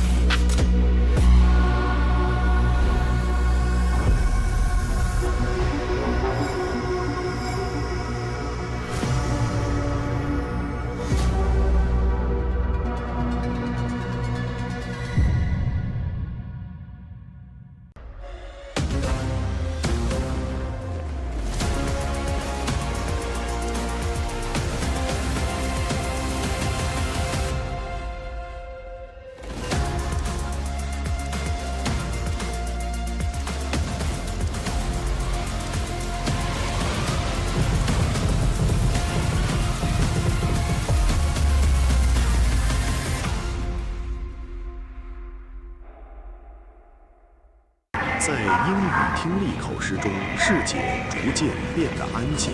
医生告诉我患上了神经性耳鸣和听觉障碍。从那天起，世界一点一点地远离了我，但是仍有一样东西留在我身边，那就是穿越火线。当我再次打开游戏的那一刻，世界重新有了声音。在那片世界里，我重新开始呼吸。就在那时，我认识了包括兔酱的很多小伙伴，他们一点一点照亮了我心中的黑暗。于是我下定决心亲自去见他们。2018年在南京举办的 CFS 上，我见到了他们。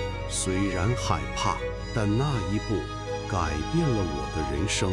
穿越火线对我来说不只是游戏，而是一扇通向世界的门。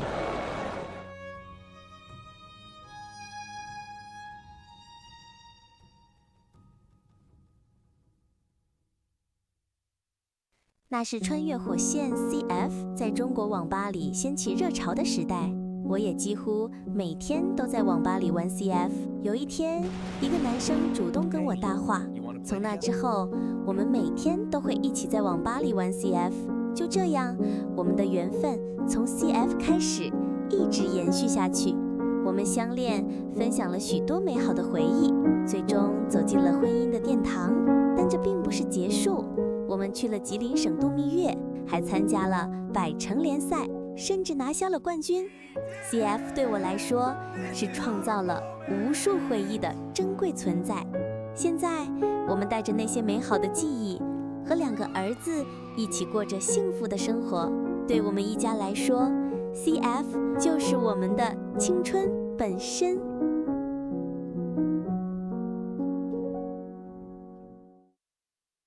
2008年，那时候的我还是一个迷茫又叛逆的孩子，直到我遇见了《穿越火线》，是这款游戏把我从混乱中拉了回来。第一次参加 WCG 预选赛，那是改变我人生的重要时刻。我还拿下了金枪王的称号，但我没有选择强队，而是坚持陪在我身边的队友。这个选择也成为我一生的缘分。许多年过去了，我依然没有离开这片赛场。为了生活，我白天在超市工作，晚上则叫年轻选手们追逐他们的梦想。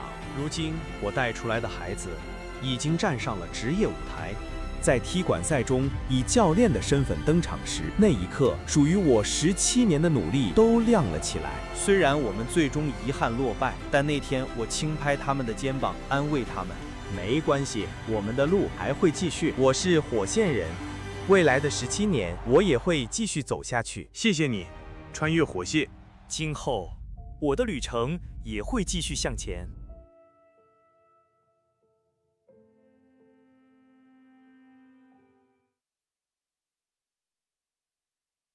小时候，我总是和朋友们一起玩 CF， 我太喜欢 CF 了，所有比赛都不会错过。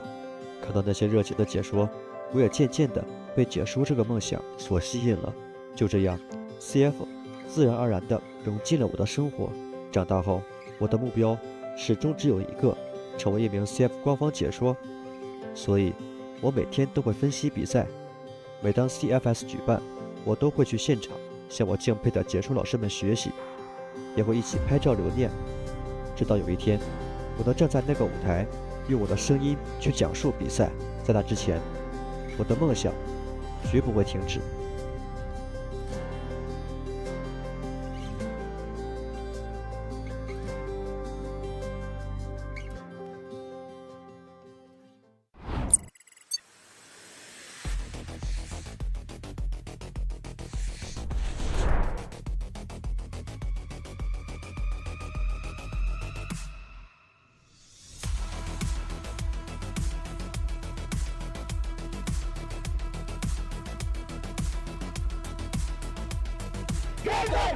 in his hands, and he is going to continue to get the kills. And Yoba goes this top 8 player, but Lion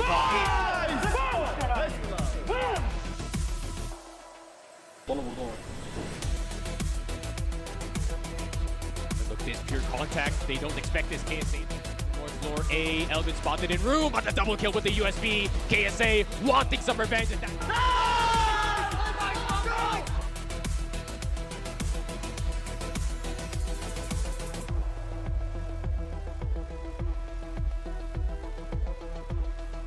Qadsiah has been spotted out. Back towards A, KSA springs out, gets one kill, and another kill.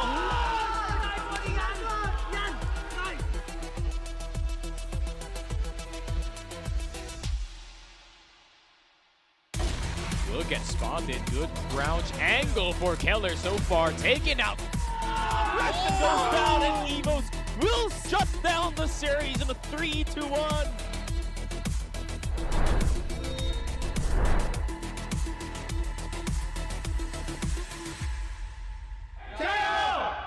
Meta to be going with 1-2-2, spamming through that door.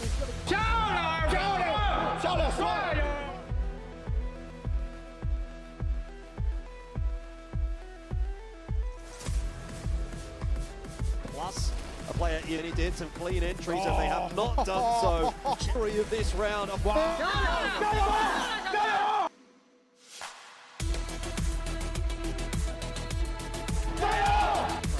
up close. Dre gonna get one though. Actually does get 1-2-2. Oh, he's been spotted. Oh.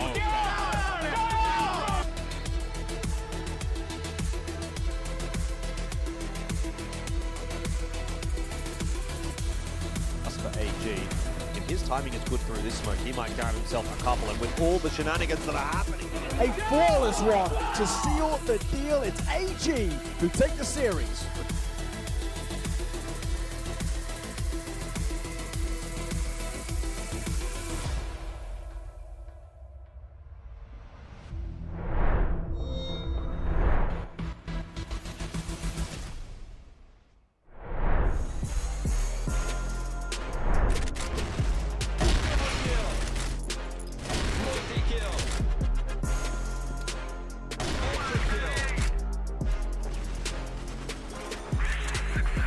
The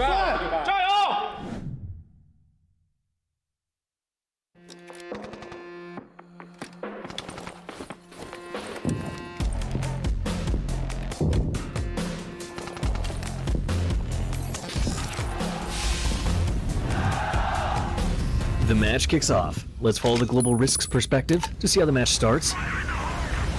Watch out for that grenade. Quick reflexes, dodges just in time. The Blacklists are pressing hard on A side. They're spamming through the boxes to get the C4 planted.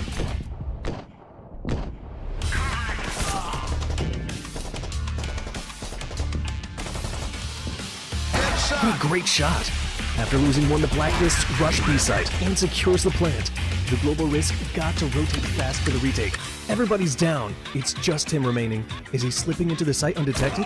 He takes one down. No hesitation. He goes straight for the defuse.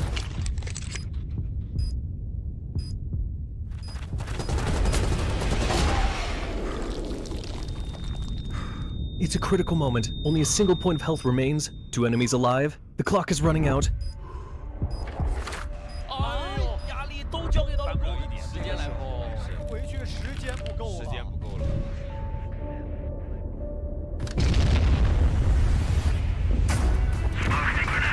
He commits to the forced defuse. Takes out another one in the smoke. But the last opponent pushes in. The final 1 versus 1. Only 8 seconds left.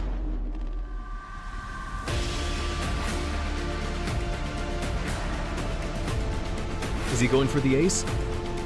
Can he close it out?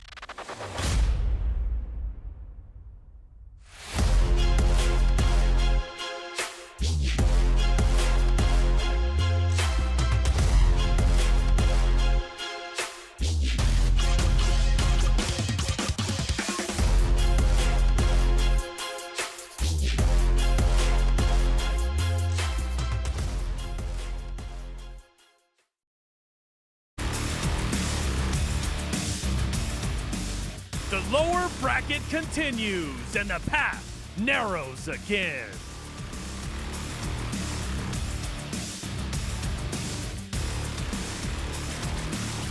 For one side, the first seed of their region stepping into playoffs with momentum and confidence, but pushed here after dropping their opening match to EVOS-ARC.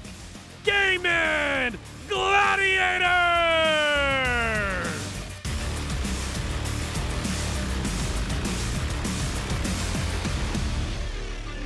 Across from them, a team that fought through the group stage and earned their place in playoffs, but fell short against all gamers in the quarterfinals. From here forward, there are no recoveries, only consequences.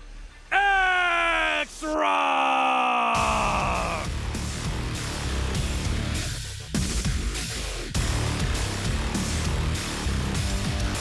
Two teams meeting for the first time under the highest pressure possible. A playoff run preserved or a journey ending here. Lower bracket round 1, match 2 begins now.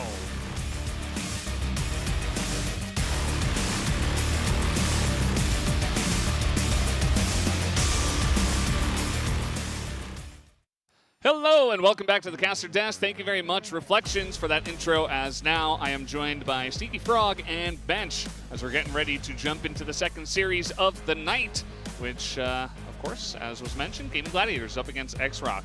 This is an elimination match. Whoever does lose is knocked out. Whoever wins moves on to the next round of the lower bracket with still only one life remaining. So lots of pressure on these two teams as we get ready to move into this match. Though, let's take a moment to extend our gratitude to our wonderful organizers, Smilegate Entertainment, and their fantastic game, CrossFire. Also, big thanks to our generous sponsors. We extend our sincere thanks to our official partner, Gigabyte Ors, for supporting the CFS 2025 Grand Finals. Ors has provided top-tier professional hardware for the tournament, standing side by side with every competitor. Team up and fight on. Thanks to our official partner Ant Gamer for providing the global first 750Hz ultra-high refresh rate monitor, Ant257PF, empowering players to win the game. Born from the game, fueled by the players. With a 750Hz refresh rate, every frame is a game changer. Swift peaks, instant flicks, every move lands with lethal precision. Millisecond level response ensures scoping and flick shots with zero delay. Pre-fired shots connect instantly, turning moments into highlights. And Gamer empowers every moment of courage to win and witness the journey to the champion. Thanks to our official partner Morphling and their Morphling L50 gaming chair with its innovative dynamic lumbar support system built just for competitive gamers. Get ready to level up your game with adaptive comfort and get supported every step of the way. Your back, your support, and your win. Back's very important, and we'll have to see, all the old unks need to take care of their back. And as we do move into this one, somebody's going to have to put the team on their back, especially on the side of Gaimin Gladiators, who will be the underdogs coming into this one up against the Chinese second seed in XROCK. Twisted Minds losing 0-3 to Qadsiah, which means that they are knocked out if you did miss that one. Qadsiah will move on to the next round.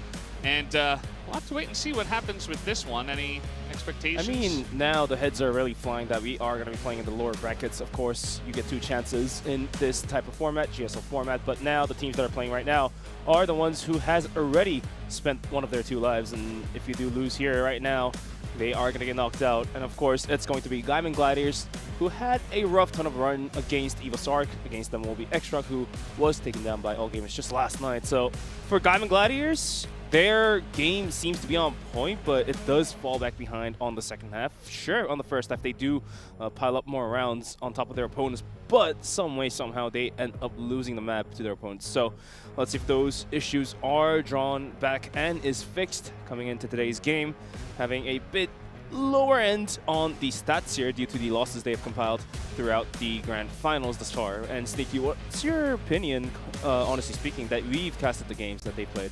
Honestly, Gaimin Gladiators is probably coming into this series with very somewhat low expectations, considering EVOS is the second seed going into the Philippine region, and still, honestly, I think the 1-3 is a very kind of clickbaity kind of scoreline, considering the fight was actually very, very good between these two teams.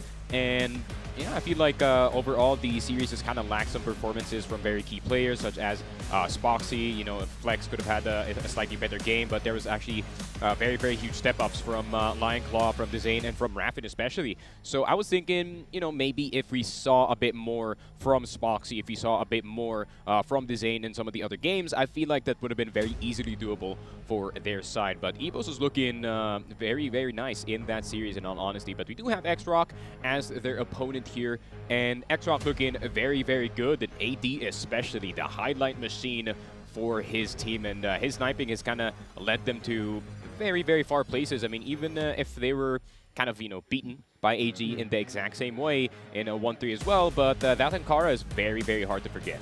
And honestly speaking, this roster being comprised of very young players as well, most of them are able to put some numbers out on the board. We've seen moments from Chow, we've seen moments from Sunny, we've seen moments from Grand. Everyone really just, you know, contributing a bits and pieces to the team's wins here against Falcons Team Liquid, but they did get knocked out by All Gamers once again, having some tough run of things in the CFPL finals. I think they were 0-3 twice and then lost the BO1 as well. And now coming into the grand finals, nothing seems to have changed much for this team against their arch enemy of All Gamers, lost 3-1 as well. So the big question is now, do we get to question whether do they have the caliber to take down one of the top Western teams like Gaimin Gladiators? And the answer, of course, is going to be yes. They do have the caliber, but when it comes down to the team effort, I feel like Gaimin Gladiators has a better, so to speak, of a team formation that's been already set up, nicely done by Flex as well. Yeah, they're definitely going to need it, as we are going to take a look at our two snipers here, the key players in the head-to-head. Spoxy, as you mentioned, sneaky, maybe needs to step it up just a little bit. He might be the guy that needs to put the team on his back, as he has many times in the past. And AD was certainly able to do that to make things interesting up against All Gamers. We saw the power rankings as well between the two teams. XROCK at 4th and Gaimin Gladiators at 19th. It's a pretty big gap. And XROCK, of course, they're here in a lower bracket because they lost to the tournament favorite in All Gamers. And to be honest, you know, even had a decent shot against them. I think All Gamers didn't have the best day of matches that day against XROCK, so there was a chance for them to maybe get the upset. And speaking of upsets, we do have one guy here on this desk who is believing in the Gaimin Gladiators upset. The only person. What do you have to say for yourself, Bench? Much appreciated. I truly believe in the power of teamwork, and for the side of XROCK, sure, individual mechanics, individual performances are flying colors too for individual players like Sunny, AD, of course, not leaving out Graham, but at the same time, CrossFire is not a 1v1 free-for-all. It's a 5v5 team game, and when it comes down to the factor of team games, I think Gaimin has a better form of team game. Yeah, I was kind of just banking on the expectations of, you know, AD kind of popping off and Sunny kind of popping off in the game. But I still would want to see, you know, a pop-off potentially from Spoxy, especially because we have seen him perform exactly like AD in this tournament, right, where he was sniping everybody left, right, and center. And of course, with the rifling that Raffin and Dezane does have right behind him, I feel like it is still doable for the side of Gaimin. But of course, Yumena is now on the brink of elimination. GG and XR face for the first time. The loser exits the tournament. Spotlight falls on two duos, Spoxy and Dezane, and Grand and AD. And this is what I was talking about, man. I feel like Dezane, especially, you know, kind of disappeared in games 2 and 3. But I feel like he's definitely the guy that you can point at and say, hey, he can kind of lead the charge for the team. You know, Raffin's going to go entry, but Dezane is going to go clean up, and Spoxy will be handling the sniping duty. But yeah, AD was looking unconscious in their series, despite the loss against AG. Yeah, absolutely. And something to note, we've already lost Vietnam. All three teams were knocked out with not a single win amongst the three teams. And Yumena kind of in a similar spot where if Gaimin Gladiators do go down here, yes, they did take a map, but have not taken a match just yet. Would be the end of Yumena. So that would be unfortunate that we lose 2 of our regions, but it would leave us with only 6 teams. So it kind of makes sense, just based on the sheer amount of teams we have here, that when we get down to just 6, it's not going to be a lot of regions left, especially with how strong China is and the fact that they have 3 teams left over. As we are going to take a look in on Flex on what GG needs today. We can't let XROCK start building rounds and finding momentum. If Spoxy delivers his signature impact, our identity will show. I think it's well granted. I mean, give or take, Spoxy has been pretty quiet, and Gaimin Gladiators was able to put out a performance without their sniper really putting out the numbers. It was rather on the riflers really doing the dirty work for the team. So give or take, now that the rifling core is kind of dialed in, if you add the sprinkle on top, which is going to be Spoxy now fragging out, then they might just be able to take the momentum back into their own hands. And for XROCK, it's going to be Sunny's performance is going to be the key there as quarterfinal stats. 33 kills and 50 deaths, which is going to translate to 0.55 kill per ratio. And Sunny's turnaround will be necessary for XROCK, I think. That is a valid point, even though Sunny had some huge moments coming through. All in all, the average performance for Sunny has been falling behind on top of their teammates. So definitely well-deserved points, I would say. Yeah, I feel like Sunny especially doesn't want to fall behind in this series, considering that Lionflaw was also kind of starting to ramp up in the prior series. Granted that, you know, did result in an L, but at the same time, Lionflaw wasn't really the type of guy that you look at to be the main fragger for the squad. But having that kind of performance, especially as, you know, the backline rifler for the side of Gaimin Gladiators, I feel like he is going to be a very important piece, especially in, you know, trying to defend what kind of defaults that they're going to do at the start of the game. I feel like XROCK is going to try to attack fast and attack early in this series so they can get that early momentum, and obviously Flex is going to try to prevent that from happening, because if you give XROCK some momentum, they're going to start hitting some unreal shots. Yeah, absolutely. I've been honestly very impressed by XROCK so far at this tournament. There have been times in the past where XROCK has made it to grand finals, and we've kind of just been like, well, they're not quite as good as, you know, AG or Bice or even EP, but I do really feel like this tournament, this year around, they actually do have a decent shot of making it very far in this tournament. So they do have Gaimin Gladiators in front of them tonight, and it is going to be a nice little test for them. I think if they don't dominate, it's certainly going to raise some questions. We did see a lot of 3-0s there, unless, you know, you are a bench who believes in the power of friendship and teamwork, which, to be fair, you know, we'll have to see how the form is today. Who knows? Maybe Gaimin Gladiators do show up in a big way, and XROCK kind of take a back seat. Anything can happen in CrossFire, but we're nearly ready to jump into the ban pick and see what the map pool is going to be. I'll hand it over to you guys for the cast. Thank you, Valdez. And looks like this will be the proving ground for both of these teams, really, now that they have spent that one jail-free card. If you lose this one, they are going to get knocked out from the grand finals. And of course, Gaimin Gladiators versus XROCK. The upper hand is, of course, being XROCK's just sitting on the front seat there. But you never know, if the back seat driver could always come in hot and take the space away, take the spot away. And the beginning of the greatness for Gaimin is going to be the new Mexico ban coming out, and Port is an interesting turn of things for XROCK's decision to ban into. Did their research, that's for sure. So XROCK obviously gonna be a bit afraid of that Port map, especially considering that Gaimin's BL side on that map absolutely works. So gonna be a bit scary for their side. Maybe they're just playing percentages in this veto, but Eagle Eye 2.0 and Black Widow immediately slammed at the start of the game. Two very fast maps, if I'm not mistaken. Raffin playing absolutely insane, especially in that Eagle Eye up against Evos. So he's gonna expect that exact same performance going into this series. Black Widow and gonna be new compound slamming on in. So already 2 EU MENA classics in this series. This is a very global veto, I would say, that these maps that are being picked right now do favor Gaimin a bit more, and this is more a team play type of maps. And now there's the Ankara that XROCK throws Assault at the Wound. Definitely not the best map by Gaimin, but having Ankara as the latter part of the maps may be a bit of an issue for XROCK. Picking a little bit late. Of course, they're going to pick for Black Widow first and see where it takes them from there on. So it is going to be sub-base for map number 5. Going to be very interesting, considering that, you know, both of these teams very proficient in that map. Gaimin Gladiators, of course, you know, it is not played as often back in Umena, but they do have that in their back pocket just in case. But I am looking forward to what that Black Widow is going to look like. And once again, I am hoping for a Spoxy pop-off, man. It's been a while since I've seen it in international play, and we need this guy dropping at least 20 or 15 in this game and start hitting some shots, because we didn't see that too much yesterday. As why not have the Spoxy show appear in Chengdu? And this is the end game, Sneaky. They have to do it here, or now it might be too late.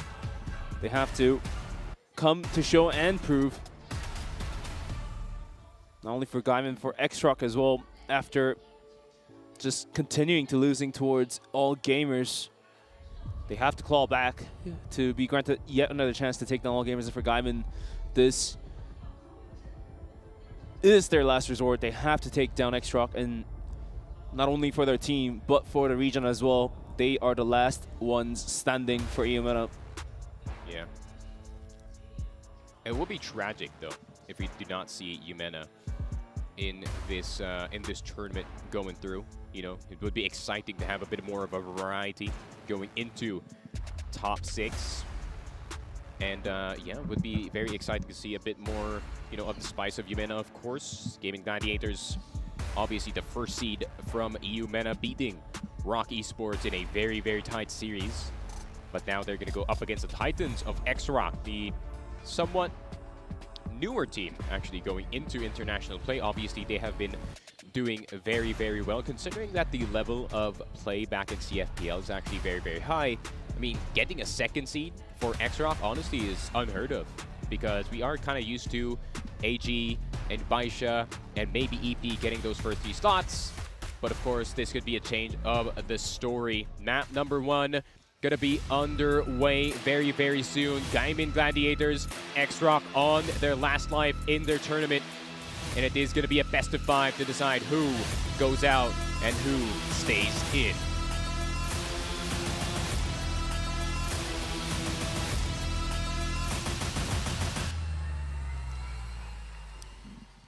There you have it. Gaimin Gladiators versus XROCK. This is going to be the last resort for both of these teams. We are on the lower brackets for the playoffs and CFS 2025 Grand Finals happening right at the heart of Chengdu. It's going to be Gaimin on the attacking angle, starting off on the blacklist side of all things, and XROCK will begin on the defense as the global risk. And already Gaimin is posing out for that classic mid-A split, as XROCK will be posted somewhat in a passive position. No one really extending out except having Chow deep in hotels, and AD cause mayhem for some of the teams out there with a sniper of his own, and it looks like he is going to wield the sniper once again, supported by Grant for the secondary. Yeah, I like that they are enabling Spoxy to be a bit more confident on some of these angles. So we are going to be looking for him to create those openings for the squad. Flex already spotted in that tower position, so he's going to have to get off immediately. But he does confirm that AD is on that A site. So what are they going to do about this? Already posting for a rotation, Grant has made himself over towards the A bump site with Sunny looking down towards middle. So it's going to be a single player holding out towards Hotel, which is going to be Chow. And now having 4 players from the side of Gaimin getting inching closer in towards the hotel area. Chow has to back out of this one. He will get traded out. And as the players now creeping up towards the staircase, Chow has to come in huge. Otherwise, he will lose his position. Now sees the players' heads. Called for the rotation. 2 players join in forces. It's actually going to be Flex going down out towards A long. But the main angle of attack is, of course, down towards Hotel. And Chow has to hold this one down by himself. 3 players are looking to swing. Flashes up and over. Chow comes in huge with a double kill. Almost got the 3rd as well. However, eventually quickly traded out, and Zane will find a 2nd frag of his own, but he himself is heavily wounded. And look at those positions. He's going for the flank. Not going to give it up just yet, as Gran has a decent angle alongside with AD to look down towards the cross. Those swings from the backside, and XROCK cleans up the first round. Yeah, this is what I was worried about for the side of Gaimin, right? Once Flex kind of falls on the other side of the map, you know, it kind of opens up the book for the play that is happening for Gaimin. And XROCK fully recognizing that Flex's death means it is going to be a B-side hit. Immediate rotation from Mr. Doe. And that flank was a bit too easy, especially for his side. So good defense for the start of the game here for XROCK, but Lion Claw looking for the return. Quick return. Good beginning, too. Doesn't necessarily dictate the narrative of the round, as Gaimin will still be holding down towards middle. Here is the setup out towards Zay, and they might just force the issue down towards middle. They're going to give it a go with the flash being thrown out. Rapin quickly clears out the angle, sorry for that, and is shifting in towards Zay, and that's a quick execution And the final kill taken by Raffin as well. And how many times did we have to say Raffin has to come in huge? And he indeed came in huge yesterday. Continuing to lift the heavyweight for the team. And now the question really lies on whether the fact that Spoxy can come alive or not. Yeah, this is kind of the same story from yesterday. Raffin, of course, a very welcome addition to this Gaimin offense, considering he has been the headshot machine for his team. So if he could provide a lot more openings for his squad before XROCK could even react, that would be good news. But Chow is going to get flexed, but that's going to be information. But Chow, the leader, gets both. Gets both indeed, but Sunny's going to find the kill before going down. It's going to be down to a 2-on-3 as Raffin still stands strong with half HP and Spoxy is alive. A bit more questions to be asked for the snipers to perform out, and Spoxy will get knocked out. Raffin, last one standing, C4 down in no man's land in a 1v3. And a Dream Doe might see the angle. Raffin miraculously dodges all the bullets and gets a kill in the process. Dream is alive. 1v1. Turned a 1v3 into a 1v1. Still holding on to a hefty amount of HP, actually above that of Doe. This round seemingly doable all of a sudden in a blink of an eye. Sneaky, and now repositioning outside hotel. The C4 is actually down on top of the bridge. And Doe is going to be going on a scout mission of his own, but this might be too frisky here. He's going to exit. The barrel might have been seen, and there's the kill! Raffin comes up huge for the team, and now Gaimin has found their second round. It's going to be 2-1. Jeez. It's not often that you see Raffin being the last person left alive for the Gaimin squad, considering his role.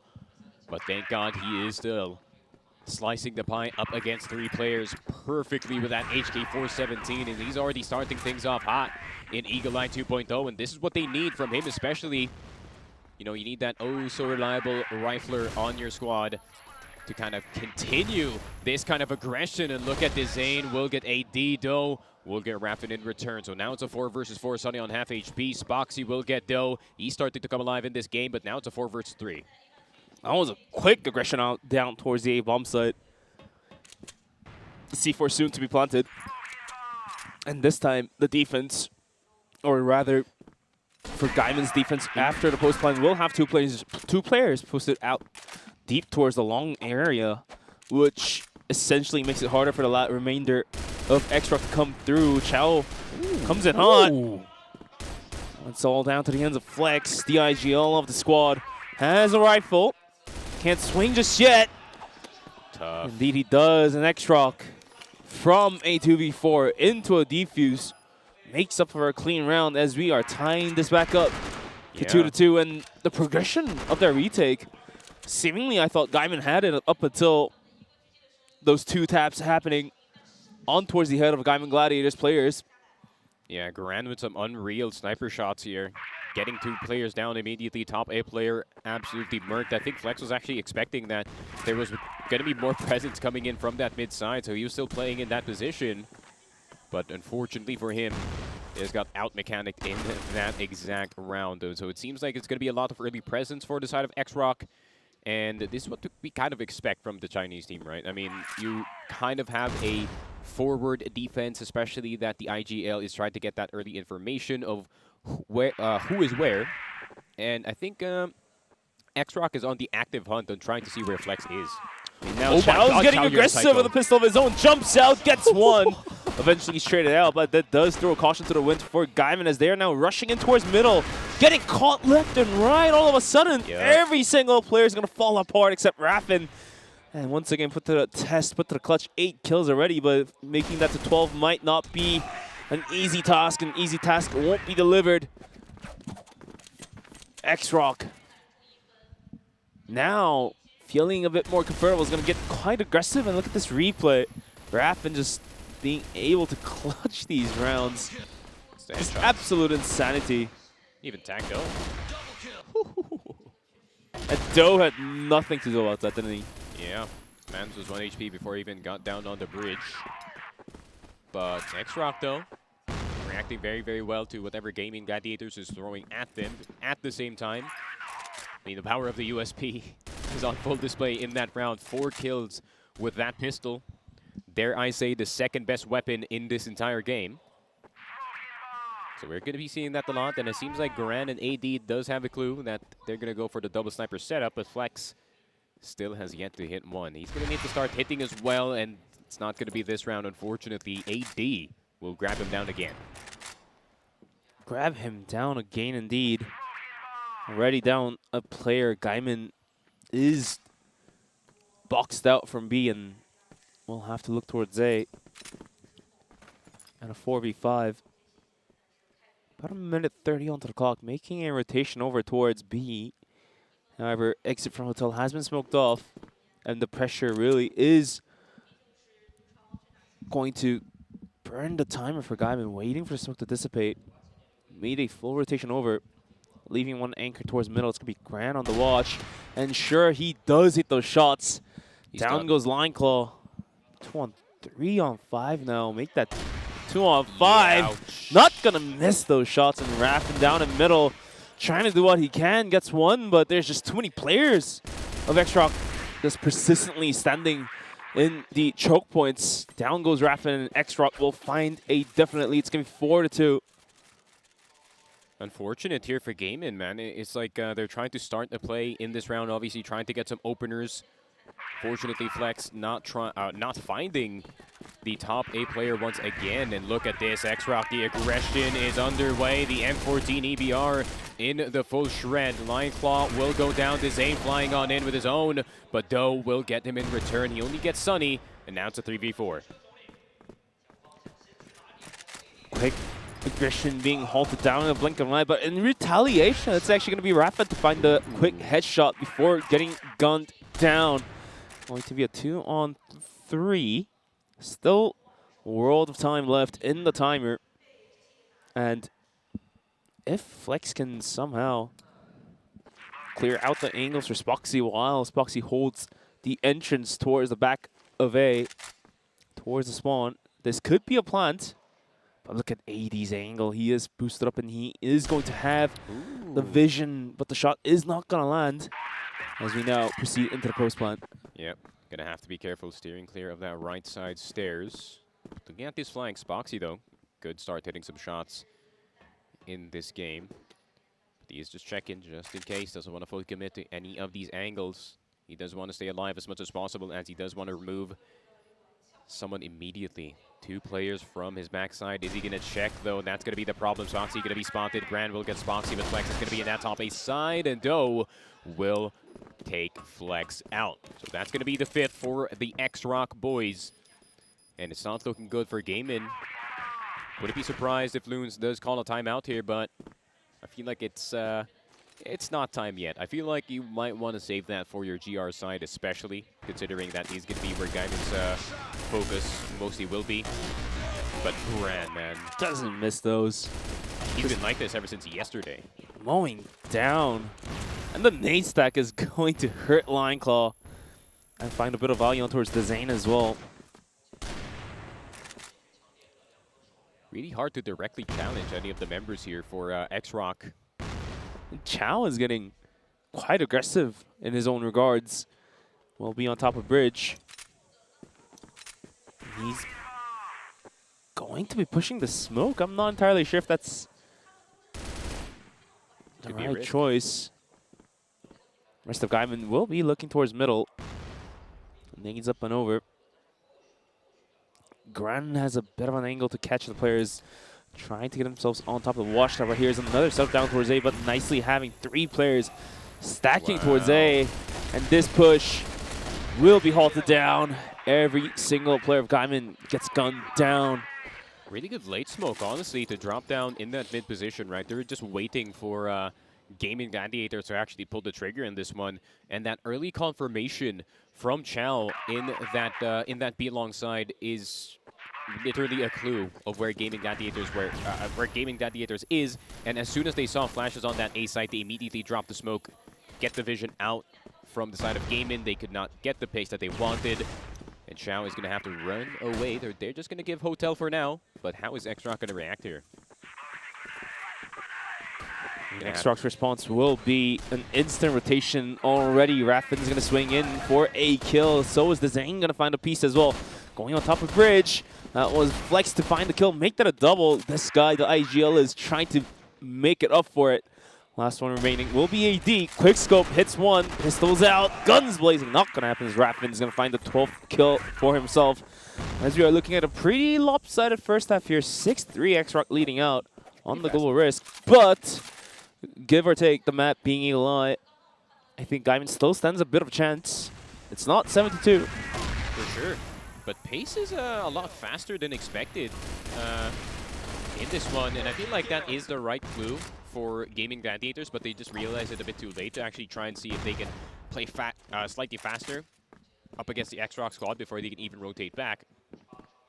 Problem is, they're now on the GR side, so it's going to have to be the boys hitting some of these sniper shots, some of these rifle shots as well, but Raffin gets instantly discovered on the A-house position. But here comes Dezane trying to clean up the rest of them. But there comes a flying USP, but Spoxy and Lineclaw with a good answer on the site. Spoxy gonna have to go on the underside, trying to duck his head down in order to delay for that rotation as much as possible. But AD and Grand does have the handle, but Flex has the angle all the way from bridge into top A. But can he get the person crossing, which is gonna be AD? Ooh, doesn't see him. He made the cross. Indeed made the cross. But can AD get the plant down? If AD checks this. The question. There's the shot ringing true for Flex. Good start. And down to a 2v1. Grand has to come up huge if he wants to clutch this one out, as Gaimin will be making their way in towards middle. Interesting choice here for Grand, not going for the recovery, but rather will use the timer, has a plenty too, to get in towards spawn and see if he can make a rotation throw. Gaimin off guard. I think he's going to make a full rotation too, isn't he? I think he's also trying to check whether or not Flex is still playing the B nest position or the bridge position, because that is spotting out that entire top A side. But Flex in a very good spot, can punish Grand if he does decide to go for the cross. What? But instead, was that Grand angle? spots him crouching in the bottom of tower. So Lineclaw, the only one left alive, does have the power of surprise with him and does surprise Grand at the end. 6-4, a stellar start to a second half for Gaimin. Had to come down to the wire too. I expect this aggression down towards the B bomb site. A stellar performance by Flex, finding this double through the smoke as well.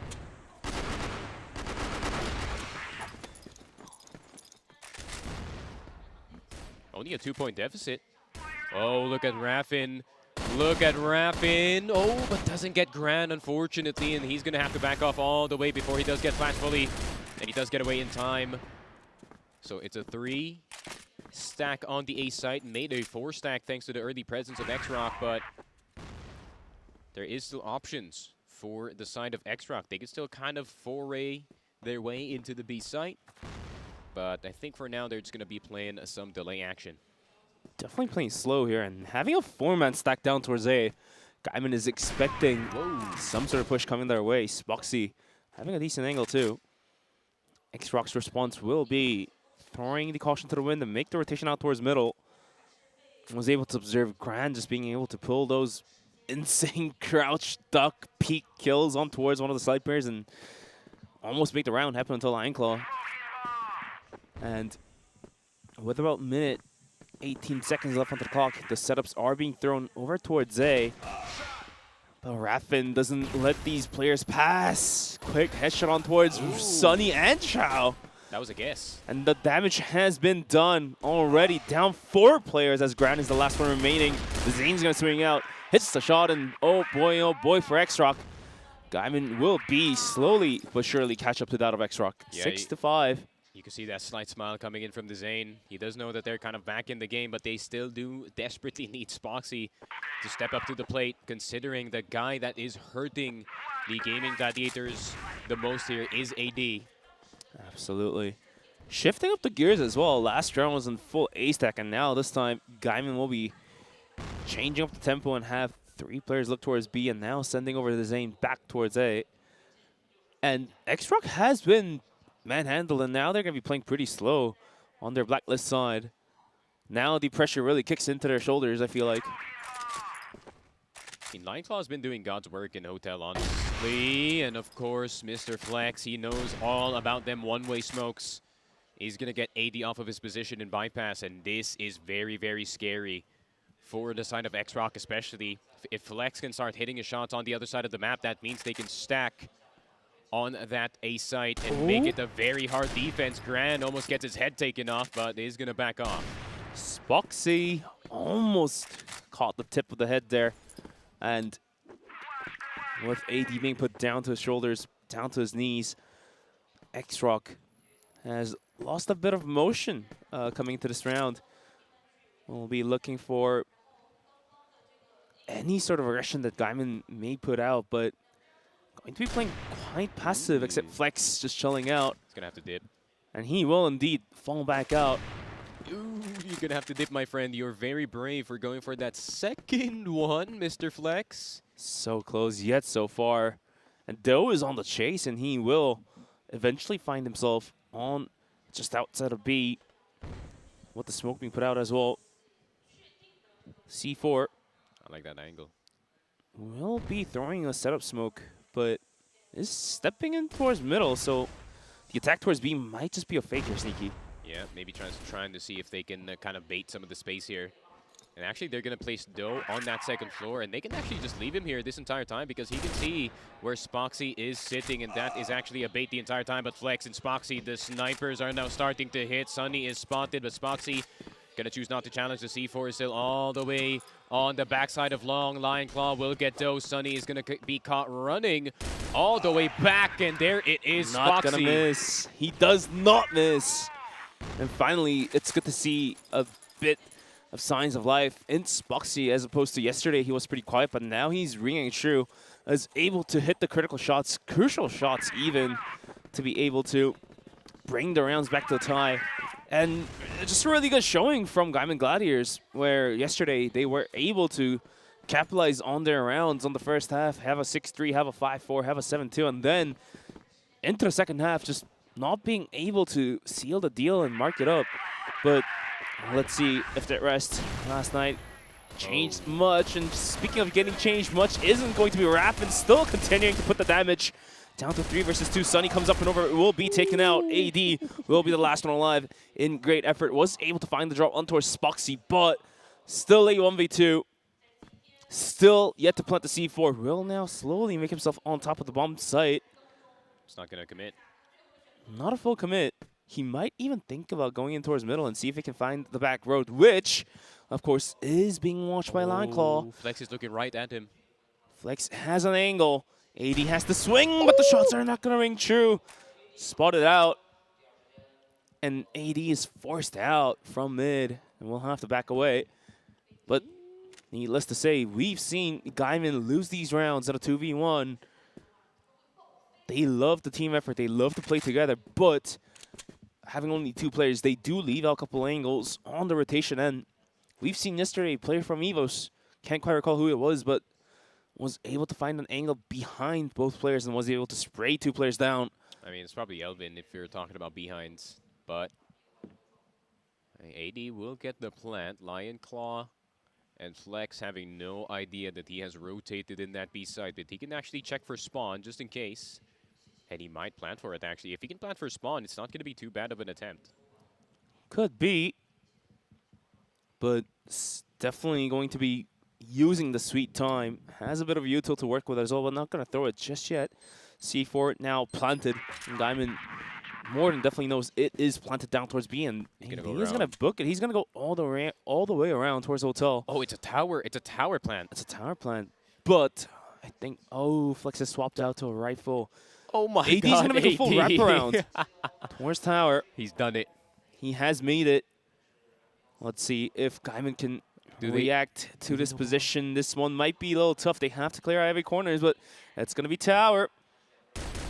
Oh, the pot shot's being thrown. Flex goes down. Lion Claw has an angle, but there's not enough time on the timer. He's going to tap it. AD's not going to hit the shots. But the wall bang at the last moment barely connects.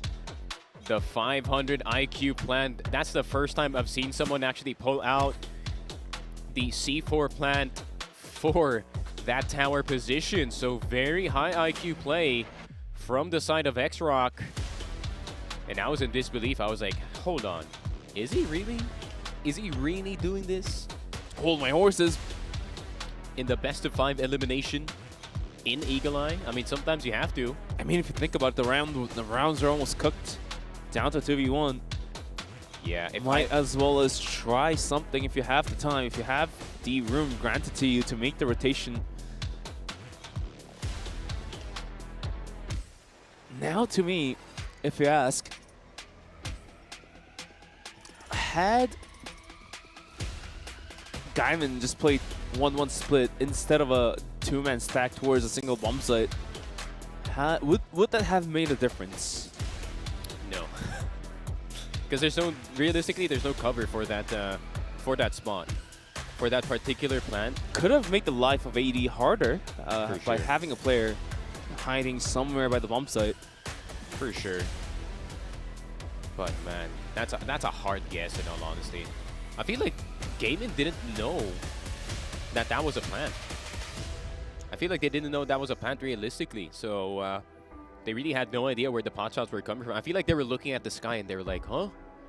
Oh, where am I getting shot from? Where am I getting shot? Not at all indeed, but looks like we are back in the game, 7-6. GG needs more time on Doyen. Definitely. I got that plan from Doyen as well.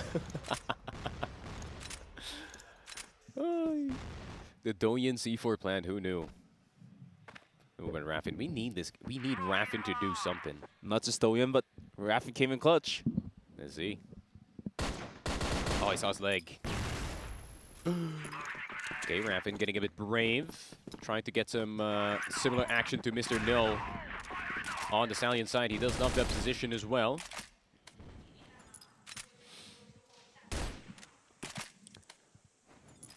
But it is a quiet round for XROCK, just poking and prodding just in case that any of the Gaimin Gladiators members do want to go forward. Problem is that long B position is now being taken by Lineclaw. So that last round, AD had 4 kills. And dished out 315 damages by himself. Insane. I think Flex should rotate back to B. I think it's fine to just leave Lineclaw where he is. I mean, if you're able to find that angle and be able to make a foothold in a deeper position, rotating another player out might not be a bad idea. But XROCK is going to be playing very slow. Already down to the minute here. And or are they looking to go towards A? Is it C4 to be picked up by Doe? Setups are being thrown. Spoxy, it's his time to ring true with the support of the Zane and Raffin, of course. And here's the go sign, flashes up and over. Raffin swings, not equalizing too much of a value, will be knocked out. On top of the bomb site, it's going to be the Zane to find one before falling, and Spoxy with 8 HP has to book it. And he does get one. Good shot. The flank from AD, though, we will find a double kill. Down to the ends of Lineclaw. On a 1v3 and a Dream. Too many angles to cover. The C4 has now been planted as well. The flank from AD might have sealed the fate here for Gaimin, at least for this round. Yeah, and Flex had a TRG in his pocket as well. There's the timeout. That's going to be a timeout for Gaimin. Loons have it to call it. Oh, gonna have to. Honestly, I was very, very worried about that that A-side defense coming in from Gaimin Gladiators, considering that, you know, it was a really good hold by Spoxy. You know, Zane was doing a very nice job of just trying not to die and even getting a kill in return. Problem is that mid position was wide open thanks to Flex and Lineclaw kind of playing a forward position in Hotel and in Bypass. So I was saying, right, that Lineclaw is already in a fine position to be playing that far forward in B site, and Flex should have went all the way back in B to try and see if he can dissuade this XROCK squad from going into spawn and getting that flank up against Flex and Spoxy, of course. Could have been a very doable round. Now to come to think about it, until AD throws the punch. Yeah. Right at the jaw.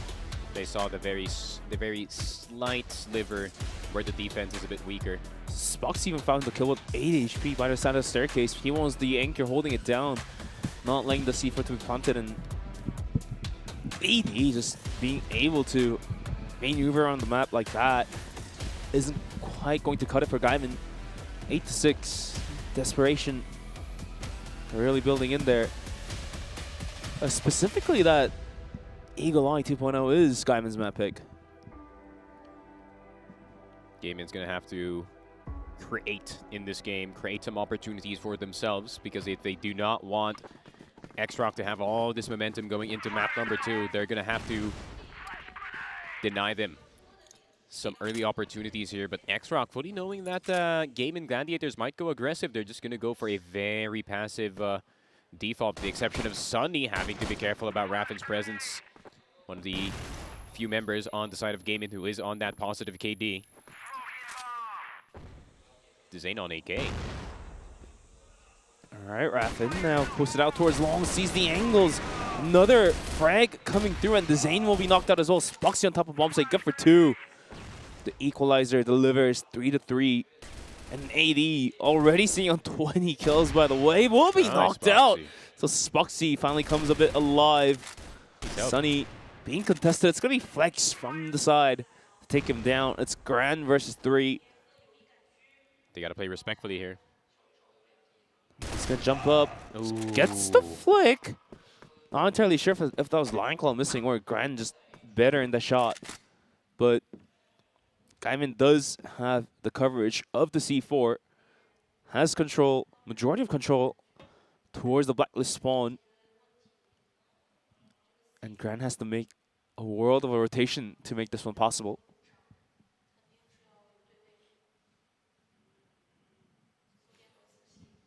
And XROCK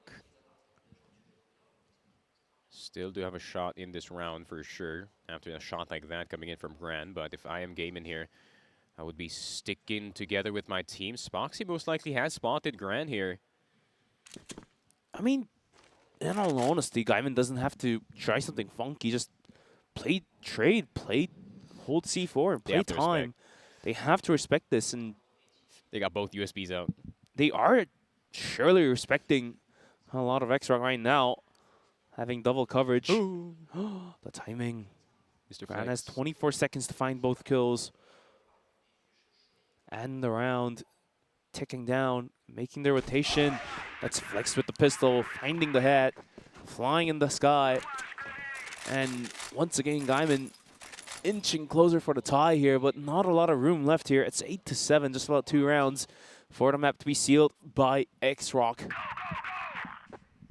AD kind of having a pop-off game as well as Chow, but 20 kills in 15 rounds. Just absolute insanity, we say. Lion Claw going out aggressive. Careful. The smoke allowed him to jump down from the staircase without losing his head. And similar progression of macro here for XROCK. Once again, coming into round number 16. Bit more of a quiet round for XROCK once again. Now we do see Raffin not playing that forward position. Still the exact same default that we did see from that last round, but imagine AD just walks in through middle once again. And he can. Breaks havoc. Gonna have to smoke though. We'll see. Minute half on the clock, and XROCK not dictating their move just yet.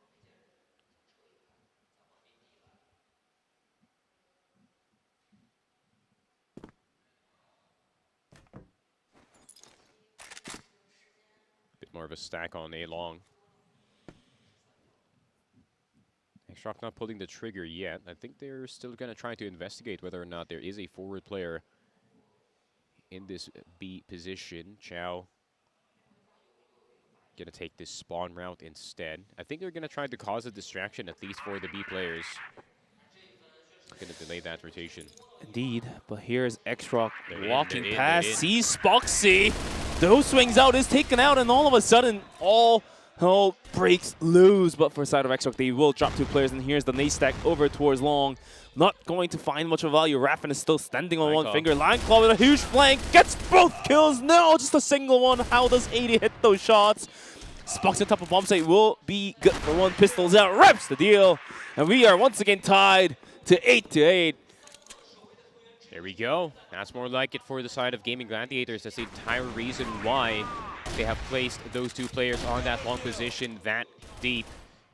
The instant reaction to the A execute is what they needed, and Gaming Gladiators the past 2 rounds have been what they needed in this game to come back. If they can get these next 2 as well, that would be a great start to the game. At Lion Claw, a known entity in the hotel position, so they're going to call the rest of XROCK to try and maybe play a nade lineup for his spot here. AD surely saw the tip of the shoulder there, didn't he? For sure. Do you have lineups for this? I'm not sure, but they are going to be looking to clear out towards the middle.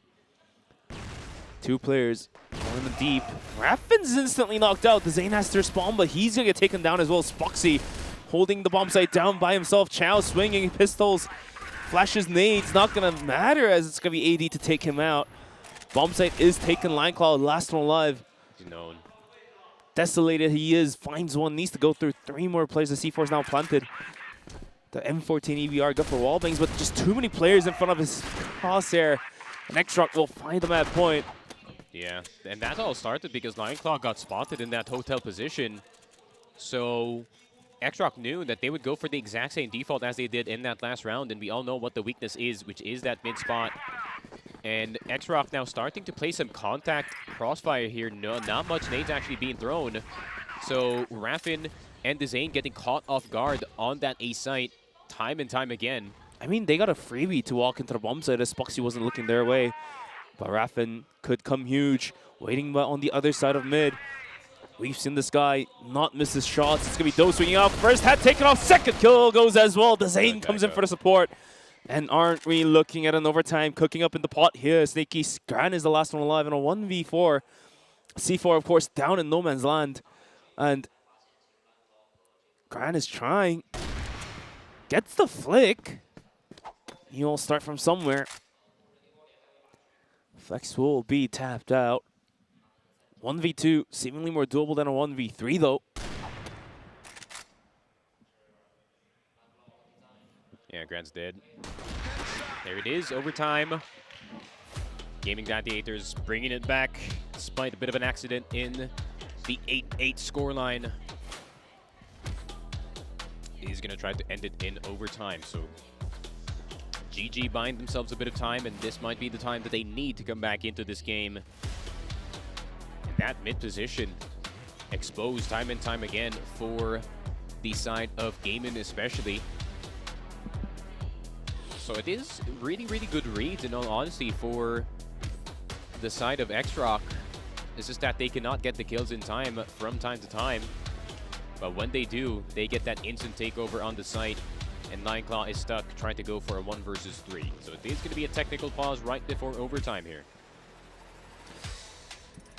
Now that we take this one to overtime, Gaimin really putting up a good fight, even despite being an underdog here. I feel like there's a good chance here for Gaimin to at least take their own map picks into their own hands. And if that is possible, don't we have a possible 3-2 here like I predict here, Sneaky? Could be. Might just be. Might just be indeed. Possibilities are endless in this game, considering it is quite a close back and forth. #1 seed from Yumena fighting off the #2 seed from China super well in this Eagle Eye. But there is those spots where XROCK does recognize early that Gaming Gladiators is going to have that very weak mid defense. Mid difference? Mid difference. Anyways, technical pause underway. Should be sorted out pretty soon, pretty quickly. And now that Gaimin was able to catch up to XROCK, and just comes to show that XROCK now is in the position of not being able to clean out the rounds in a swift manner than XROCK. Almost suffering here. Spoxy at an angle. Barely missed the shot by an inch. To the leg on one of the XROCK players.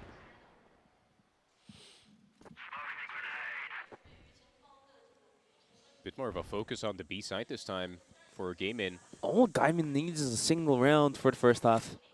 Realistically speaking, given this map is a bit more global risk-sided. Chao's going to go out aggressive.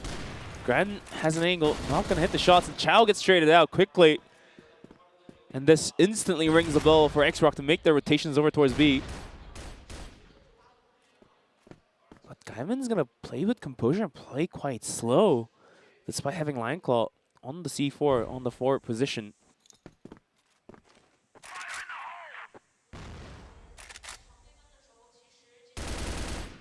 I don't know if I like this all too much for XROCK.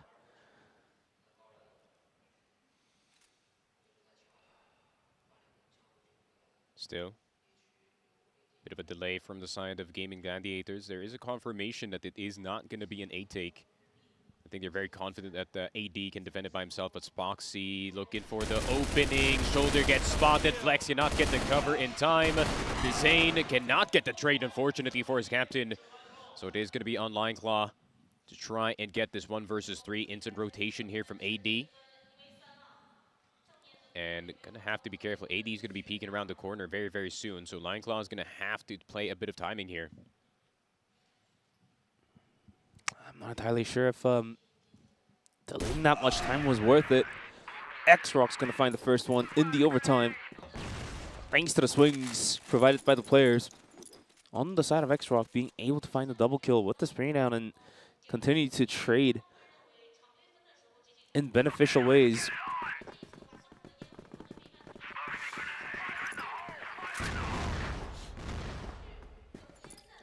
Let us see. Gaming Gladiators. They kind of just got stumped as soon as Spoxy did miss that first shot on the opening.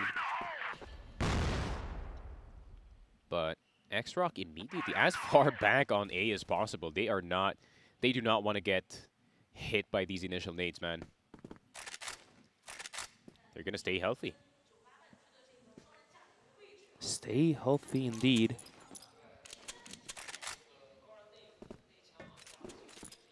Fine, 5v5 still.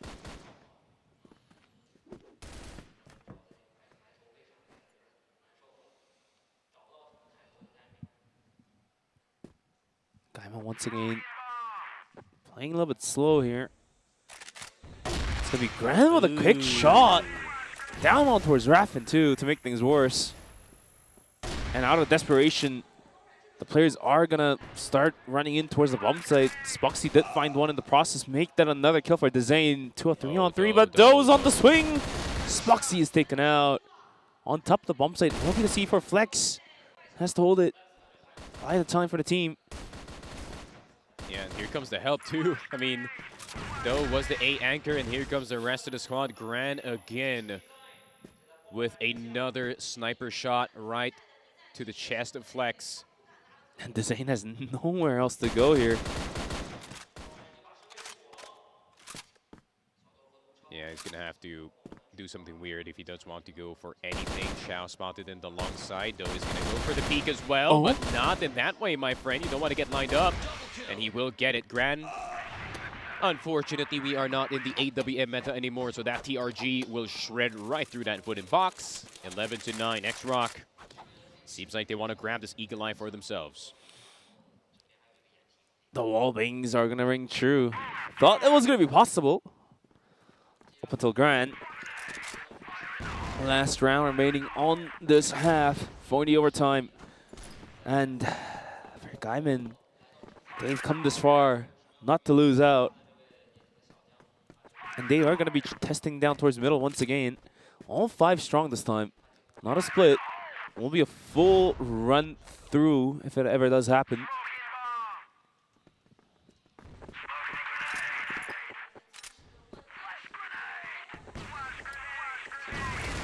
Here comes the smokes, here comes the nades. Gran got to hit the CQC shots, but hey, Gaimin kind of giving XROCK a taste of their own medicine, but still, XROCK is kind of fighting their way out of a very bad spot. Spoxy, the only one left alive, couldn't even spot a glimpse of the top A player. Spoxy just going to fall to Chao. 12-9. I mean, it's a good idea by Gaming Gladiators. XROCK is playing as far back as they can in A and B, but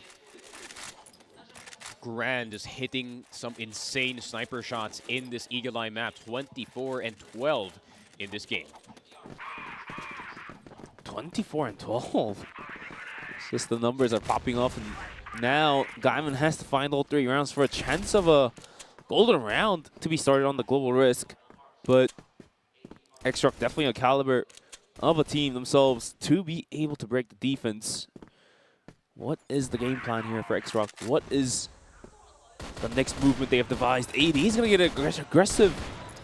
Now he's getting contested by too many players. The Zane will be able to find the cover in time. Will be the Zane to take down AD as well. So Gaimin is keeping up a fight for sure, but they don't have any more rounds left in them to lose. They have to win out from here on.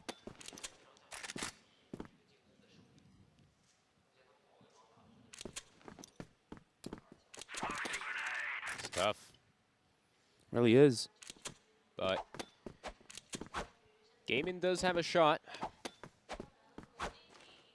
It's closing out this round. Just going to have to make sure that no one hits a shot like that. Chow, how the heck did you do that? Apparently, it's not just AD and Grand that can snipe in this team. And Chow starting to hit some dangerous flicks, but not that time. Made it pretty close, too, if you think about it. XROCK is dangerous, man. They got 3 high-level snipers on that team, and Chow is included in that conversation. Just like that, they make it even. Another shot being thrown across the board. Fortunately for Gaimin, nobody was behind the boxes, and half a minute being reached here on the timer, and Doe's gonna be sending it on foot. Boots on the ground. It's going to be Raffin to respond to this. Gets one for sure. Down to use a Lion Claw to buy the time. Gets a kill. Chow's the last one alive. But the wall bangs are going to just demolish Lion Claw twice in a row. Flex versus Chow. Has to cross the C4 onto the bomb site. Pistols out. He has spotted the arm. And there's the quick scope and quick shot. And XROCK takes Eagle Eye away from the hands of Gaimin.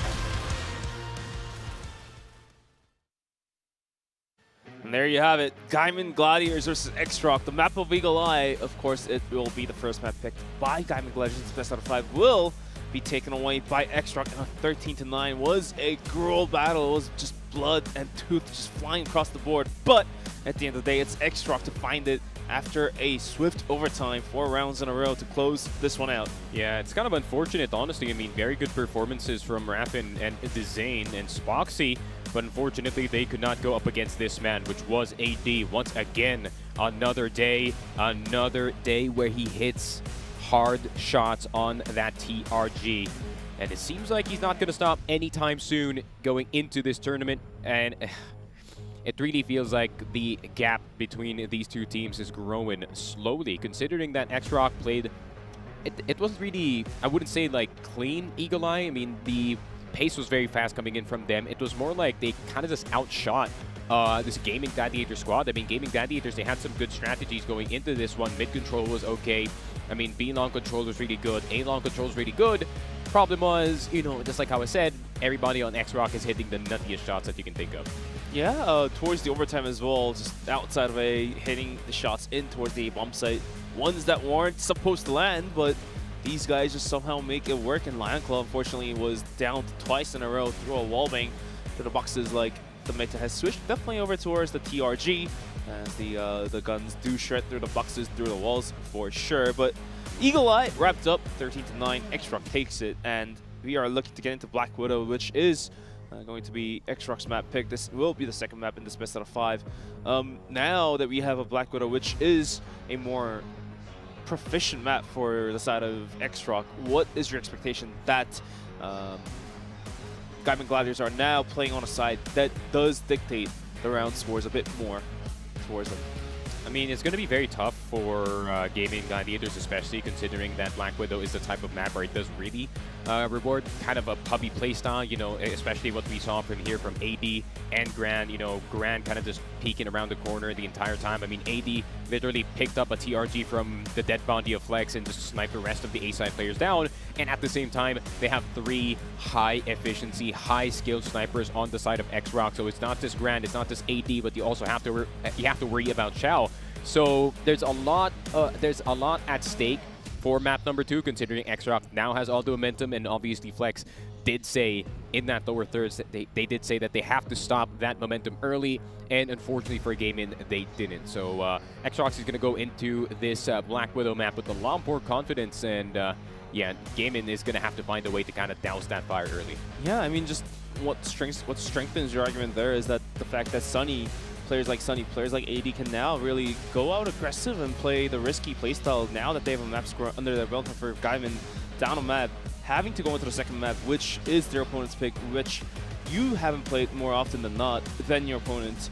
It does put you between a rock and a hard place to be sitting at an 0-2, unless they do take it back to their own hands, kind of switching fists and, you know, being able to swap map scores and make it to a 1-1. Then we are talking something else, but right now it does look XROCK is leaning out, and in a pretty proficient and swift manner too. Yeah, XROCK, obviously, I mean, every single player is really doing what they need to do. I think Doe has done a really good job of kind of just anchoring that A site at the same time, kind of just playing life that entire time, waiting for the backup, considering Eagle Eye, especially when you do have that B-long position, you can just rotate quicker going into that backside. And at the same time, Sunny didn't really have to perform that well in that map, considering, you know, the rest of his team is literally kind of netting all of his kills for him. So I think we are going to see more of Sunny going into map number 2, and especially the Riflers are going to have a lot more of a responsibility, especially when they try to help Spoxy get this long terrace position. And if they can, then it could be a possibility that Gaimin can get something back in this map too. Problem is, once again, can they hit the shots? That's literally the only thing stopping Gaming Gladiators from winning some of these rounds is, can they hit them shots against Grand, can they hit the shots against AD, and can they hit the shots up against Chao? So if they can, then that's going to be good news. Maybe we will see like a map 4, or maybe even a map 5. I mean, as much as we brush up the effort of teamwork and being able to play as a team, play as a whole, it always just comes down to the factor of the individual mechanics and being able to hit the shots that are required, like you said, Sneaky. And right now, Gaimin are missing out on some of those rounds that they could have been capitalized on top of and eventually costed them the first map. And now as we are moving into Black Widow and then into New Compound, then into Ankara, as we are not done, Subbase will be the decider. The remainder of the maps in the series are the ones where players have to hold their positions, win the aim duels that are going to be brought into their faces. And if they're not able to do so, then they give up the positions and sew up the map as well. So definitely a lot being asked here on top of being able to play as a team. Yeah, a lot to do here for Gaimin, man. I mean, Spoxy especially, he was kind of MIA at the start of this Eagle Eye map, especially that first half didn't actually bode too well for him, considering he was kind of the opener once again for his team. Obviously, could not find Grand in time, could not find AD in time, and he gets caught time and time again. And even though Rapin is going to save this team from certain Doom and some of these clutches, you know, some of the openings that Zane and Flex does provide, you know, they still need their star sniper at the end of the day. And if Spoxy cannot show up in this series, then it's just going to get more difficult for Gaming Gladiators here, man. Absolutely. Even for the first map to come to overtime, I think definitely there was a lot of weight being lifted by Spoxy, who was, of course, a little bit quiet coming into this tournament. Lion Claw came in a bit better formation. The Zane as well was able to frag out. Now, the question really lies on can Flex, the leader of the squad, start lifting away. Sure, as an IGL, it is a hard task. It's a tough task as an IGL to both call and frag at the same time. But look what's happening on the side of XROCK. The IGL is doing the exact same thing, which is seemingly possible, even for top teams like Team Liquid or Qadsiah. The IGLs do fall behind in a bit and cut off a little bit of slack because they have to talk about the tactics. They have to memorize everything. They have to now see what the enemies are doing and put that under the calculation. Change the up the equation, we say. So a lot of tasks up on the board for the in-game leaders coming to this tournament. Yeah, but at the same time, you have to remember that Chao is also the IGL of the XROCK squad, so he's doing all that and still hitting the shots. So yeah, it's going to have to be Flex stepping up to the plate as well. I mean, Flex was hitting some very nice shots on the sniper, considering, you know, he did start the game on 0-5. But, you know, some of the other shots, you know, stopping Gran from going too far forward and stopping AD from some of his spots as well as that sniper. Problem is, I feel like Gaimin really does give up a lot of the map, especially when it comes to that mid control, right? To try and risk an overstack on the A side or an overstack on the B side. But once there was this one round where Gran immediately spotted Lion Claw going forward in that hotel position, and they immediately recognized that, oh, there's going to be 2 players there. That means there's going to be 2 players there. We're just going to run mid and take over this B side. So that's just an easy read coming in from XROCK. And on top of that, what I really feel like could have been fixed up on the side of Gaimin is their late game. Let's say they have down the C4 in their vision. It's down to a 2-on-2-on-1. There's a last player remaining on the opponents, and you have to. And twice in a row, they got clutched by the single player, and they did lose those 2 rounds. So let's see if that is going to be the same case. That does happen quite often in Black Widow clutches due to the wonky angles that the map provides, but it looks like we are just about getting ready to hop into map number 2. Black Widow, quick reminder, it was XROCK to take Eagle Eye 2.0 into their hands as we are looking at a 1-2-0 scoreline for the series. I feel like this is their last resort. I feel like it did have a point with the late game. In all honesty, I feel like Gaming Gladiators were playing a bit too reckless, considering, you know, the enemy team is hitting the nuttiest shots of their life. So they're going to have to keep their hands within the ride if they do want to. It's the mental pressure, right? It's the mental pressure, man. Mental pressure to be the first guy to hit the shot. Mental pressure to be the guy to make the play happen. But the play is to just sit within the site and, you know, be patient as much as possible. Be patient as much as possible, like you say, Sneaky. That is the virtue. Patience comes and pays off dividends. And for now, Black Widow is one of those maps where even if you do stay patient, the fight will be brought up to you by your opponents. So let's see if that is going to be the case here. If Gaimin loses Black Widow, gonna be 2-0 heading into new compound. And given the landscape of the veto here, what's your expectation for new compound? They're going to have to hope that they did play the best new compound of their lives, because honestly, XROCK, the way that they're playing the game, the pace that they're playing the game at, they're going to try to see if they can get that early mid control, going to try to see if they can get that early B pillars control, but it is possible. It is very, very possible for Gaming Gladiators to get this map 3. Once again, it's going to be on the back of their snipers, so going to have to start hitting, especially when it comes to Black Widow, man. Stage, long A, lots of spots where the sniper can flourish, maybe even in that B Waters position to try and help that A short defense. So, lot rides on line, whoever holds and wields the TRG.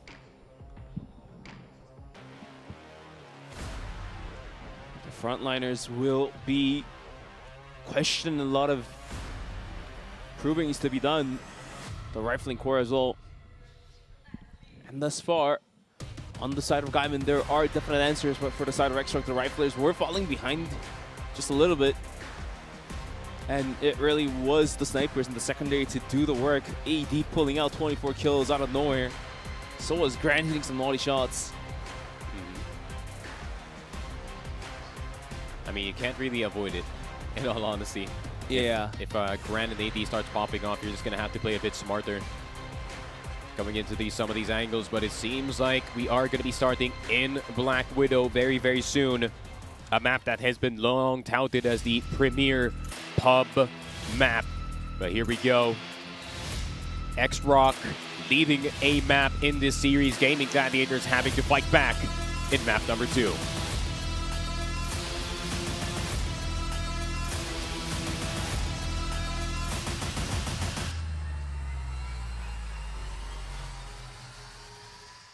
There you have it. Map number 2 of Black Widow, Gaimin Gladiators versus XROCK for the tournament live. Whoever gets knocked out here will get knocked out from the tournament. Early aggression down towards middle. Lionclaw is going to be able to break through the defense, take the kill on towards AD, who has been doing a ton of damage to them.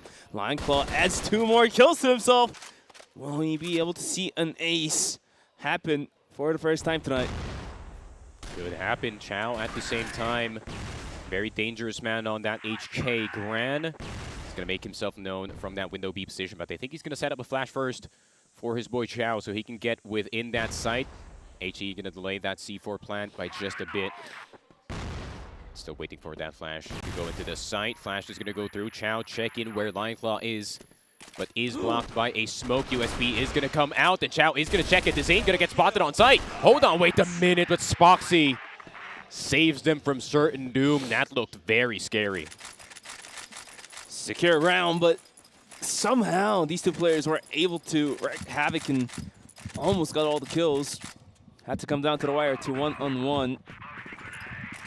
Moving into round number 2. After throwing a flash, Spoxy's gonna find the drop to AD through middle.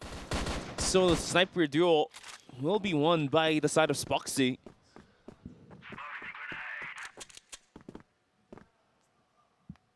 Having infinite KD, 0 deaths so far. 4-man push down towards A-Long is being devised here for the side of Gaimin. And XROCK will be playing towards the catwalk side of all things. That's going to be Gran on underpass to find the initial crosser, but the smokes are being put out, and let's see if Gran can find the angles. He does fire the shots, not going to connect, and the player on top of catwalk, which was Sunny, is taken out. And Doe's going to get naded. Still somehow hits Lionclaw, though. How did that happen? Raffin on low HP. They should start rolling on forward on the site, but they're so scared of that Grand Sniper. Flex going to have to be careful. The EBR will shred him down. But here it comes. Flex, second shot is going to ring true. Gran now with a 1 versus 4. Slightly doable. He does hit the nuttiest shot on Raffin, but that's the low HP player, and that's info. Dezane almost getting spotted out there on top of Boxer with the pistol, too. The jump shot lands on Gran to wrap the deal, and Black Widow, the blacklist side, is seemingly far more doable for the side of Gaimin, 2-0. Nope. Have a pause coming through real quick. Bit of a tech pause happening. Gotta make sure the boys are online for this one.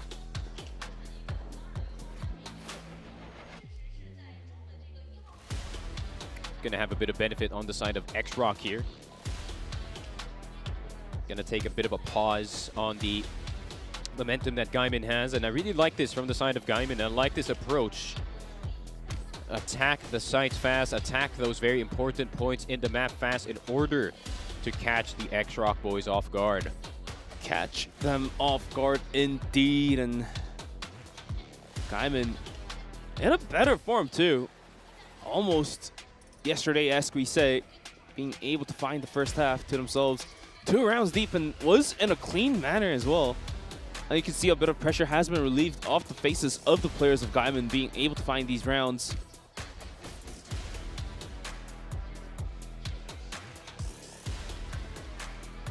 So Gaimin getting the start that they did want in this game. But this tech pause is going to probably put a wrench in their plans for sure.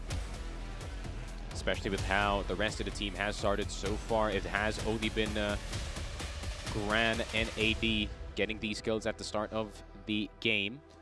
what could possibly be the next set of plans that Gaimin could devise here? And, you know, really put the wrench on the train road that XROCK is riding on. We've already seen a fast mid push. We've seen a slow A take.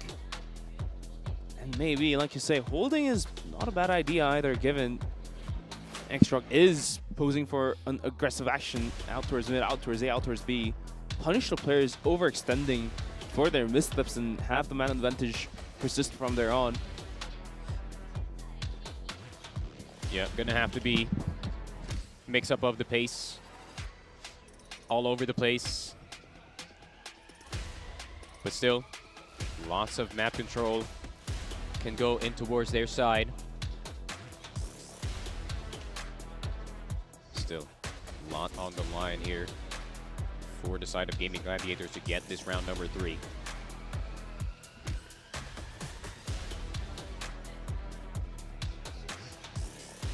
Hopefully the tech pause will be resolved soon enough. Both of these teams ready and roaring to start in this game.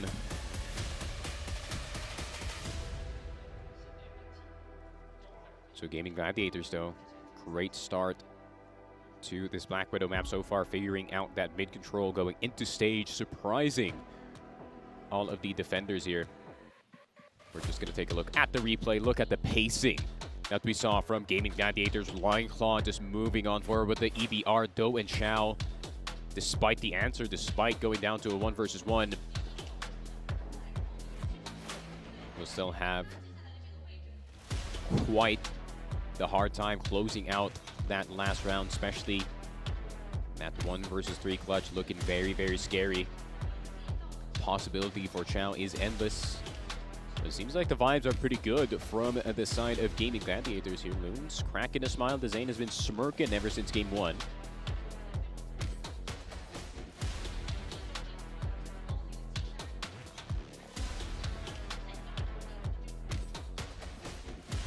So I think we finally got the tech pause figured out.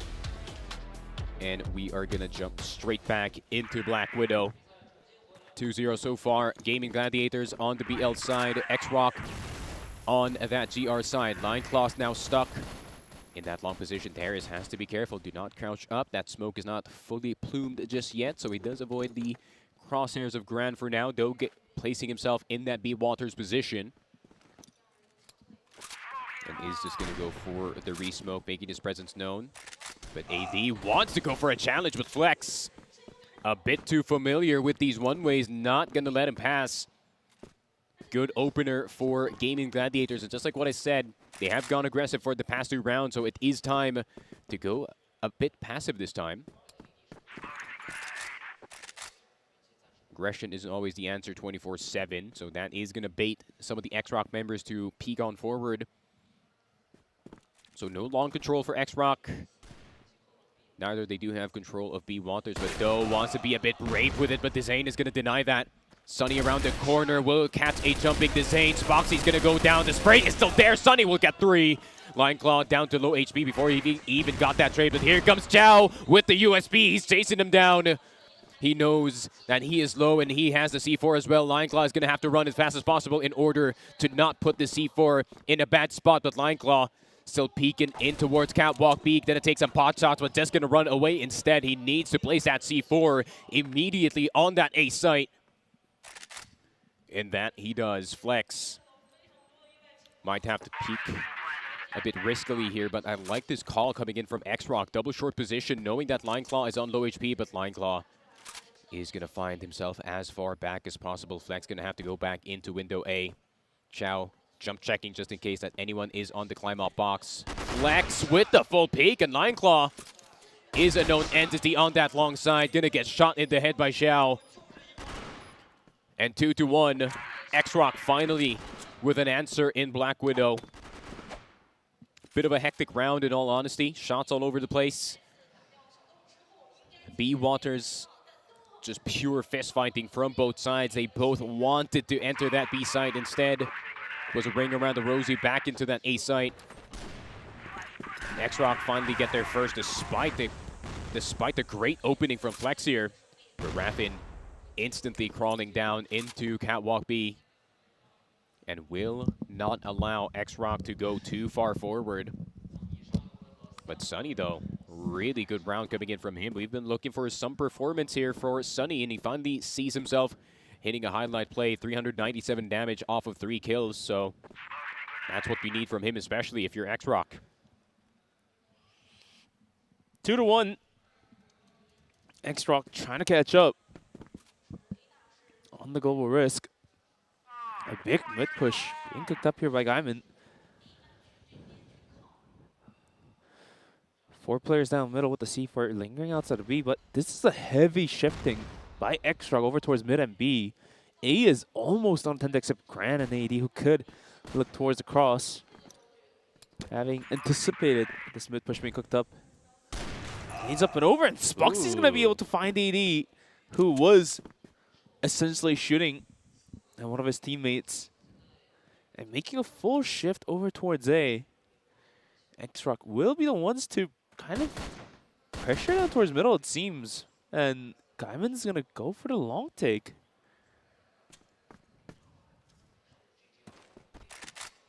Oh, but Grando unafraid to just go all the way into mid. I think he's very well aware that Gaimin does like to play together, but Flex spotted on the window side. Flex doing so much of a distraction here. The rest of XROCK is just focused on Flex, and Flex really just taunting the entire team. And he's not allowing anyone to pass by into window A, and that's going to be Gran and Doe getting 2 kills instantly. Gran, another one right through the smoke. 2 versus 2. Down to 2-on-2. Raffin has to get the kills, gets Doe, and Gran's the last one alive. Has to hit all the shots. God. 3rd kill for him. Quick scope, but Spoxy on the other angle. Waiting, gets the kill. 3-1, a definite lead. Scary, scary round still. Taking a look at round number 3, Sunny with a nutty M14 EBR spray. Great gun, according to Sneaky. Top 3 on the power rankings, I believe. Yes, sir. 3rd. He's stacked down towards long, and Flex is not hurt. No value being found there.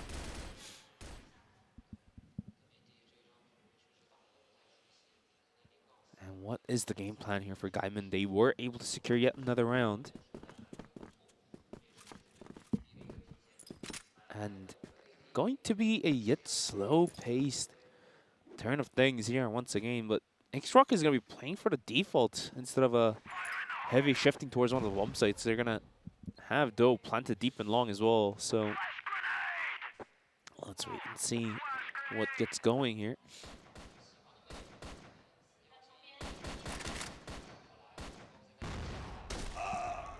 Ooh.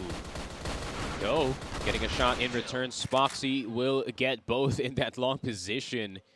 And this is what we're looking for Spoxy, especially now starting to pop up in the game. He's not hitting the nuttiest shots, but he is getting these closers. And maybe that's all they really needed, if you think about it, for Spoxy to get those kills, because he failed to do so a couple days ago. But now he really is doing it, which is of the importance, we say.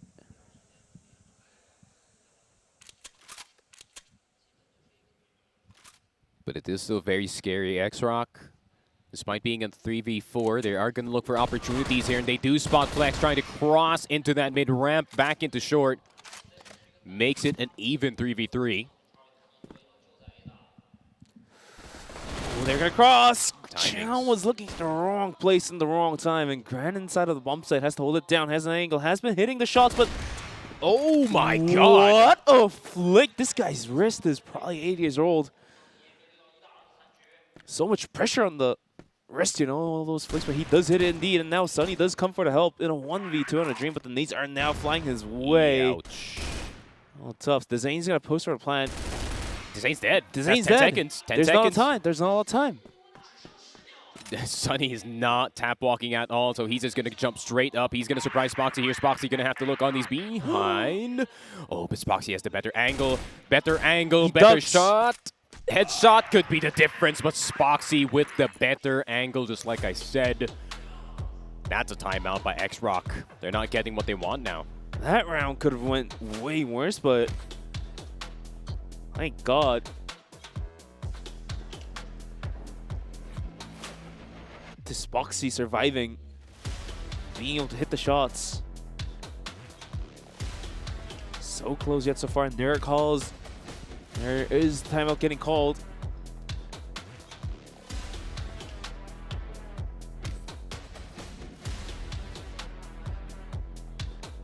XROCK kind of losing steam in this game. Honestly, it's not really losing steam, but Flex is just doing a very good job of kind of just distracting the rest of XROCK to kind of just look at him as the rest of the squad is going to file on in. True. And I like the adjustment here for the side of Gaimin. They're starting to respect the snipers. On the side of XROCK, it's not the same recklessness that we saw earlier, so... Here's the issue right now, trying to get some rounds back out of desperation. And it's not because XROCK is posting for a bad defense, it's more of Gaimin has found a way, found the key to success in the offense. Let's see if this timeout helps XROCK in any way.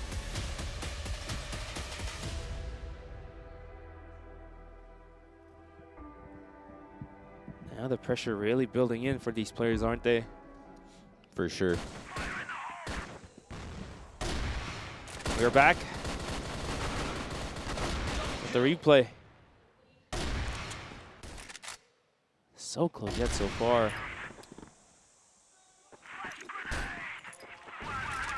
Brando will get Line Claw out of commission immediately. Spoxy, though, launching that window B position just in case. Can take someone's head off, but the Zane is already in that mid position. Nades are going to come in, but the rest of the XROCK squad is just going to file on in. Rapid having to hit a whole lot of headshots here, but spotted by Grant instead. There's like an Overseer right behind him on that window B. Even if they miss, the sniper will hit. And Flex with the flank. Miles away from his teammates, but will get Gran. That's the biggest threat in this entire server so far. So it is going to be AD and Doe.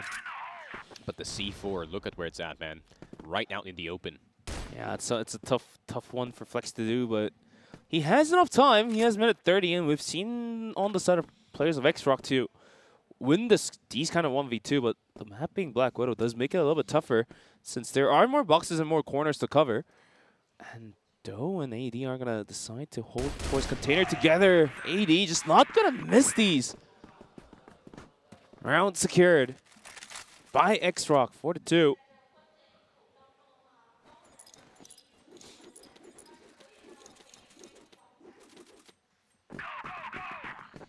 Four and 2 so far in this game. AD hasn't been as explosive as it was before. But let's see. Nate's going to go through Chow, low HP. I like that Flex is now starting to get a bit more aggressive on the other side of the map, but Spoxy's going to look for his own opportunity. His gun is going to get hurt, though. Spotted right then and there. Spoxy starting to ramp up in this game. 10 and 2 for the best sniper in Umena. Best sniper indeed. And now on Black Widow, Spoxy does come alive. And in a rude awakening to 10 kills already for him, isn't he? Shifting the gear back towards B. Cooking up a 4-man push. Sunny's thinking about swinging out. Sees Flex dishes out a bit of damage, but will have to fall back out. And the rotation over from the side of XROCK as well. And what's the real scary part is that Gaimin can always rotate back out. AD did see Spoxy running down towards middle, and that's a good pickoff to begin the round off in some way, somehow. Oh no, Chow's picked up the sniper here. Flex and Rampin already down in their position. Zane, Lion Claw stuck in House B. They finally get Chow out of his position, but this entire time Grant can just start jumping in that metal box position. He can provide a distraction for his team, but AD from the behind will hear Lion Claw, will hear Zane. Zane doesn't get his head taken off, but the USB will. Lion Claw tagged down to low HP. And Sunny around the corner will hear Lion Claw and XROCK. Not really pretty in terms of macro, but somehow, some way, Chow just hits the nuttiest 2 shots with his DRG, and AD does get Spoxy out of commission as well. Wasn't Grand, wasn't Sunny, wasn't AD, but it's now Chow's turn to just wreak havoc. for Gaimin Gladiators, taking the kills in flying colors as well. One of the hardest shots to hit if you think about it. Still does it. And there's yet another round for XROCK. Very close from tying this one back up, 4-3. Just one more. And with the tension really building, Gaimin playing even slower than the last round. Gonna have to. Seems like XROCK is starting to take points in this map, just like short, just like long A.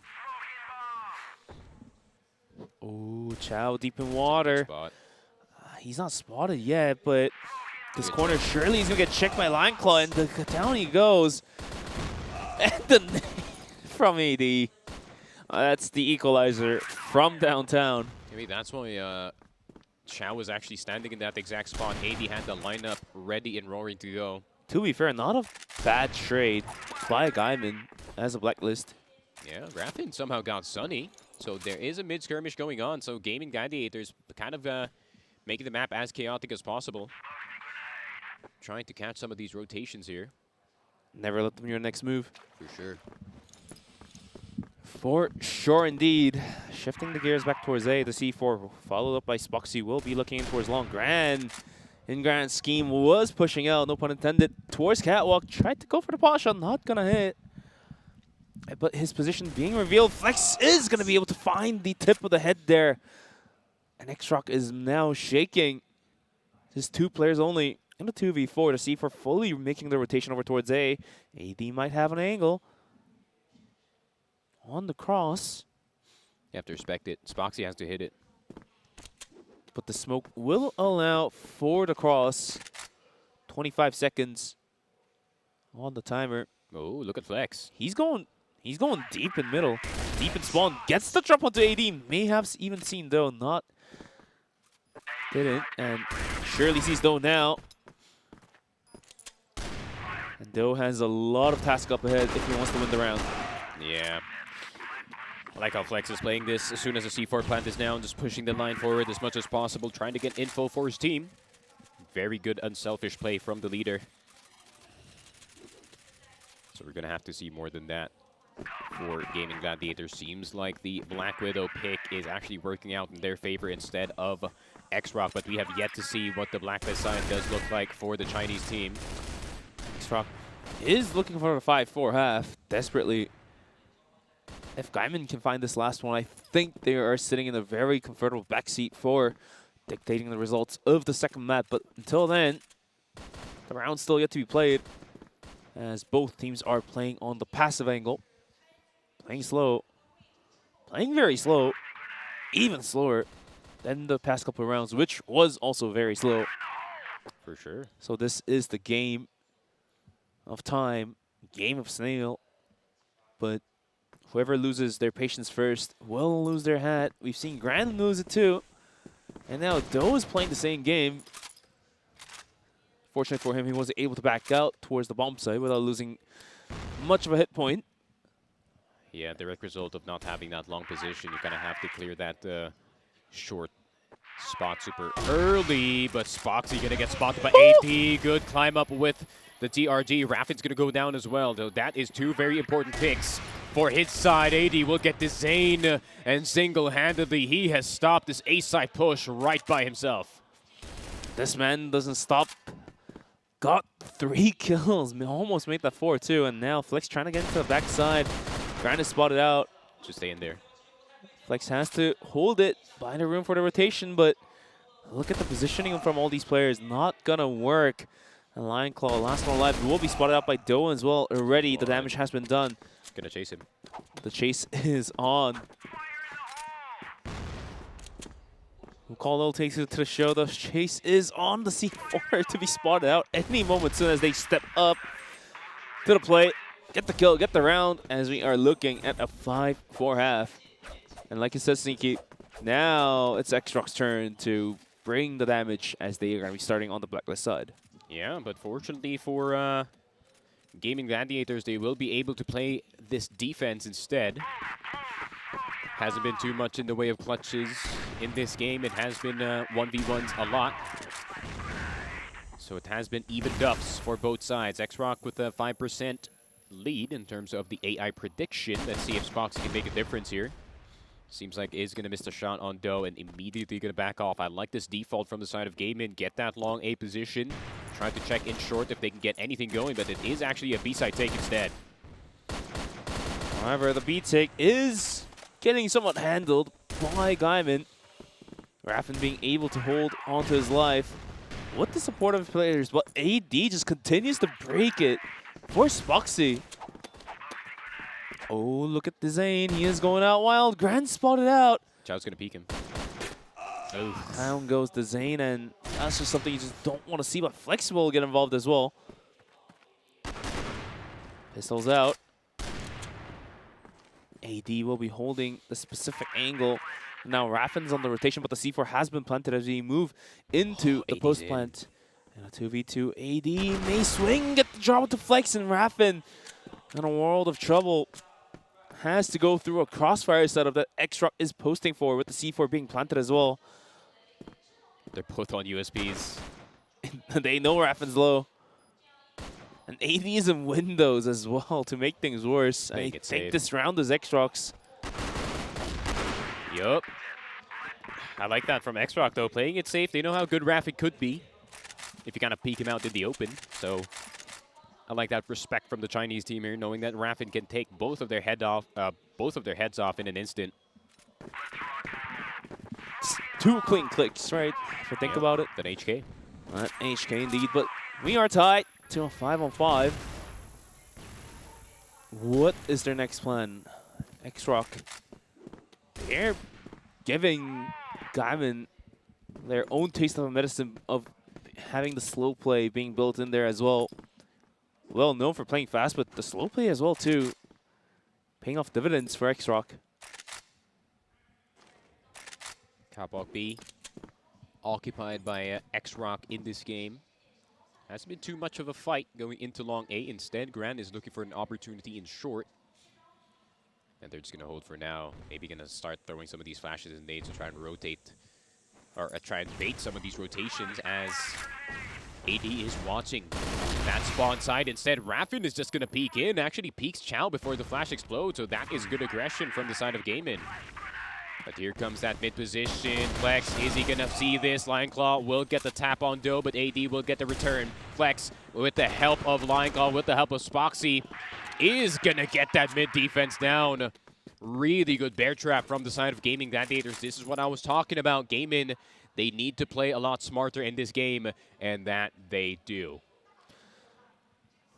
Gaimin Gladiators not going down without a fight. They are desperate to at least get a map point back into their own hands. Finds their number 6.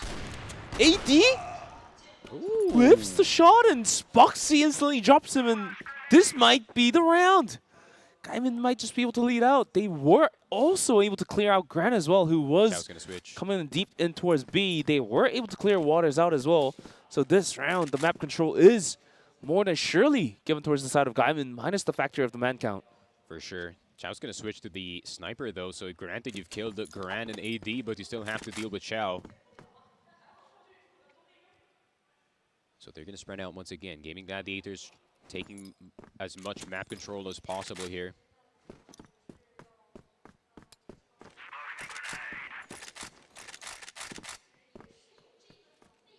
They're just going to sit and wait for any of the Gaming Gladiators boys to actually overextend for this one.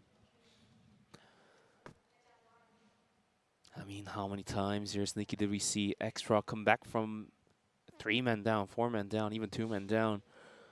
But surely this round isn't one of those, isn't it? As Gaimin has found all the positions to hold. The anchors are taken. Surely. Surely. And we are max caster cursing at this point, I feel like. But man, surely.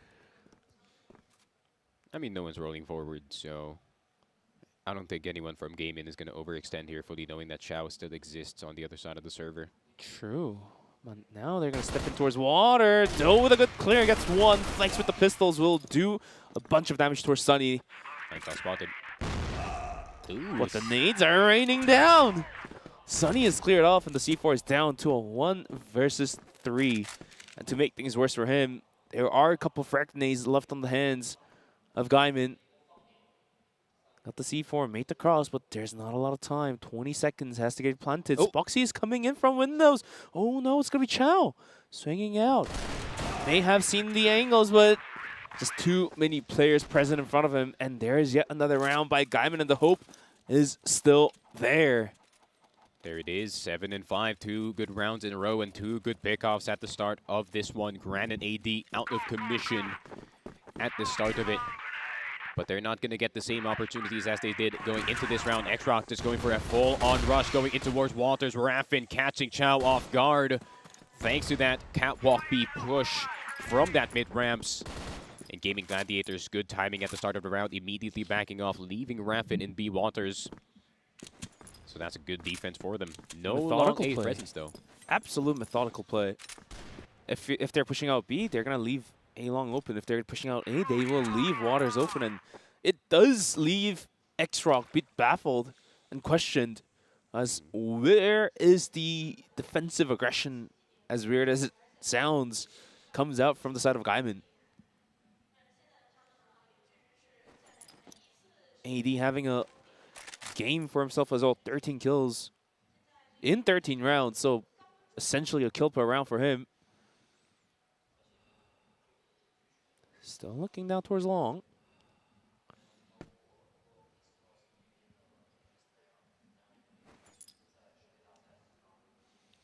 Very slow-paced rounds here, and Gaimin is really just burning the blood here for XROCK. No actions being made except AD trying to clear out towards A long.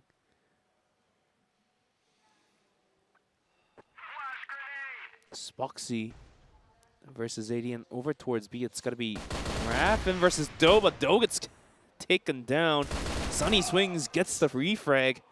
However, there's more players present in B, which is going to be Flex with the sniper. Gets the quick shot down and done. Pistols out and second kill for him. Gaimin is now getting vocal and also at a very good shot at closing the map out 8-5. There we go. Flex now starting to ramp up in this game. Kind of picking up the slack for the rest of the team. It's been the leaders leading the charge for the playoffs so far. Flex 13 and 9 on the sniper. Hasn't been the best start to the series, but he can make all the difference. Spoxy going down immediately. Sunny with that immediate mid approach. Lion Claw spotted in the thin part of the smoke. Flex with the sniper turns around in time. AD will communicate his position back into Gran, and that's going to be AD getting another one. So Gaming Gladiators maybe getting a bit too excited in this game. The Zane is spotted, and he's not even going to go through Sunny. 6 and 8, and that is a timeout. XROCK is going to be able to put out a fight of their own as well, knowing this caliber of this team.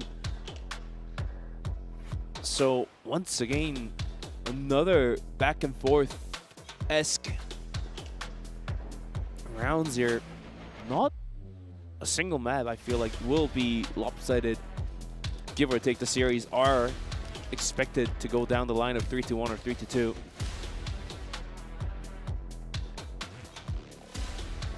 Going to be Gaimin calling the timeout here as well. And the coach from XROCK letting the players talk, letting them discuss about what's going on. Nothing really to be changed if they're able to pick up the rounds here, aren't they? And right now for Gaimin, what do they need in the hands, in the backpack, to close out the map? Just 2 more rounds to do so, and just that early aggression last round from Spoxy getting punished, and then the players out in catwalk getting punished. Flex tried to hold it, but he turned towards the bomb site, gets knocked out, which doesn't necessarily matter. And that last round was very smooth by XROCK, but on the other side, that also means Gaimin has fallen apart for that round. From having a very stable hold to getting shattered by a single hammering done by XROCK. If I'm XROCK here, I'm going to need more of that from Sunny especially.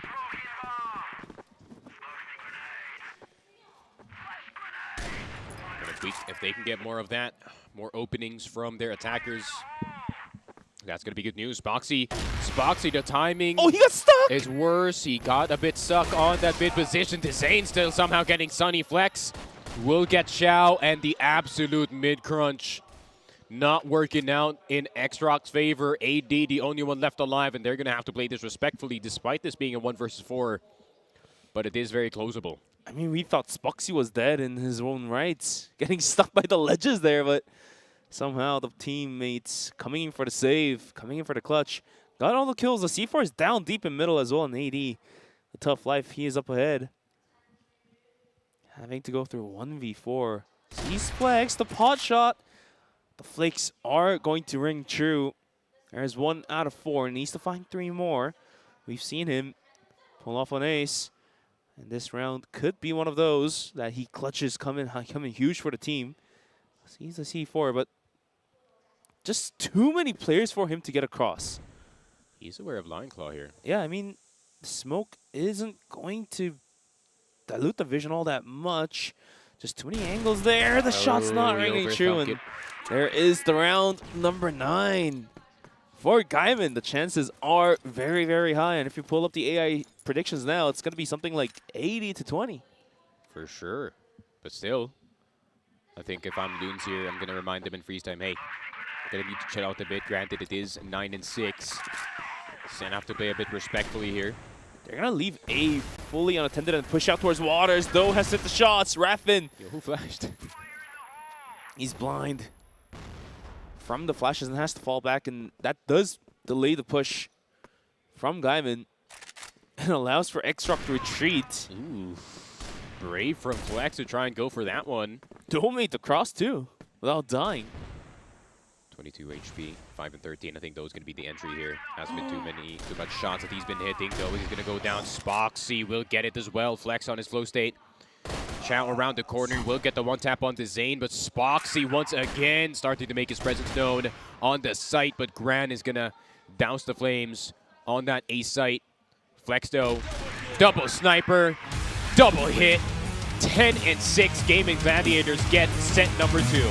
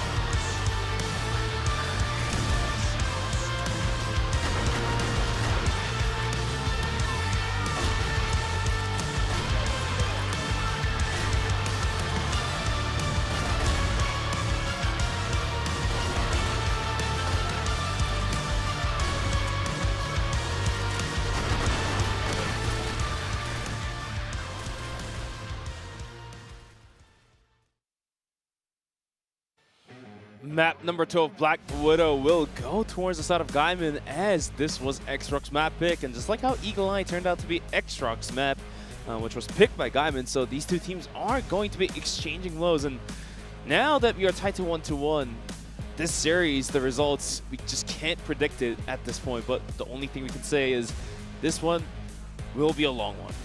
It is going to be a long one, that's for sure. Both teams on equal footing in this one. We expected a lot more of a fight from the snipers on the other side, but the sniper we expected to actually pop off in this game didn't pop off up against Flex. 1.55 KD, 108 ADR, 1.06 on the kills per round. I think him especially, he needed to pick up the slack considering that Spoxy didn't have the best start to the game once again. But if you see your captain sniping out of his mind, hey, if I'm Spoxy, I'm like, hey, I should do the same. I can't be outsniped by my own captain, but, you know, a really good performance by Spoxy as well, especially at the second half of the game and the tail end of the first half, ending this game to a 15-6 or a 17-6. So, yeah, overall, a big improvement in terms of performance for the side of Gaming Gladiators, but I didn't think that this was going to be a one-sided map towards the side of XROCK, considering Gaimin also has the experience on this particular map. Even back in the day in their old org, you know, Spoxy is a really good Black Widow sniper.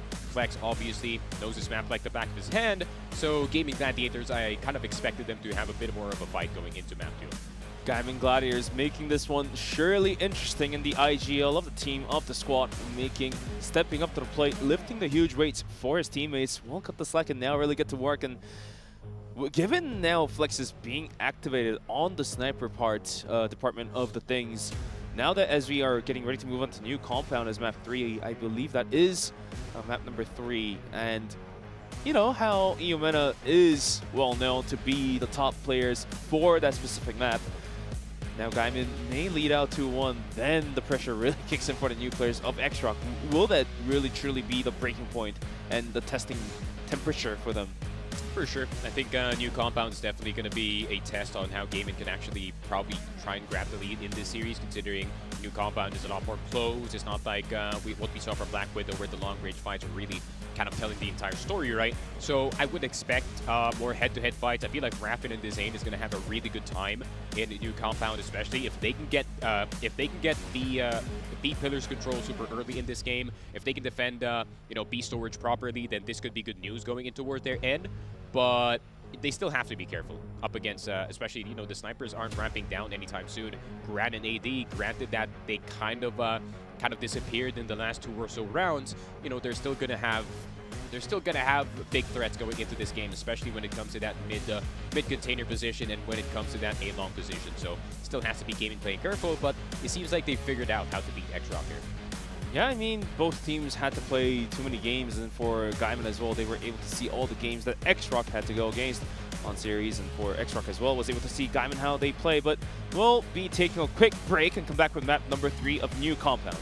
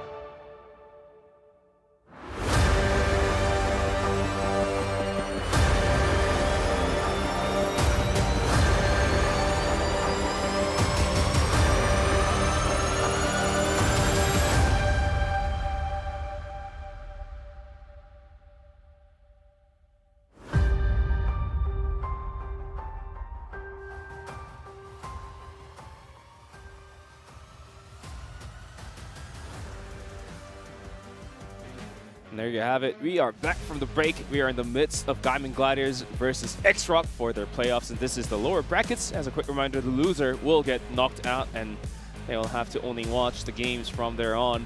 And we're joined by Sneaky on bench, and we are going to be delivering 2 more maps, potentially, or all 3 maps left in the best out of 5, as we're just waiting to get to new compound, then into Ankara, and the center map being Subbase. Yeah, Subbase is going to be very exciting if ever we do make it there, but you know, new compound is probably going to decide what kind of momentum we're going in for. Map number 4, Ankara, obviously a map where AG struggled up against this XROCK team. So I think you know, map number 3 is going to be very important for Gaimin to actually take, and not just take convincingly, because they're going to need to send a message right before Ankara that hey, granted that Ankara is going to be your best map, but we have all this momentum coming in from map number 3. And Spoxy now starting to activate in this game, so it feels like there's a shot. It is map number 3. Is it Port? No, Port was banned. It's a new compound. But that graphics doesn't matter, but speaking of, I just want to add on your narrative of sending a message. Right now, Gaimin Gladiators are sending a message to XROCK for sure. And you know, it's the Virtus, it's always about sending a message, right? Even though the series Gaimin lost yesterday or the day before, sure, the rounds, the scores could be misleading 3-1, but every map came down to the wire if you do think about it, right? For sure. And now the matchup of Gaimin against XROCK, the first map as well, 13-9, had to go into overtime. The second map as well almost came down to the wire. So Gaimin is not just Gaimin, but the whole region of EU MENA, as Gaimin now really carrying the torch for the region, is sending a message out there.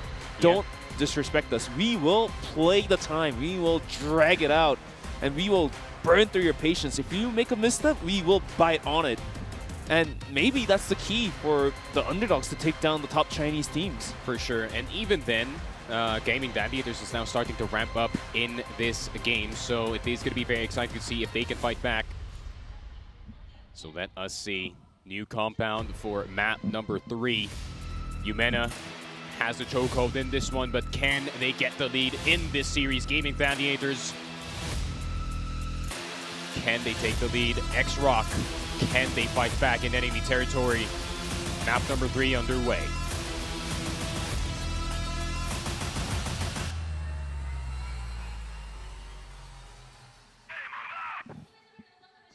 Game's on. 2025 CrossFire Styles Grand Finals. It's the lower brackets. Gaimin Gladiators has made a wave, tied it to a 1-1. Can they lead out and a 2-1 in the series by taking new compound? One of the better maps for this region. Going to be starting on the blacklist, as XROCK will be starting on the blacklist, global risk side for the defense. And double pillars, yeah, soon to be contested here. And I think Grand might even had a chance to see the players jumping left and right. Yeah, Grand is just going to back off. You don't really want to overcommit in B storage, especially modern B storage now. The box is easily wall-bangable by the EBRs, so you will get insta-gibbed if you do try to go for a risky play here. So it is going to be more on the sights being focused here. Flex trying to get a really good angle through the window, but Grand needed at the start. Just going to be Gaimin pushing the defense as far back as possible in this B site, and they're going to go back to A, and A is going to start working on this long A position, but they still have to go through AD, and AD a very dangerous man if he starts off well in this sniper. For sure, and the shots are raining true for Flex. Raffin jumps on top of the boxes and gets the drop onto AD, so one of the danger has been cleared out by Gaimin. Now they're going to be sending it down towards servers. Doe is traded out, but the crossfire set up by Chow and another player will wreak havoc. The pistol's out and the bullets are raining. Flex will be cleared out too, and that was all guns blazing Sneaky. For sure. Chow trying to hide a smirk because he was getting blocked by Sunny the entire time. He's trying to get back into cover, but Sunny said, no, no, no, no, no. I gotta do what I gotta do. We're fighting this. Half the bullet Chow threw out was blocked by Sunny too, right? For sure. So he just kept shooting, that's for sure, because he knows that there's a person around that corner. So good start to the game for the side of XROCK. Honestly, like this, I actually expected Gaimin to kind of have a bit of a lead, especially on the BL side, but I kind of forgot that XROCK is the type of team to also rock that buddy-ish system that we see from time to time. So you will see one XROCK player, and if you do get one, expect another player to come around the corner and try to murk you. So XROCK good start on their GR side. Gaming Gladiators having to lick their wounds going into round 2, and I love the Gaimin default, right? Clear B pillars first, push them back all the way into that B side, go back into long, and clear long as well. It really was about how that mid-crunch really went wrong, considering the angle was really good from Doe especially. They're going to be creeping up towards the B side. Gran wasn't able to fire the shot. It has to fall back out, but the aggression could be on any moment soon. They were able to clear out towards office, but going on the back side, it seems. They're going to rotate back out towards middle. Yeah, I like the constant presence here from Flex, trying to dissuade any aggression from the side of XROCK to try and see if they can get some good map aggression, especially when it comes to that mid side. But the double smoke in towards mid, possibly an attack in towards curve and or entrance A, you really don't know. But AD, you want to go a bit aggressive here. Quick scope not going to hit anyone, but it is going to be full mid control for Gaimin. Look behind you, bud. They're going to be going for the flank. I mean, AD's kind of looking at it. Not going to work. Raffin swung at the right time. Chow in heaven swings out, gets a good kill. How does he hit those headshots? Swinging back out, it's going to be Doe as well. Dezane, pistols, not going to happen. Doe on the backside, has to be cleared, and he's going to go down to a 1v2 as Lion Claw. Last one standing. Really is in the individual fights here, and Grant headshot with the USP. This is turning into a pub fest. You know, the setups are really good for Gaimin at the start of the round, but as soon as the first shots fire in the round, everybody is fighting at the same time. You really don't know what part of the map that you're going to look at if you're GG.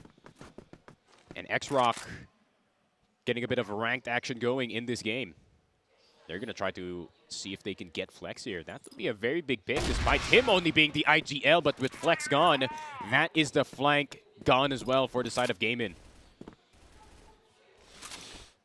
Good pickoff for XROCK. Flex, who has been activated on the last map, will be taken out from the picture, at least for this round. XROCK leading out 2-0.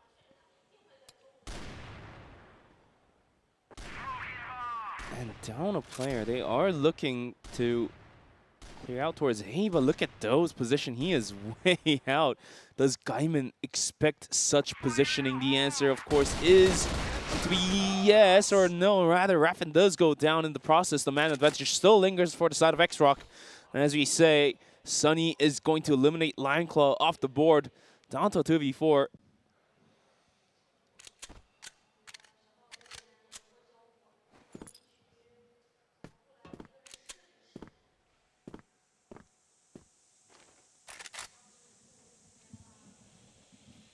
Two versus 4, though. Big possibilities here for Gaimin, but then Chow just gonna deny it right then and there. And this is what I was talking about. Gaimin needs to start things off well in new compound, because if you allow XROCK to hit these kind of shots, they're just gonna heat up more and more in new compound. And it's not gonna be good news considering map number 4 is Ankara. You really don't want to be down a map, especially in this best of 5, not on Ankara, up against XROCK, the one map that they did beat AG on. So it's going to have to be Gaming Gladiators starting to figure out what parts of the map that they have to attack. But Gran and Sunny, early information, Lion Claw's shoulder is probably spotted, so that's why Gran's already backed up all the way into sight. So wouldn't be a bad timing to call a timeout, too, if you think about it, if you're on the side of Gaimin. Yeah. Because the aggression they're putting out is not working out. It is tough to be aggressive in new compound if you can't find the first pick. And XROCK's a team of a caliber to not give away the first picks, rather take one instead. For sure, top 3 in converting that FK RKW, brother. Now they're going to give it a go down towards middle. Good trade there, but Doe just continues to decimate the players on the side of Gaimin. Flex and Spoxy, the last ones alive here. C4 has to be picked up still. Oh, 80's going to peek. Smoke is going to allow him to get the C4, but 80 was waiting. What a shot was that?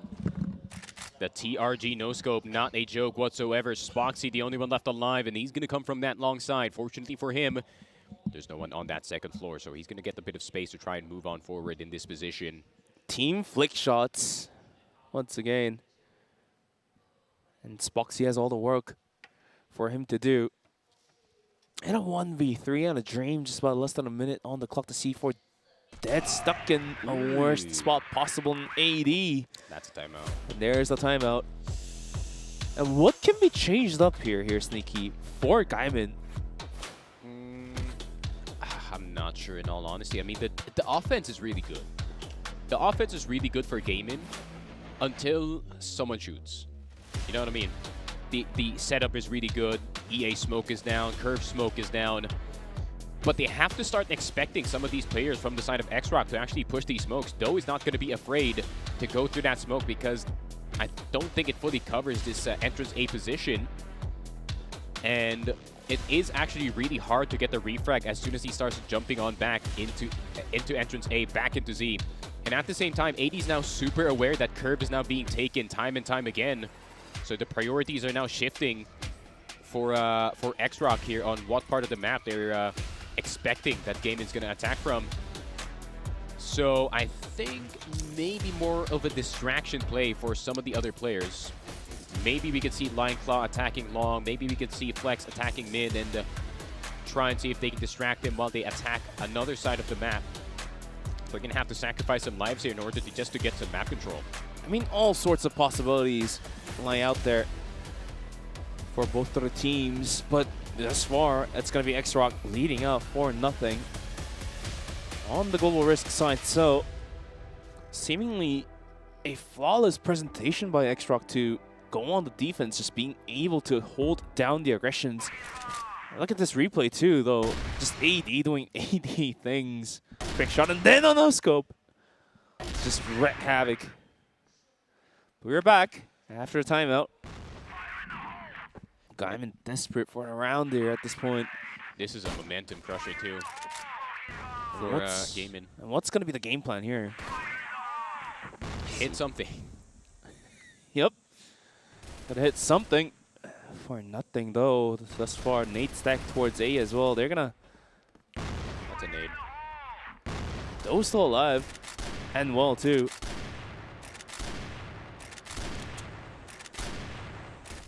Chowd's just playing anti-flash, literally. Oh, but Flex spotting Grant through the smoke, but you're going to have to be faster than that, my friend. It's going to be a headshot or nothing if you're going to peek him. True. Flex is going to lose the hat twice in the process of peeking early. Isn't quite going to cut it for the team. It's tough. Smokes out. Doe back in his most favorite position. Swings is going to be Raffin, and he continues to get the kills. Oh my god. What was that? The pre-fires. Pure timing. And the timing, of course, like you said. Oh, but this is what I was talking about, man. Lion Claw having to attack that B side, but AD getting the better of Spoxy. Sunny will get Raffin, and Lion Claw wondering where his teammates went. And that's unfortunate for Lion Claw, especially. He had such a good timing ongoing here in the B position, but C4 is down out in the open. AD can literally stand on container mid, and he would have a very, very good angle. All they necessarily have to do is just hold a C4 for XROCK. So yeah, look where AD makes is. the life of Lion Claw tougher to live. 30 seconds. And Chowson gonna go tower. Sunny's gonna go mid. Okay, Lion Claw got both kills. Made it so close. Not quite gonna cut it though, and that's a nerve cracker for XROCK. Almost getting clutch, but thankfully, AD was able to find the pistol shots, I believe. You can tell Chow got nervous. Both of them missed at the same time. Thank God there's still one player left alive here for the side of XROCK. And now you come to think, had Gaimin had one more kill before falling, would this round have been theirs? And now double pillars aggression from Sunny.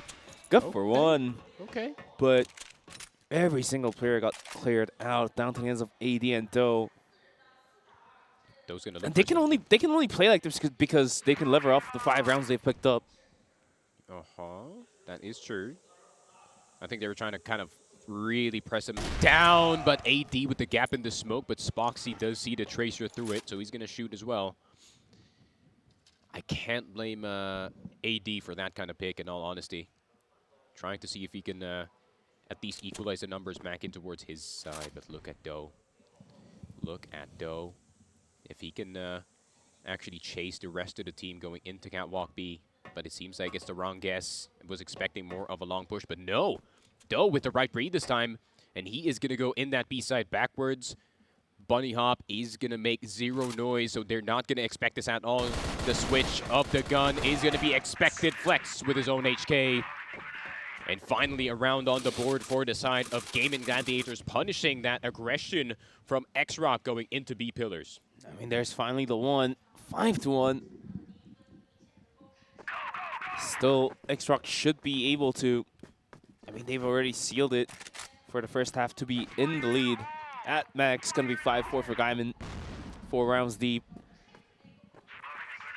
And any rounds that XROCK picks up from this point on is a benefit, rarely, just in terms of scores.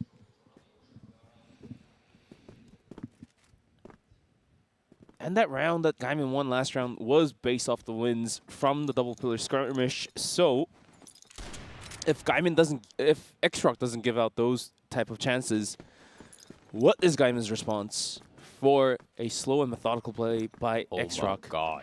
What was that shot? AD with the thinnest angle. Oh, he's going to have to get away though. TRG. There is a bit of an angle in entrance A where you can see into Catwalk B, so he's going to have to be careful about that next time. But Chow will get one. It's just every time they enter a position, right, 1 or 2 of the players get picked off ASAP. Oof. Oof. AD. Another one. And AD. Another one. Seems like there is good reason why he is the Defensive Player of the Year. If you know, you know. And hence is the reason why he has the highest ADR for the team. Yes, sir. There you go. 117 for Chow, though, this time. But there is no injuries in this game. Wayo. But XROCK still with a 6-1 lead. And like I said, any round after that round number 5 being picked up is just extra benefits for XROCK. Hence, they're already in the lead for the first half. And now deepening the lead as well. Gaimin has to pick up the remainder 2 rounds, at least, to stay in chances of being spoken as the winner for the new compound.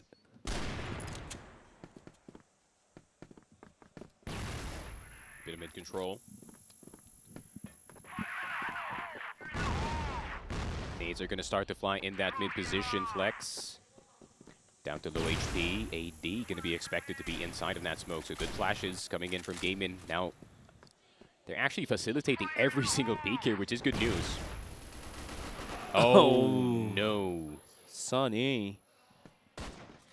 The wrap around towards the A bomb side. Chow's my God. Single-handedly holds down the aggression by himself.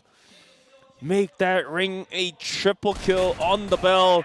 Spoxy goes down. Next rock. How do they defend those back angles like that? Chow just hit the nastiest 90-degree flick twice. That was the angle that I was talking about, man. You can't just simply go into tower with that recklessness. And it possibly be an 8-1 lead here for XROCK. Now you could see the wind really and surely has been taken out of the sails for the side of Gaimin. Chow is enjoying this map, for sure. Oh, he's locked in. 100% locked in. 4 kills, 2 headshots. Fast tapping away with that HK417.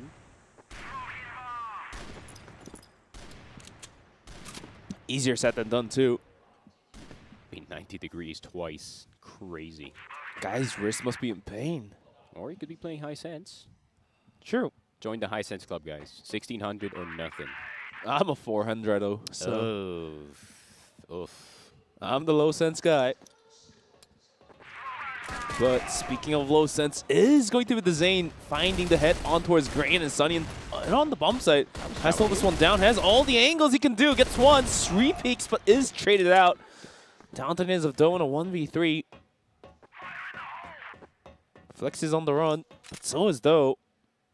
Yeah, Doe's not going to risk a catwalk B. He saw Flex a bit late on the rotation here, so instead he is going to go for the entrance B position, but at the same time, there's 2 players looking at your spot. Zane and Spoxy still kind of setting up. Spoxy going to start to ring those shots. 32 HP left. Zane spotted on the site, and he's going to expect Flex to go for storage B, but Zane is going to take him down himself. 2 and 7.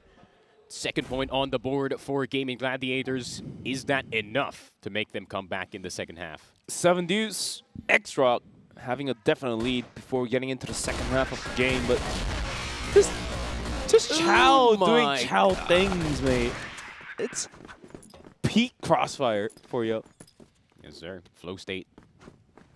Pure flow state for Mr. Chow here. Makes you forget that he's the IGL of the team. I mean, in all rightfulness, Flex popped off last map as well. Oh, for sure. As an IGL too, so. I mean, he's out-sniping Spoxy at the moment, which is tragic, but it is compound. Oh, the timing! Oh, but Spoxy gets him back, though. Kind of jinx Flex here. Worthy trade for Blacklist. Made it to a 4-on-4, and any isolation could easily allow for a swarm onto the bomb side, and the triple nade stack over towards A. Not going to find much value, but does buy a bit of room for XROCK to maneuver. I mean, Raffin could go for a horse push into long, but it's risky. It is. It's a 4v4. Truly is risky. That was frisky. Raffin might be going a little too aggressive, but he is so darn good. Got 3 kills in a blink of an eye. Pistols out, Sunny at risk as well. Got the kill, but at the cost of his teammates. Raffin just doesn't miss those. XROCK, why are we going out of tower window? With fully knowing that there's a guy with an HK on the other side. That's not the smartest idea from XROCK. I think they were expecting a quick trade, especially knowing that 3 of them had the USPs out. But unfortunately for them, the drop shots didn't hit Raffin on the right time. So Sunny on low HP. I think he might just want to go back into spawn, maybe try and see if he can use the rest of the 40 seconds to talk to his team. But no, he's just going to give it up. 7 and 3. Could be the beginning of something for Gaimin. I mean, slowly but surely, Gaimin is catching up. 7 to 3. It seems to be a long shot, but it's not impossible. Possibilities still lie there.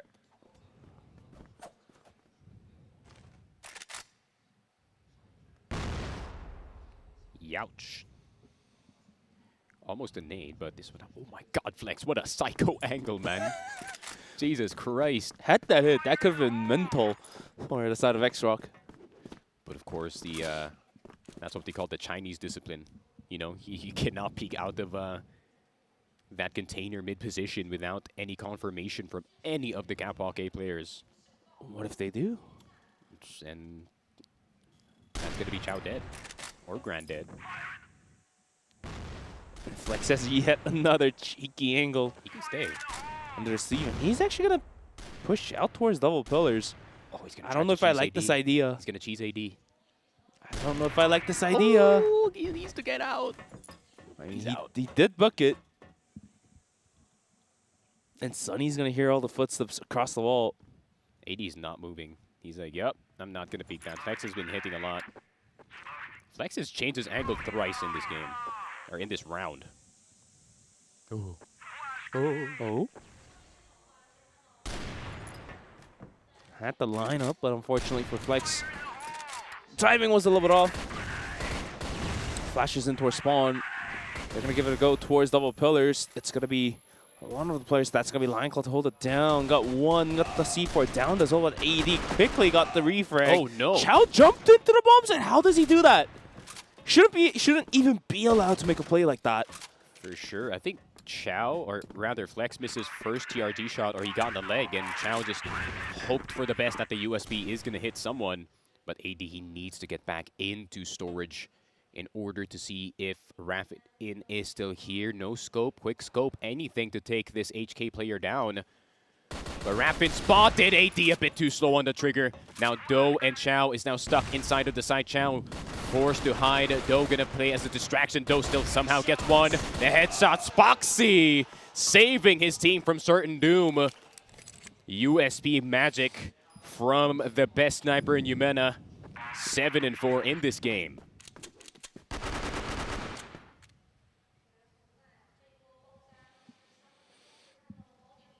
7-4. Slowly but surely catching up. Will be Gaimin. Lion Claw off to a rather slow start. 4 kills only on the side of XROCK. It's going to be Sunny sitting on only 5 kills after the course of 11 rounds. But it's the IGLs and the Riflers taking up the heavy lifting. And AD gets double swung. Punished quickly. Heads taken off. And off to a nice start. Gaimin is going to be able to gain control towards double pillars and a man advantage to themselves. Still pure control in this map. I like that. Gaimin's gotten a lot more comfortable on this GR side. I did see those stats for their new compound. Their BL side looking, ooh, let's say it was in the 30s, which is not good news for them. But as soon as they got the side switch, that 70% win rate on that GR side is now starting to kick in. It's that Yumena special. It's the Yumena special being cooked up here. Yes, sir. BL side, GR side, demons. Sneaky. Well, what's your expectations for Filipino special for this map? Basically what XROCK is doing, but with the twist of they're gonna just keep challenging angles for sure. But they just don't stop. I have been asked multiple times, why is Philippines doing well? Honestly, they're just winning all their fights. You know, the CrossFire gods are on their side. Actively taking the challenges and the fights to themselves and winning them, yeah, essentially. Even the 30-70s are winning. I'm like, what? It seems like the HK has gotten a lot of benefit for their side especially.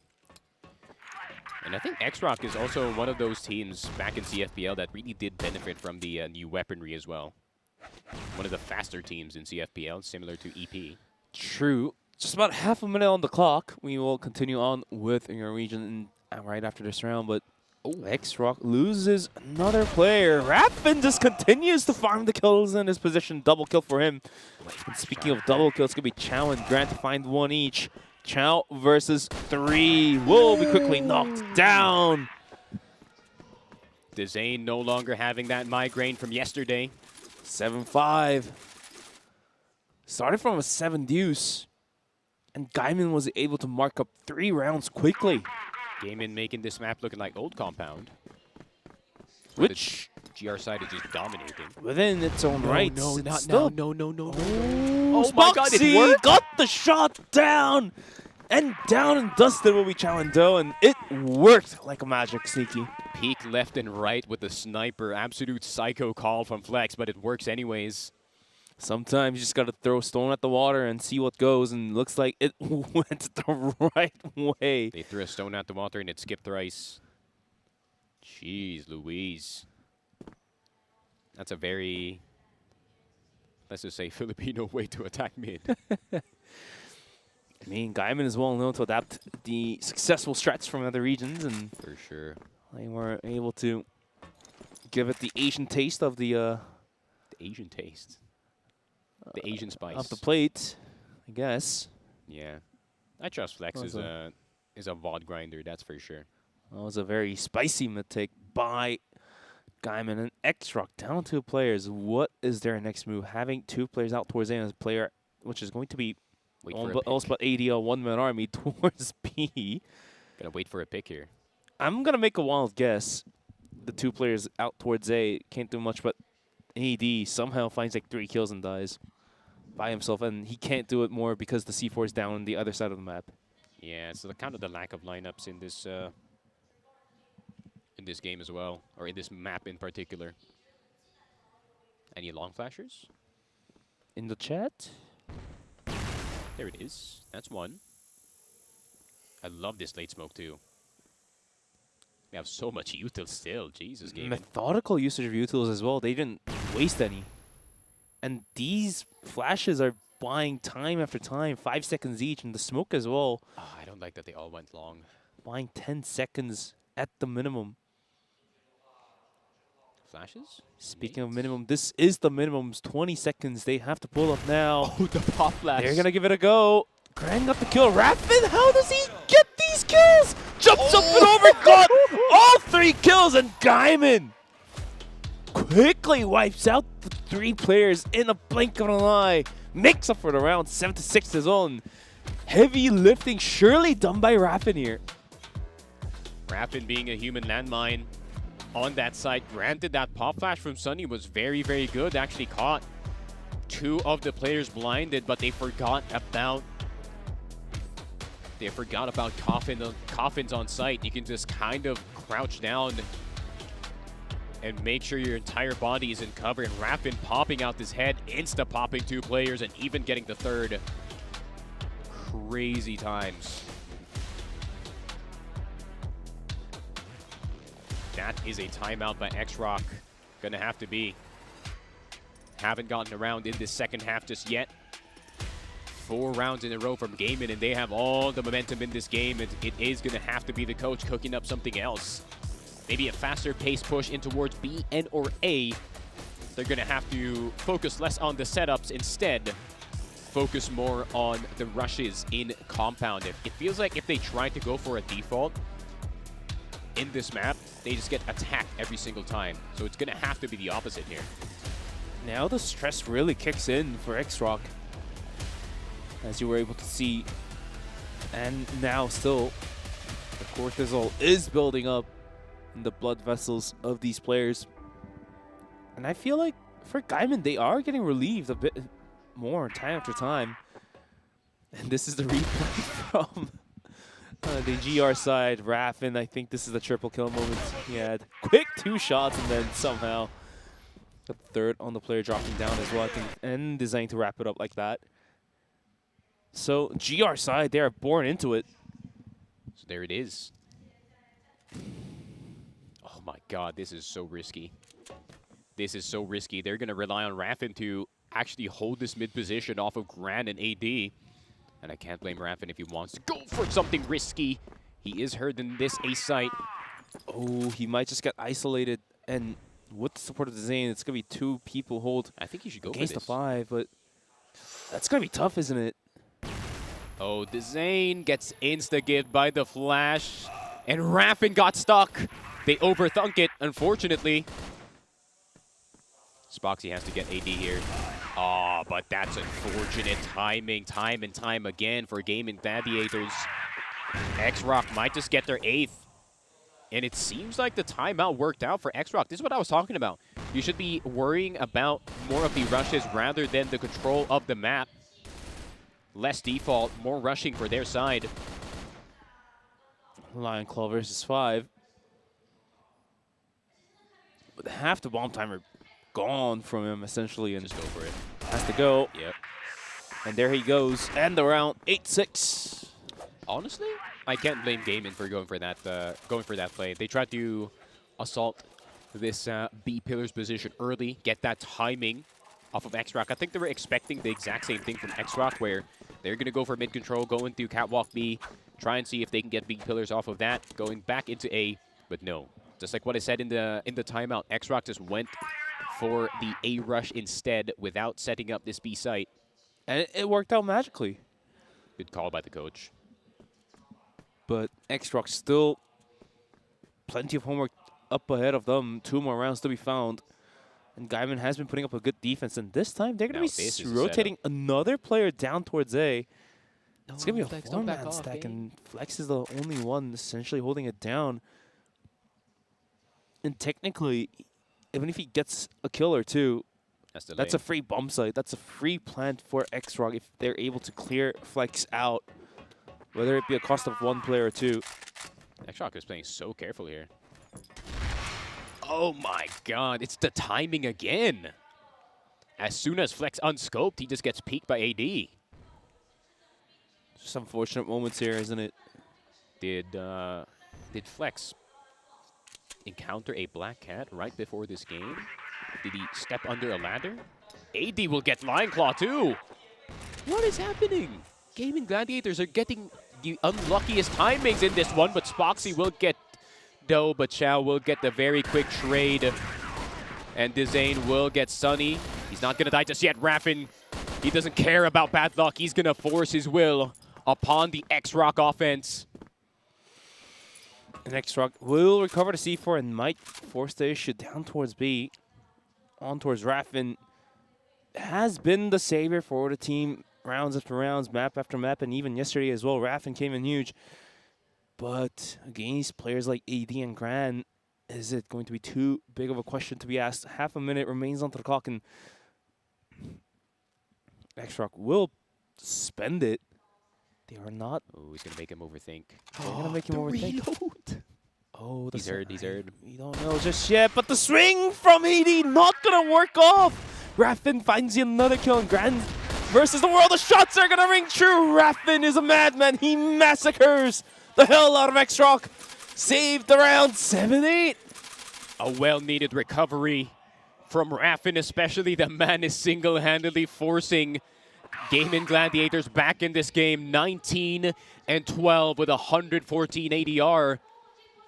The furthest out of anyone in the Gaimin Gladiators squad, and XROCK once again having to figure out the Rubik's Cube of a defense that Gaimin does have. AD can get insta-picked and doesn't even get to back off. Lion Claw with the kill.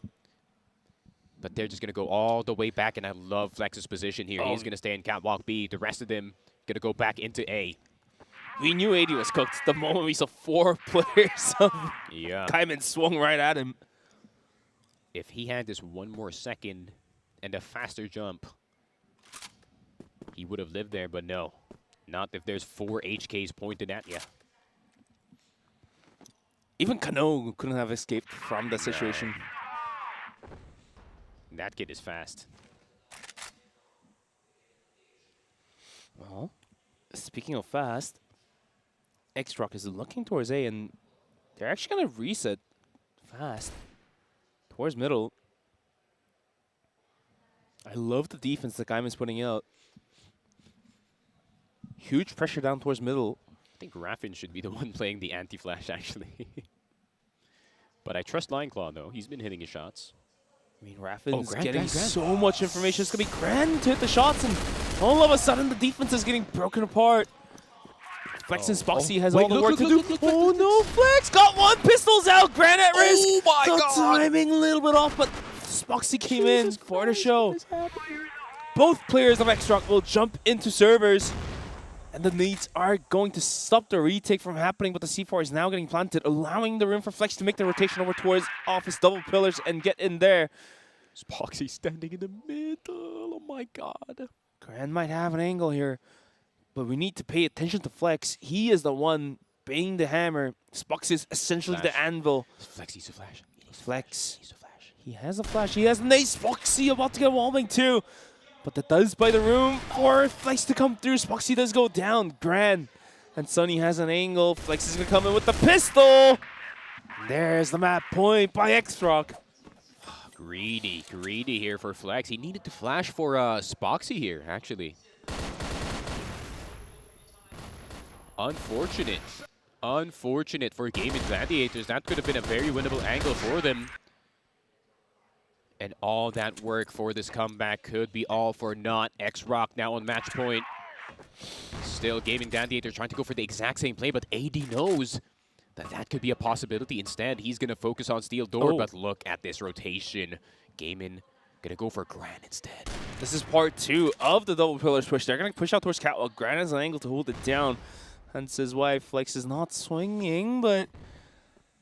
Oh, this is getting a little bit frisky down towards middle. XROCK is going to be paying attention towards that angle and in towards the top of the hut as well. The nade is going to find a decent value as well on towards the Zane and Raffin. This is a wonky hold by Gaimin, but it might just pay off dividends.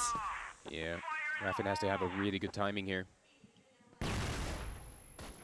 Oh my God, Raffin barely living that position, but he still gets Sunny somehow, some way. Lion Claw good nade. That's going to kill Do potentially, but no. Chow will only get tagged up by the HE.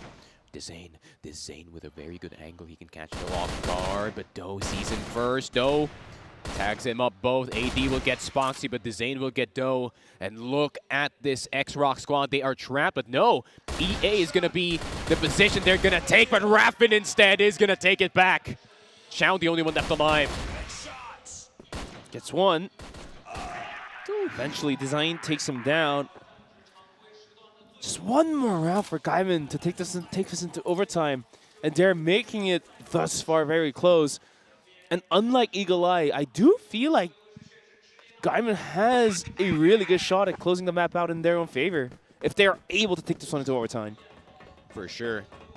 There's not a lot of tactics left in XROCK for their blacklist.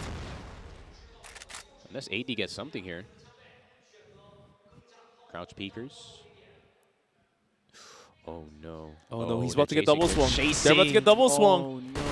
Oh no, they got a bit too greedy, bro. Tragedy rings for Gaimin, dropping 2 players, and AD, such a strong player.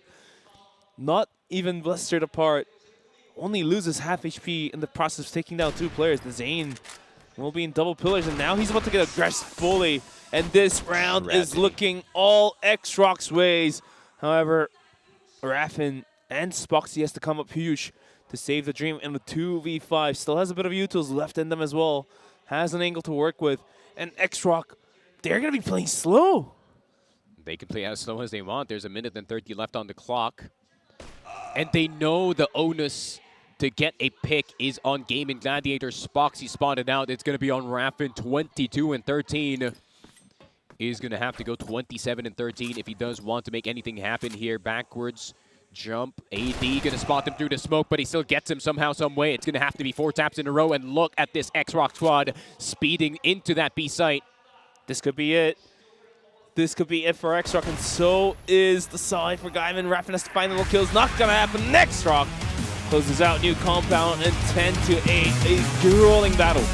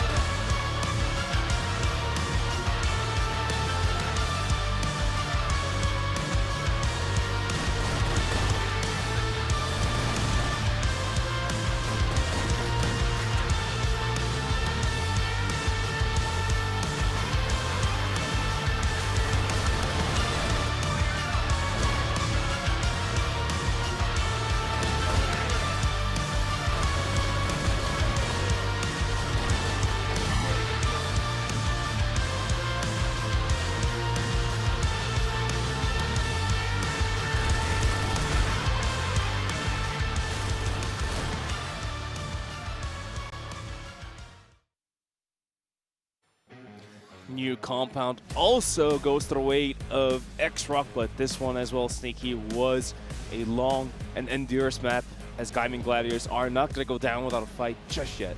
Yeah, I mean, it's a tragedy for Gaimin Gladiators, right, considering how the second half did go. And look at this GR side by Gaimin, right?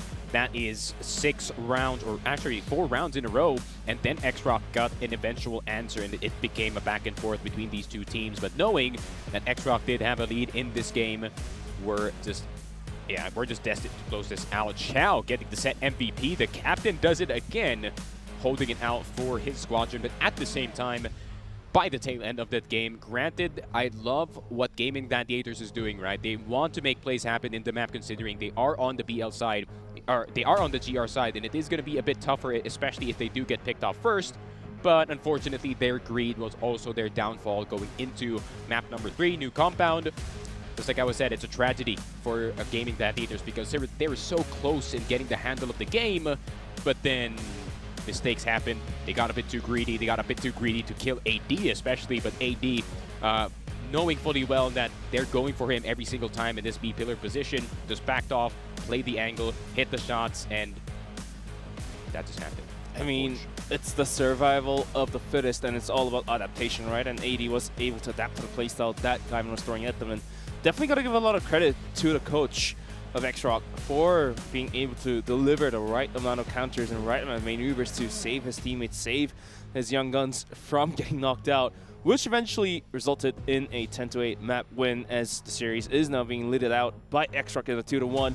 We do have a couple more maps to be played if Gaimin is able to win it out. And Kara will be played any moment soon, followed by the decider of Subbase, but the chances of seeing Subbase is not quite there just yet. I mean, Gaimin's definitely putting up a good fight. We were able to see them put up a good fight yesterday too, but they fell short by a couple inches. And once again, in the current series as well, just new compound, just so close 10-8, almost in overtime as well. It's sad to see. If AD actually missed his shot and actually gone down to Line Claw and Flex, who were trying to go for him, you know, they just sent it on him, that would have been a different story in all honesty. This would have been Gaming Gladiators on the 9th, but instead, they kind of overplayed their cards a bit, and not just that, they really had this false sense of security that the aggression in that B side was going to be the pure answer for this XROCK offense, with XROCK with a very, very good response, you know, just sitting on back, waiting for Gaming Gladiators to make the mistakes themselves, and they just wrapped around back into mid, going into curve, going into B side.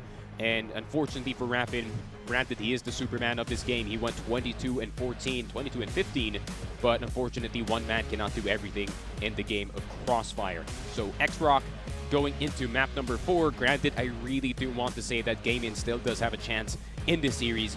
This is the exact map that XROCK beat the best team in the world on. So hopes are a bit low for this series for sure. Yeah, I mean, it's getting a little frisky for Gaimin, but at the same time, they have to give it all they got, and they really have to do what they can to survive in the series. And not only the series, this is their tournament line on the stakes, as they have already lost once in the upper brackets, and now they are put into the lower brackets against XROCK, and they're just about a map away from getting knocked out as well. So they have to pick up Ankara, even though this is a map where XROCK took down one of the best teams of all gamers, and still have a chance of going to Subbase. And if they are able to get into Subbase, then I don't think it's not half bad of a chance for Gaimin to survive in the series, take down XROCK. And I think my Caster Curse of calling 3-2 is going down the drain, as the games are closed. But now, looking at Ankara, the chances are definitely slim on this one. Yeah, but hey, I was the one who predicted 3-0. But it seems like it's not going to be a 3-0, considering, you know, Gaimin actually played a very good map too. Problem is, Ankara, hey, as much as I would love to say that, you know, it could be a comeback coming in from them, it's going to have to require some really good performances from some very key players. I mean, Smoxy, once again, it's going to have to be him to kind of pop off in this game, considering the snipers are starting to pop off in map number 2. You know, Grand was hitting some CQC shots, AD was hitting some shots as well, and not just that, the riflers are starting to ramp up. Doe had some really good flanks in this game, and Chow especially has been super, super impressive. He can do it with the HK, he can do it with the EBR, he can do it with the TRG. Kind of reminds me of like YDSS when he was still IGLing, but this time, you know, there's more weapons in this game. It's not just the AK, it's not just the M4, it's not just the AWM, it's the TRG, it's the M14, it's the HK417, and he is proficient with all of those weapons. And with that being said, this is going to be a hard team to stop in this Ankara map unless the right pieces work for the side of Gaming Gladiators. Definitely got to piece every factor together in the right manner to have and stand the chance to take Ankara into their own hands. But for Gaimin, all rights due, this is their map to shine. They have to do it regardless of the conditions that are given, pre-workout, whatever, you know. They have to do it, otherwise they are getting knocked out. They did drop 2 maps to XROCK, and this is their last chance, essentially. If they just aren't able to grasp onto the chances, then that's it. So a lot of pressure being built up here. Yeah, for sure. It's not just that they're the last hope of Yumena, right? I mean, Yumena did really well going into last year's tournament and going into the EWC side. You know, ROCK Esports kind of leading the charge. But now with Gaming Gladiators, you know, this is the first time that we've seen a double elimination bracket in the CrossFire Stars ecosystem. And, you know, this is going to have to be the fight of their lives going into Ankara, because Yumena, you know, the entire region is now riding on them to kind of represent, you know, not just 1 or 2 countries, but an entire continent. So if it isn't them stepping up to the plate, this is going to be a tragedy for Yumena. It's kind of like a sour way to end the year. Not just 1, but 2 continents. The fates line the shoulder of the team of Gaimin Gladiators, and is going to require a valiant effort for Gaimin to take down one of the titans in China. Already down 2 maps, Ankara, which of course is XROCK's one of top-notch maps to take down all gamers. Tough one, but gotta do what you gotta do. And here we go. Ankara, a map where it is very daunting for the side of the Gaimin Gladiators, but they're Gladiators at the end of the day, and they're gonna fight until the very end. Ankara for map number 4, XROCK with a map lead, but Gaimin Gladiators have to fight back. They gotta map fight number tooth 4 and nails. will be underway. They gotta fight tooth and nails and get it going, because this one might seal the fate. Take it away, Sneaky, because this one will be one hell of a ride. Here we go, XROCK on the GR side, Gaimin Gladiators on the BL. It's gonna have to be quite the BL side for Gaimin Gladiators especially.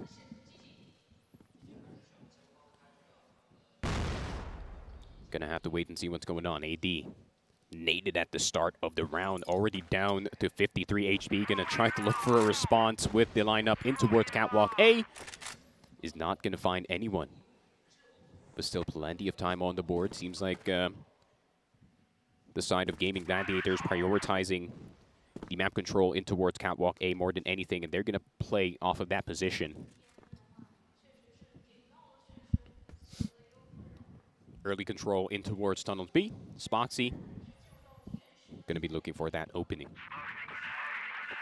But rounding the corner, Raffin not gonna get shot, so that's gonna confirm that no one is in that Tunnels B position.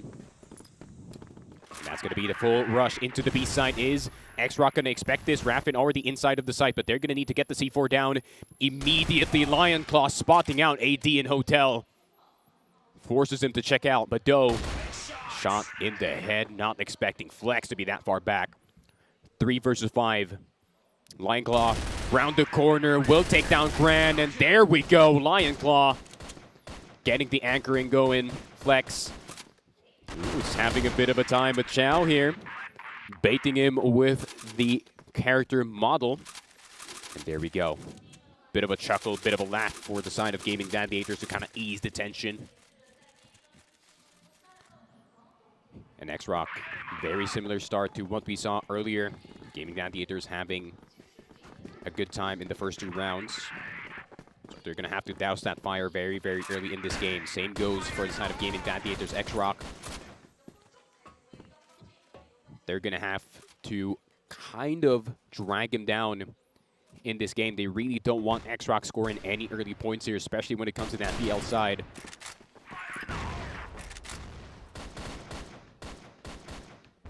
It is going to be in the lineup right through the smoke. We did see this in CFBL.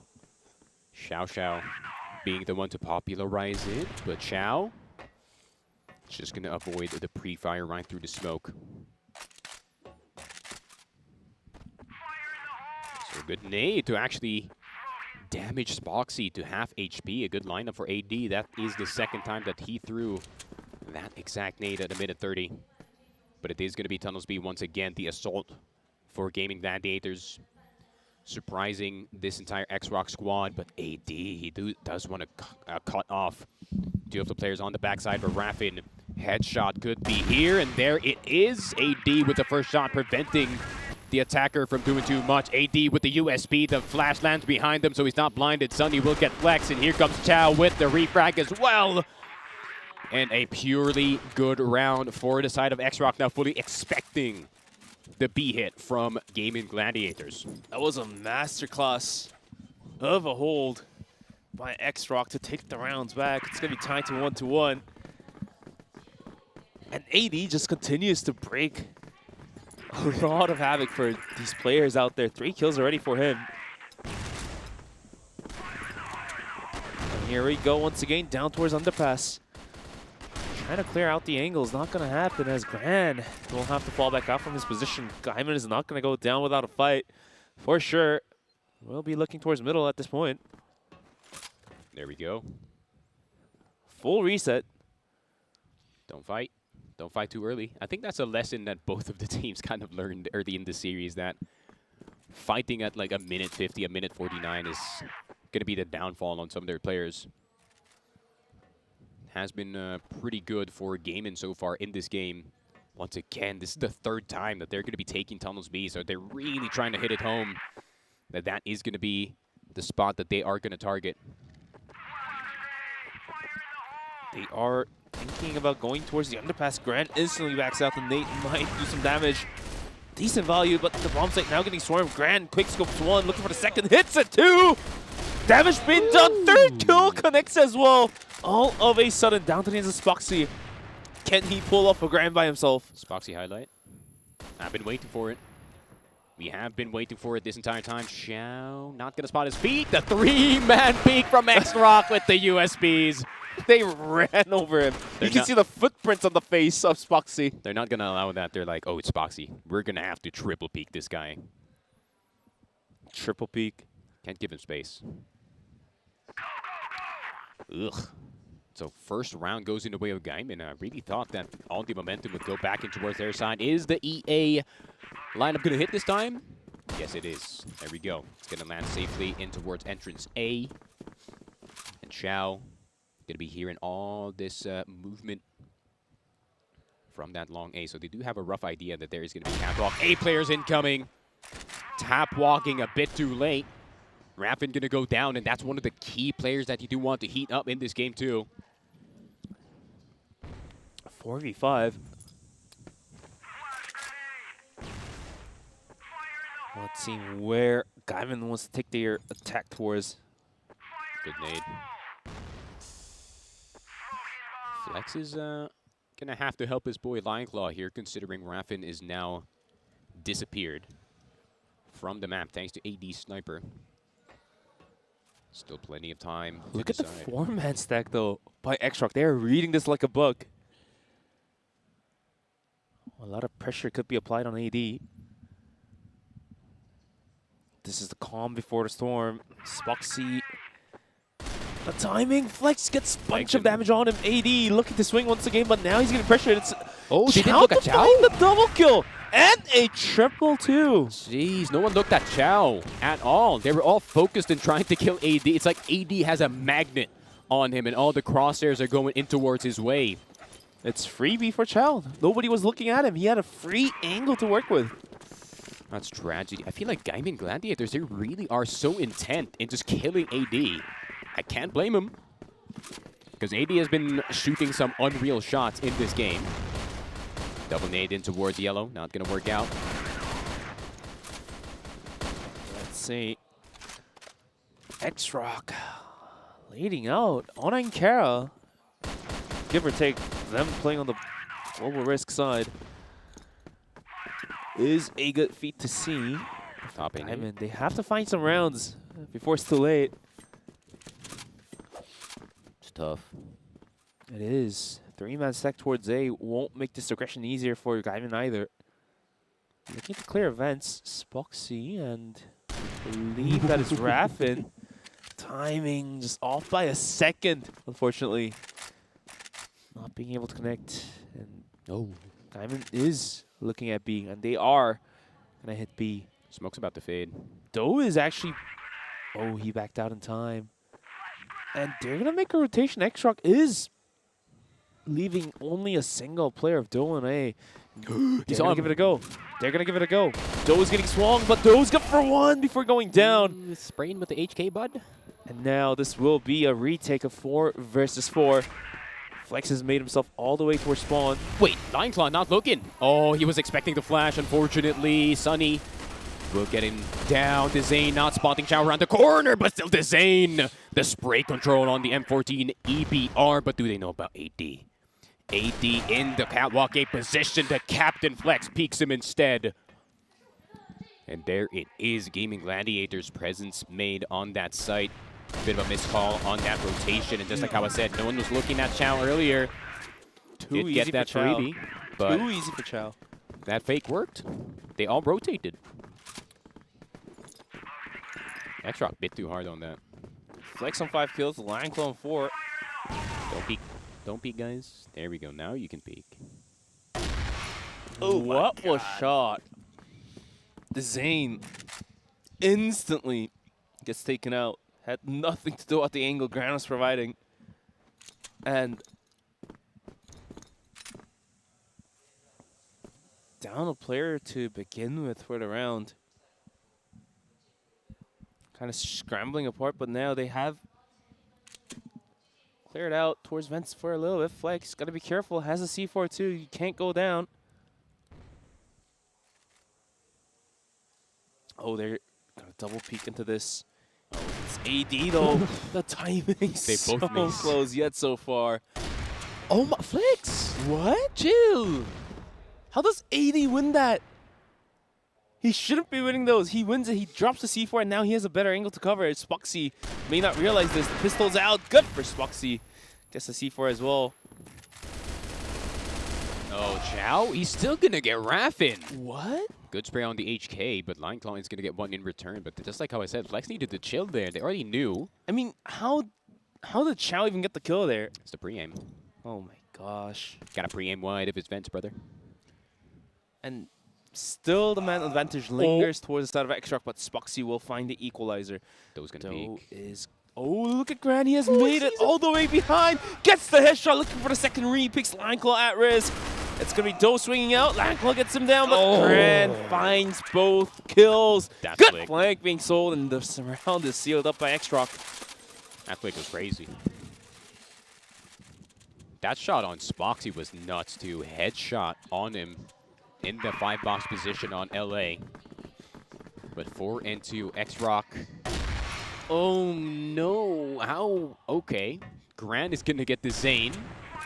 Bit reckless on the mid peaks, and AD's gonna get Flex before the smoke fully plumes. And Chow is just gonna be allowed to go for this, and that's gonna drop the C4 if he gets Lion Claw. Yup, C4 is gone. Chances and plans down the drain for Gaimin Gladiators. Raffin's gonna go down as well. The headshot machine has been shut down in 5 and 2. XROCK forcing a timeout from the Gladiators. That last round, Gaimin was getting shattered apart. Let's see if this timeout brings back any life in them. You can definitely see the frustration on the faces of the players here. Raffin's deflated, man. Definitely. I mean, I would be too. I played a really, really good series so far. I almost brought it back for my team in New Compound just to slip away from my hands. That's why I said that I'd rather lose 10 and 4 in a map rather than 10 and 8. Or even in overtime. Yes. Because my brain is going to go, yeah, we just lost that. But when it's 10 and 8, you're thinking, oh, I could have won that. It does take a bit more wind out of your sails if you do lose a long and endurance series, but you got to do what you got to do, right? It's Gaimin's last shot. And to go down like this after all that effort is going to be heartbreaking. For sure. And it's been unfortunate for Gaimin Gladiators. It's so many moments where you could say the difference is just the 1v1s. The difference is just a few fights. But XROCK every single time. China has produced some mechanical monsters in this game. AD and Gran, no different. Chow, who is the leader, still fragging just as hard as any rifler in this tournament. I mean, look at that. I mean, 7 and 3, 7 and 4, 9 and 3. 2 high-level snipers. Imagine you have 2 Xiaos on your team. Oh, that's what you want.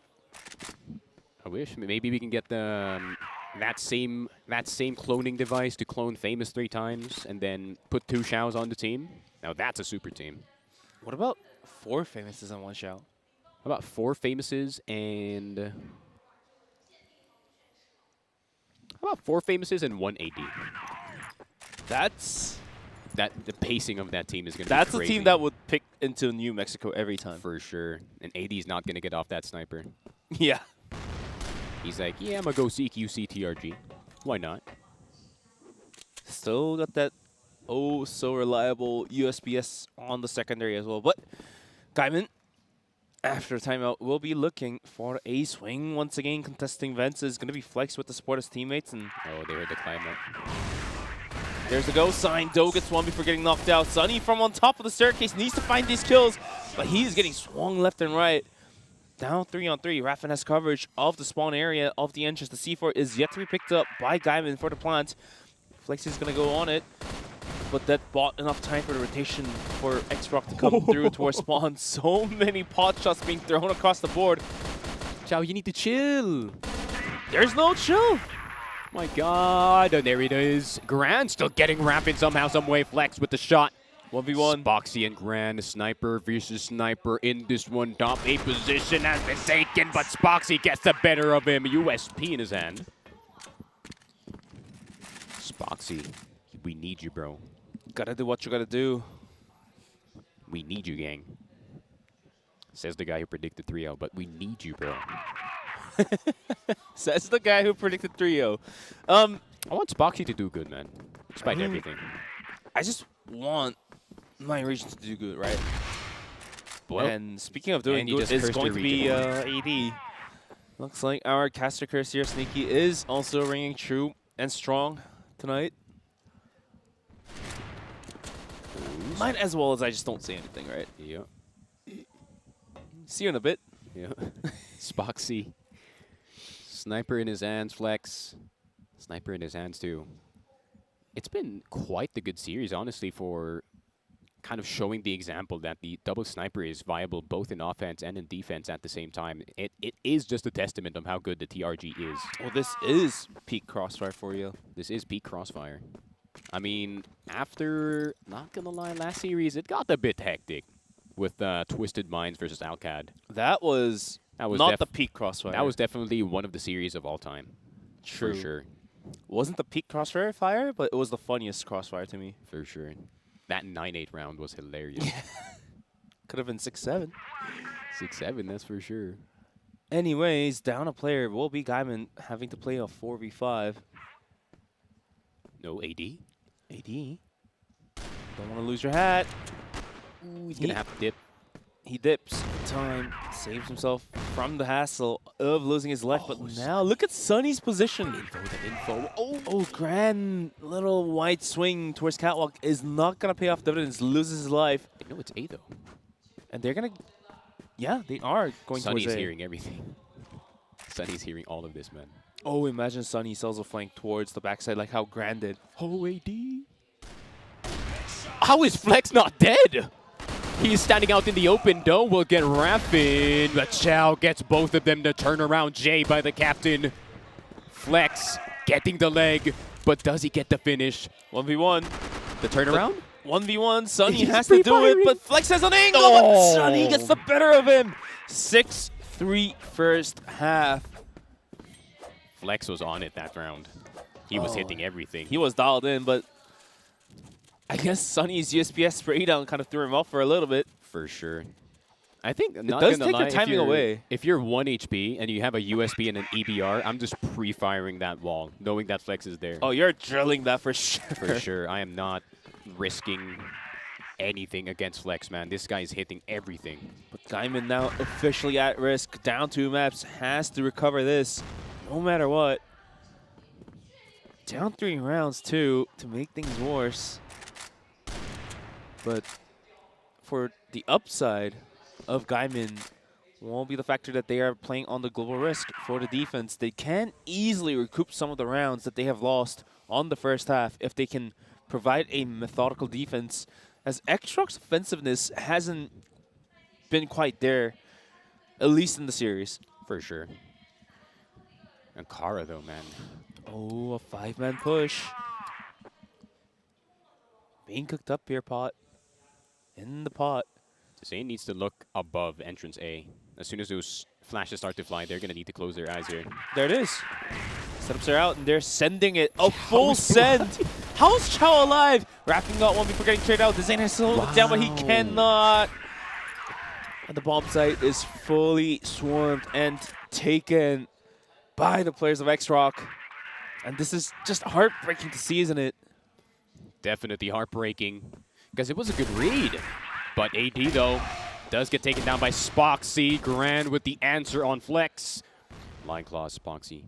Last two left alive. It's going to have to be them saving this round. 3 versus 2. Possibilities are endless. Spoxy. Pre-fire. Never mind. Grand is faster. Line Claw will go down, and it seems like XROCK, no reaction from them. It seems like they know that Gaimin can still get some rounds back in their favor, but at the same time, Raffin, some insane shots going into that last half, but it wasn't enough to stop the entirety of them going into that A site. They're really trying to get the hype back in this team, but XROCK played that bottom A take really perfectly. They didn't go into top A immediately, waited for the rest of the team. I mean, XROCK still has the positive. Spoxy missed the shots, and now the trouble really becomes troublesome. The Zane is taken down as well. Everything is going wrong for the side of Gaimin. 2v4 and a dream. 3 men pushed down towards mid isn't working wonders for them. Oh, but Flex is going to try to force it. Gran will get Raffin. Oh, they know. They 100% know where Flex is at. Chow has to get the kills, and he indeed does. 8-3! Pushing Gaimin to the cliff here. About to walk the plank any moment soon. It's really just Gaimin being super unlucky on some of these angles. Both of the snipers missing. Spoxy and Flex tried to go for an opening in long A, and they didn't hit their shot. I mean, in the past 3 maps, Gaimin was able to put up a good fight, but this one isn't. And XROCK is coming to prove why they had the caliber to take down all gamers. Lion Claw is going to open up nicely on towards Chow. Man advantage granted. If Gaimin can get 1 more point, they can say that they're better against all gamers. Because all gamers got 10-3'd in this map. True. Come on, boys. Gaimin has made up to the level of all gamers. They're basically equal. That's how it works, right? Yeah. 14 kills on Grand, too. Now, this guy starts shining bright. Oh, Raffin. It's a tragedy for him, especially, right? He's been playing the series super good, even yesterday as well, but feels kind of deflating to go into map number 4 on the edge of elimination. The headshot machine neutralized for now. All the uphill battles Gaimin had to take to lead into this result of 8-3. Oh, no. Don't want to see that. Need to chill. Zane about to get swung. Sunny almost had an angle too. But Gaimin has to put up a fight. They have to do it now, or else it might be a little too late. Putting up a fight is going to be Lion Claw. Swings out, sprays down 2 players, and that might be the equalizer there. Base. Spawn. 3v2 still. Man advantage, but look at Flex's position. He is well stuck out in the middle. Could swing to AD. Has to turn left, brother. Oh, there is the 1-tap. There is the kill. Thank God Flex didn't stop tap walking. Grand versus the world. Oh Flex. my God. What was that angle? Quick scope into a quick shot. Into his Grand forehead. versus a 2. Gets the C4. The sound is given. There is the round by Gaimin. Tough climb. Tough battle, but you have to do what you're going to do. And there is 1 out of 5 to make the equalizer to a tie. Indeed. Damn, this 7-3 round was insane by Chow. And I feel like Chow is just doing 360s for fun at this point. He's just checking if his 180s are still on point. But C4 is going to be dropped in that bypass position. AD with a one-way smoke. Gonna have to grab that and go back into spawn. And look at this Lion Claw. They're now targeting Lion Claw instead in that hotel position, knowing that Lion Claw likes to play solo here. He almost got down to 2. 13 HP. That's all, but Lion Claw still gets 1 before going down. The issue still provokes for the side of Gaimin. Gonna have 2 players up there on the bomb site. XROCK might not want to force the issue here. And look at Raffin's position, still scouting and diving in towards the spawn. He is going to be selling the full flank.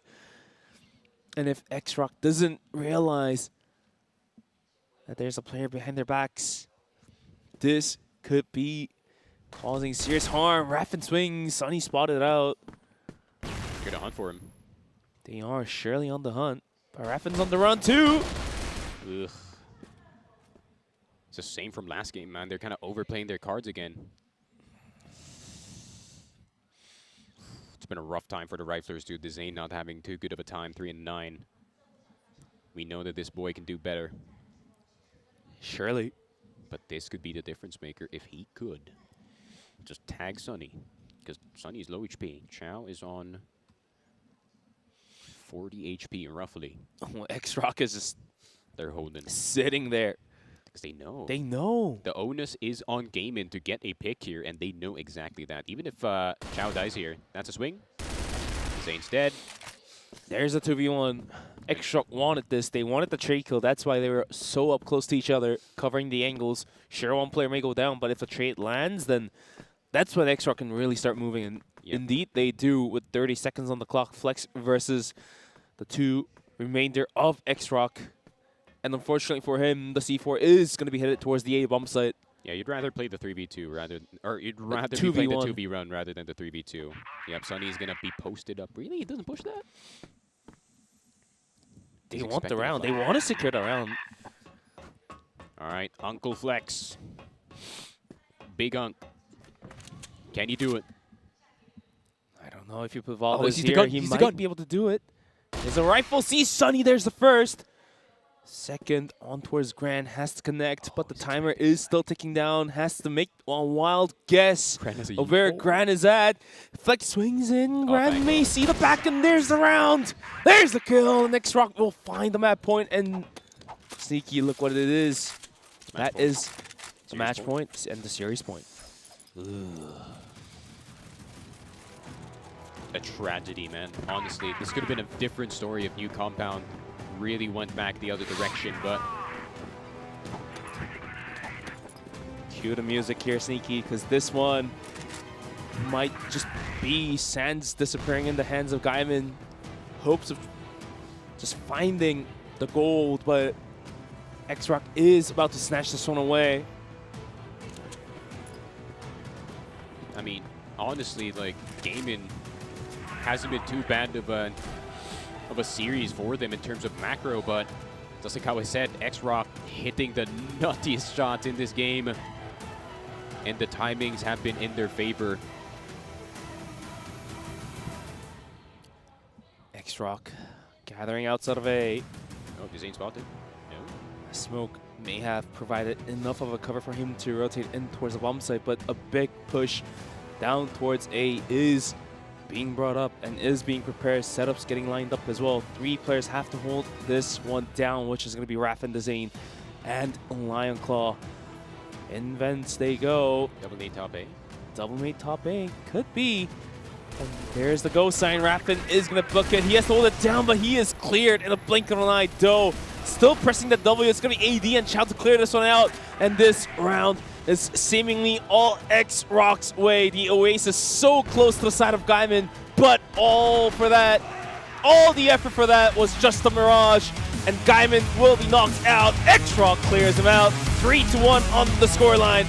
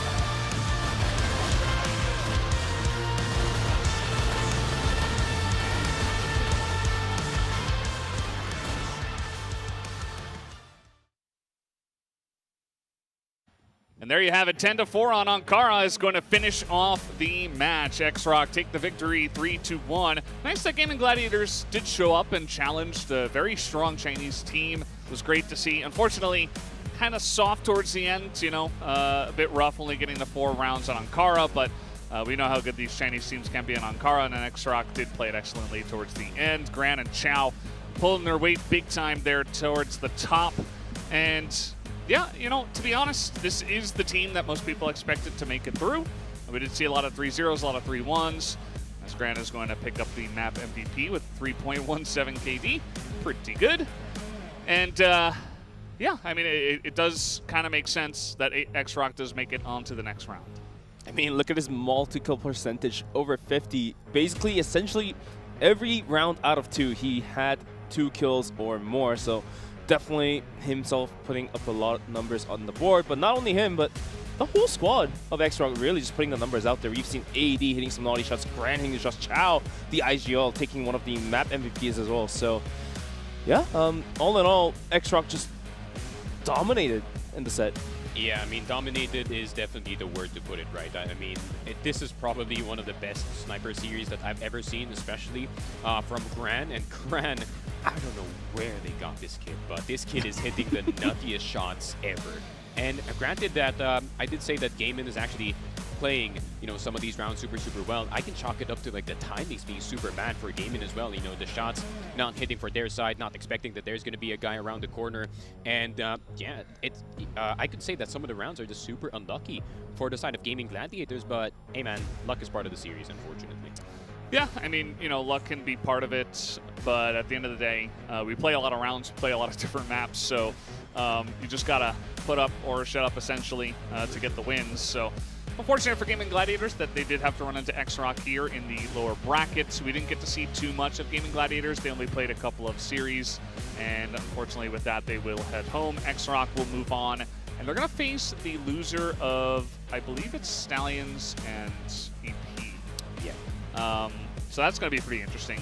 Could be EP, could be Stallions. You know, Stallions, if they go down to EP, maybe they have to try up against another Chinese team, not the easiest bracket. And in the sense of EP and XROCK, if that ends up happening, that's going to be one of our Chinese teams knocked out, you know, I wouldn't say early, but at least in a position in this bracket that is before the semifinals, before the grand finals, stuff like that. So relatively early for 2 Chinese teams to be playing a knockout match, but yeah, it was a nice match to watch. You know, Gaimin Gladiators were definitely playing their style, certainly taking their time with things, whereas XROCK, I think, we're trying to switch things up and play a little bit volatile, and it certainly did work towards the end. With Gaimin Gladiators out, that does mean that we lose our final EU MENA team. So that's going to be the end of that, and Vietnam as well. Those 2 regions are now out of the tournament. Yeah, it's just a tragedy in all honesty, right? Because this is actually one of the few teams that I actually look forward to from the MENA region, because I've been waiting for, you know, Spoxy and Rapid and Design to kind of have that, you know, magic from MENA, right? It's been Gaimin Gladiators kind of playing at the shadow of Rock this entire time. And unfortunately for them, they did just run into, you know, 2 very good teams. Granted that EVOs were kind of ramping up in the series, and I feel like they kind of overperformed on the day. At the same time, XROCK is really on another level when it comes to mechanics, and at the same time, the timings were kind of favoring them today. So yeah, I mean, I expected more from the side of Gaimin, but at the same time, you know, really is just unlucky, and they couldn't, some of the players couldn't show up for some of the games as well, which really was sad, because, you know, I was looking forward to like a Spoxy 15 or 20 frag game, but maybe next year. Yeah, I was pretty impressed by Raffin, at least earlier on in the series. Didn't have the best Ankara, but at least, you know, in the first couple of maps, he was a real difference maker. And, you know, sometimes it can be that you only have one guy who's kind of carrying his weight, and then on another map, it's another guy who's carrying his weight. It feels like you need at least a couple of guys to really be putting up big numbers if you want to truly win the map, as we did see on that last one from Chow and Gran, just putting 2 and 2 together to win that one. So, going to be talking with one of the XROCK members. Any thoughts on who you guys think deserves the match MVP? I mean, Chow well deserved, but at the same time, everyone kind of has, you know, they have, you know, put out decent numbers. Every single one of them too. AD had some performance out there. Gran had some performance out there, but I guess it just goes down to the IGL being able to lead the team at the same time, frag out too. So a bit more pieces of cake in him for sure. Yeah, I mean, Fefe won it for our first series today when there could have been a couple of other guys that might have been fighting for that spot, such as Silva, like maybe VNC, but it was mostly, you know, Fefe versus Silva, and then Fefe kind of got it there, and he is the IGL of that team, so I wouldn't be surprised. I think Chow has also been pretty consistent this tournament so far, even though they did fall down to AG. I do feel like he was pretty good in that series. He was good in the group stage, so he's been showing some good stuff even as the IGL, even though like AD and Gran have kind of been putting up the crazy highlight moments. It does feel like in terms of consistency, one of the more veteran players on the roster, who is also the leader, is getting that job done. So definitely kind of the rock of the team right now. The XROCK of the team, you could say. Yeah, you're gonna have to lead by example, in all honesty, right? I mean, if you see your IGL kind of fragging his mind out, especially Chow with the, you know, whether you give him an HK or an EBR or any of the weapons, even the TRG, he was rocking it. I think he got the 4K on Eagle Eye, which is very, very impressive, especially for the IGL. So just knowing, me knowing, if I was one of the XROCK boys, me knowing that my IGL is just going to clean up for me right after, you know, he's going to, you know, clutch for me right after, this just increases the confidence for me to go for riskier and riskier plays. That's why we did see Gran going for the wide swing in towards Sunlesby in Ankara, and, you know, the rest of the team kind of rolling on forward. And this is why XROCK is one of the more aggressive teams into CFPL, because Chow, he's a really, really good backline. He's a really, really good closer. Ironically, it does remind me of YZK. And that's why before coming into this matchup, you were talking about how just you should be allowing the turn for the momentum to be built up on the side of XROCK. And Gaimin was able to keep them in check for a while up until that 2-1 happened. And then on the final map of Ankara, they had all the momentum in the world. They had all the rounds backed up in the world for these players like Gran to really go out aggressive and, you know, rely on your IGL, because they were getting backed up by the rounds they have piled up, the map scores they've piled up behind their backs. Yeah, so I feel like we've kind of covered everything in this series so far. Again, unfortunate that, you know, we've all kind of followed EU-MENA for a good amount of this year.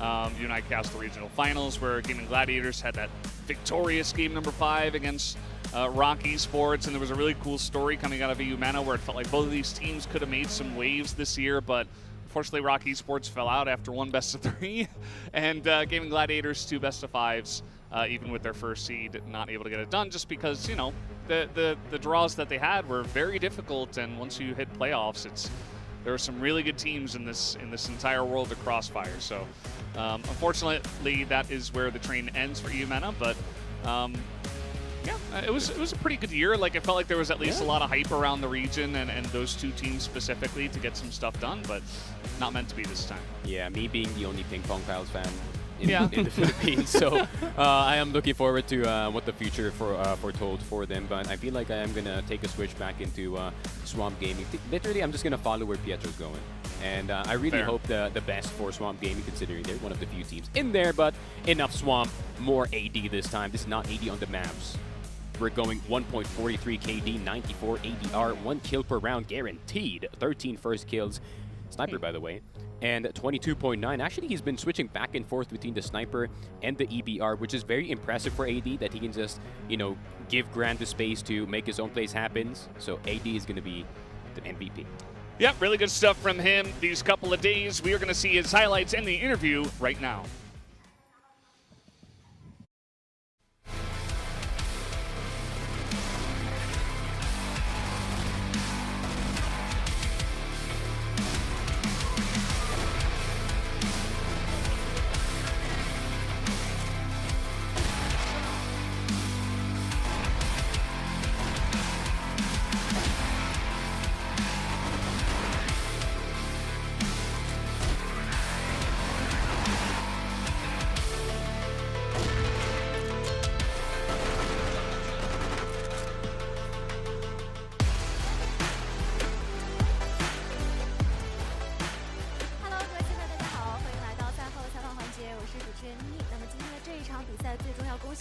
XROCK 是拿到了本场比赛的胜利，全场 MP 呢给到我身边的 AD 来给所有的 Cfesports 们先打个招呼吧。大家好，我是炫石的 AD。你最近的状态也太恐怖了吧！几乎每一场比赛都有你的关键击杀，你感觉自己的状态和发挥如何 ？What do you think of your performance recently?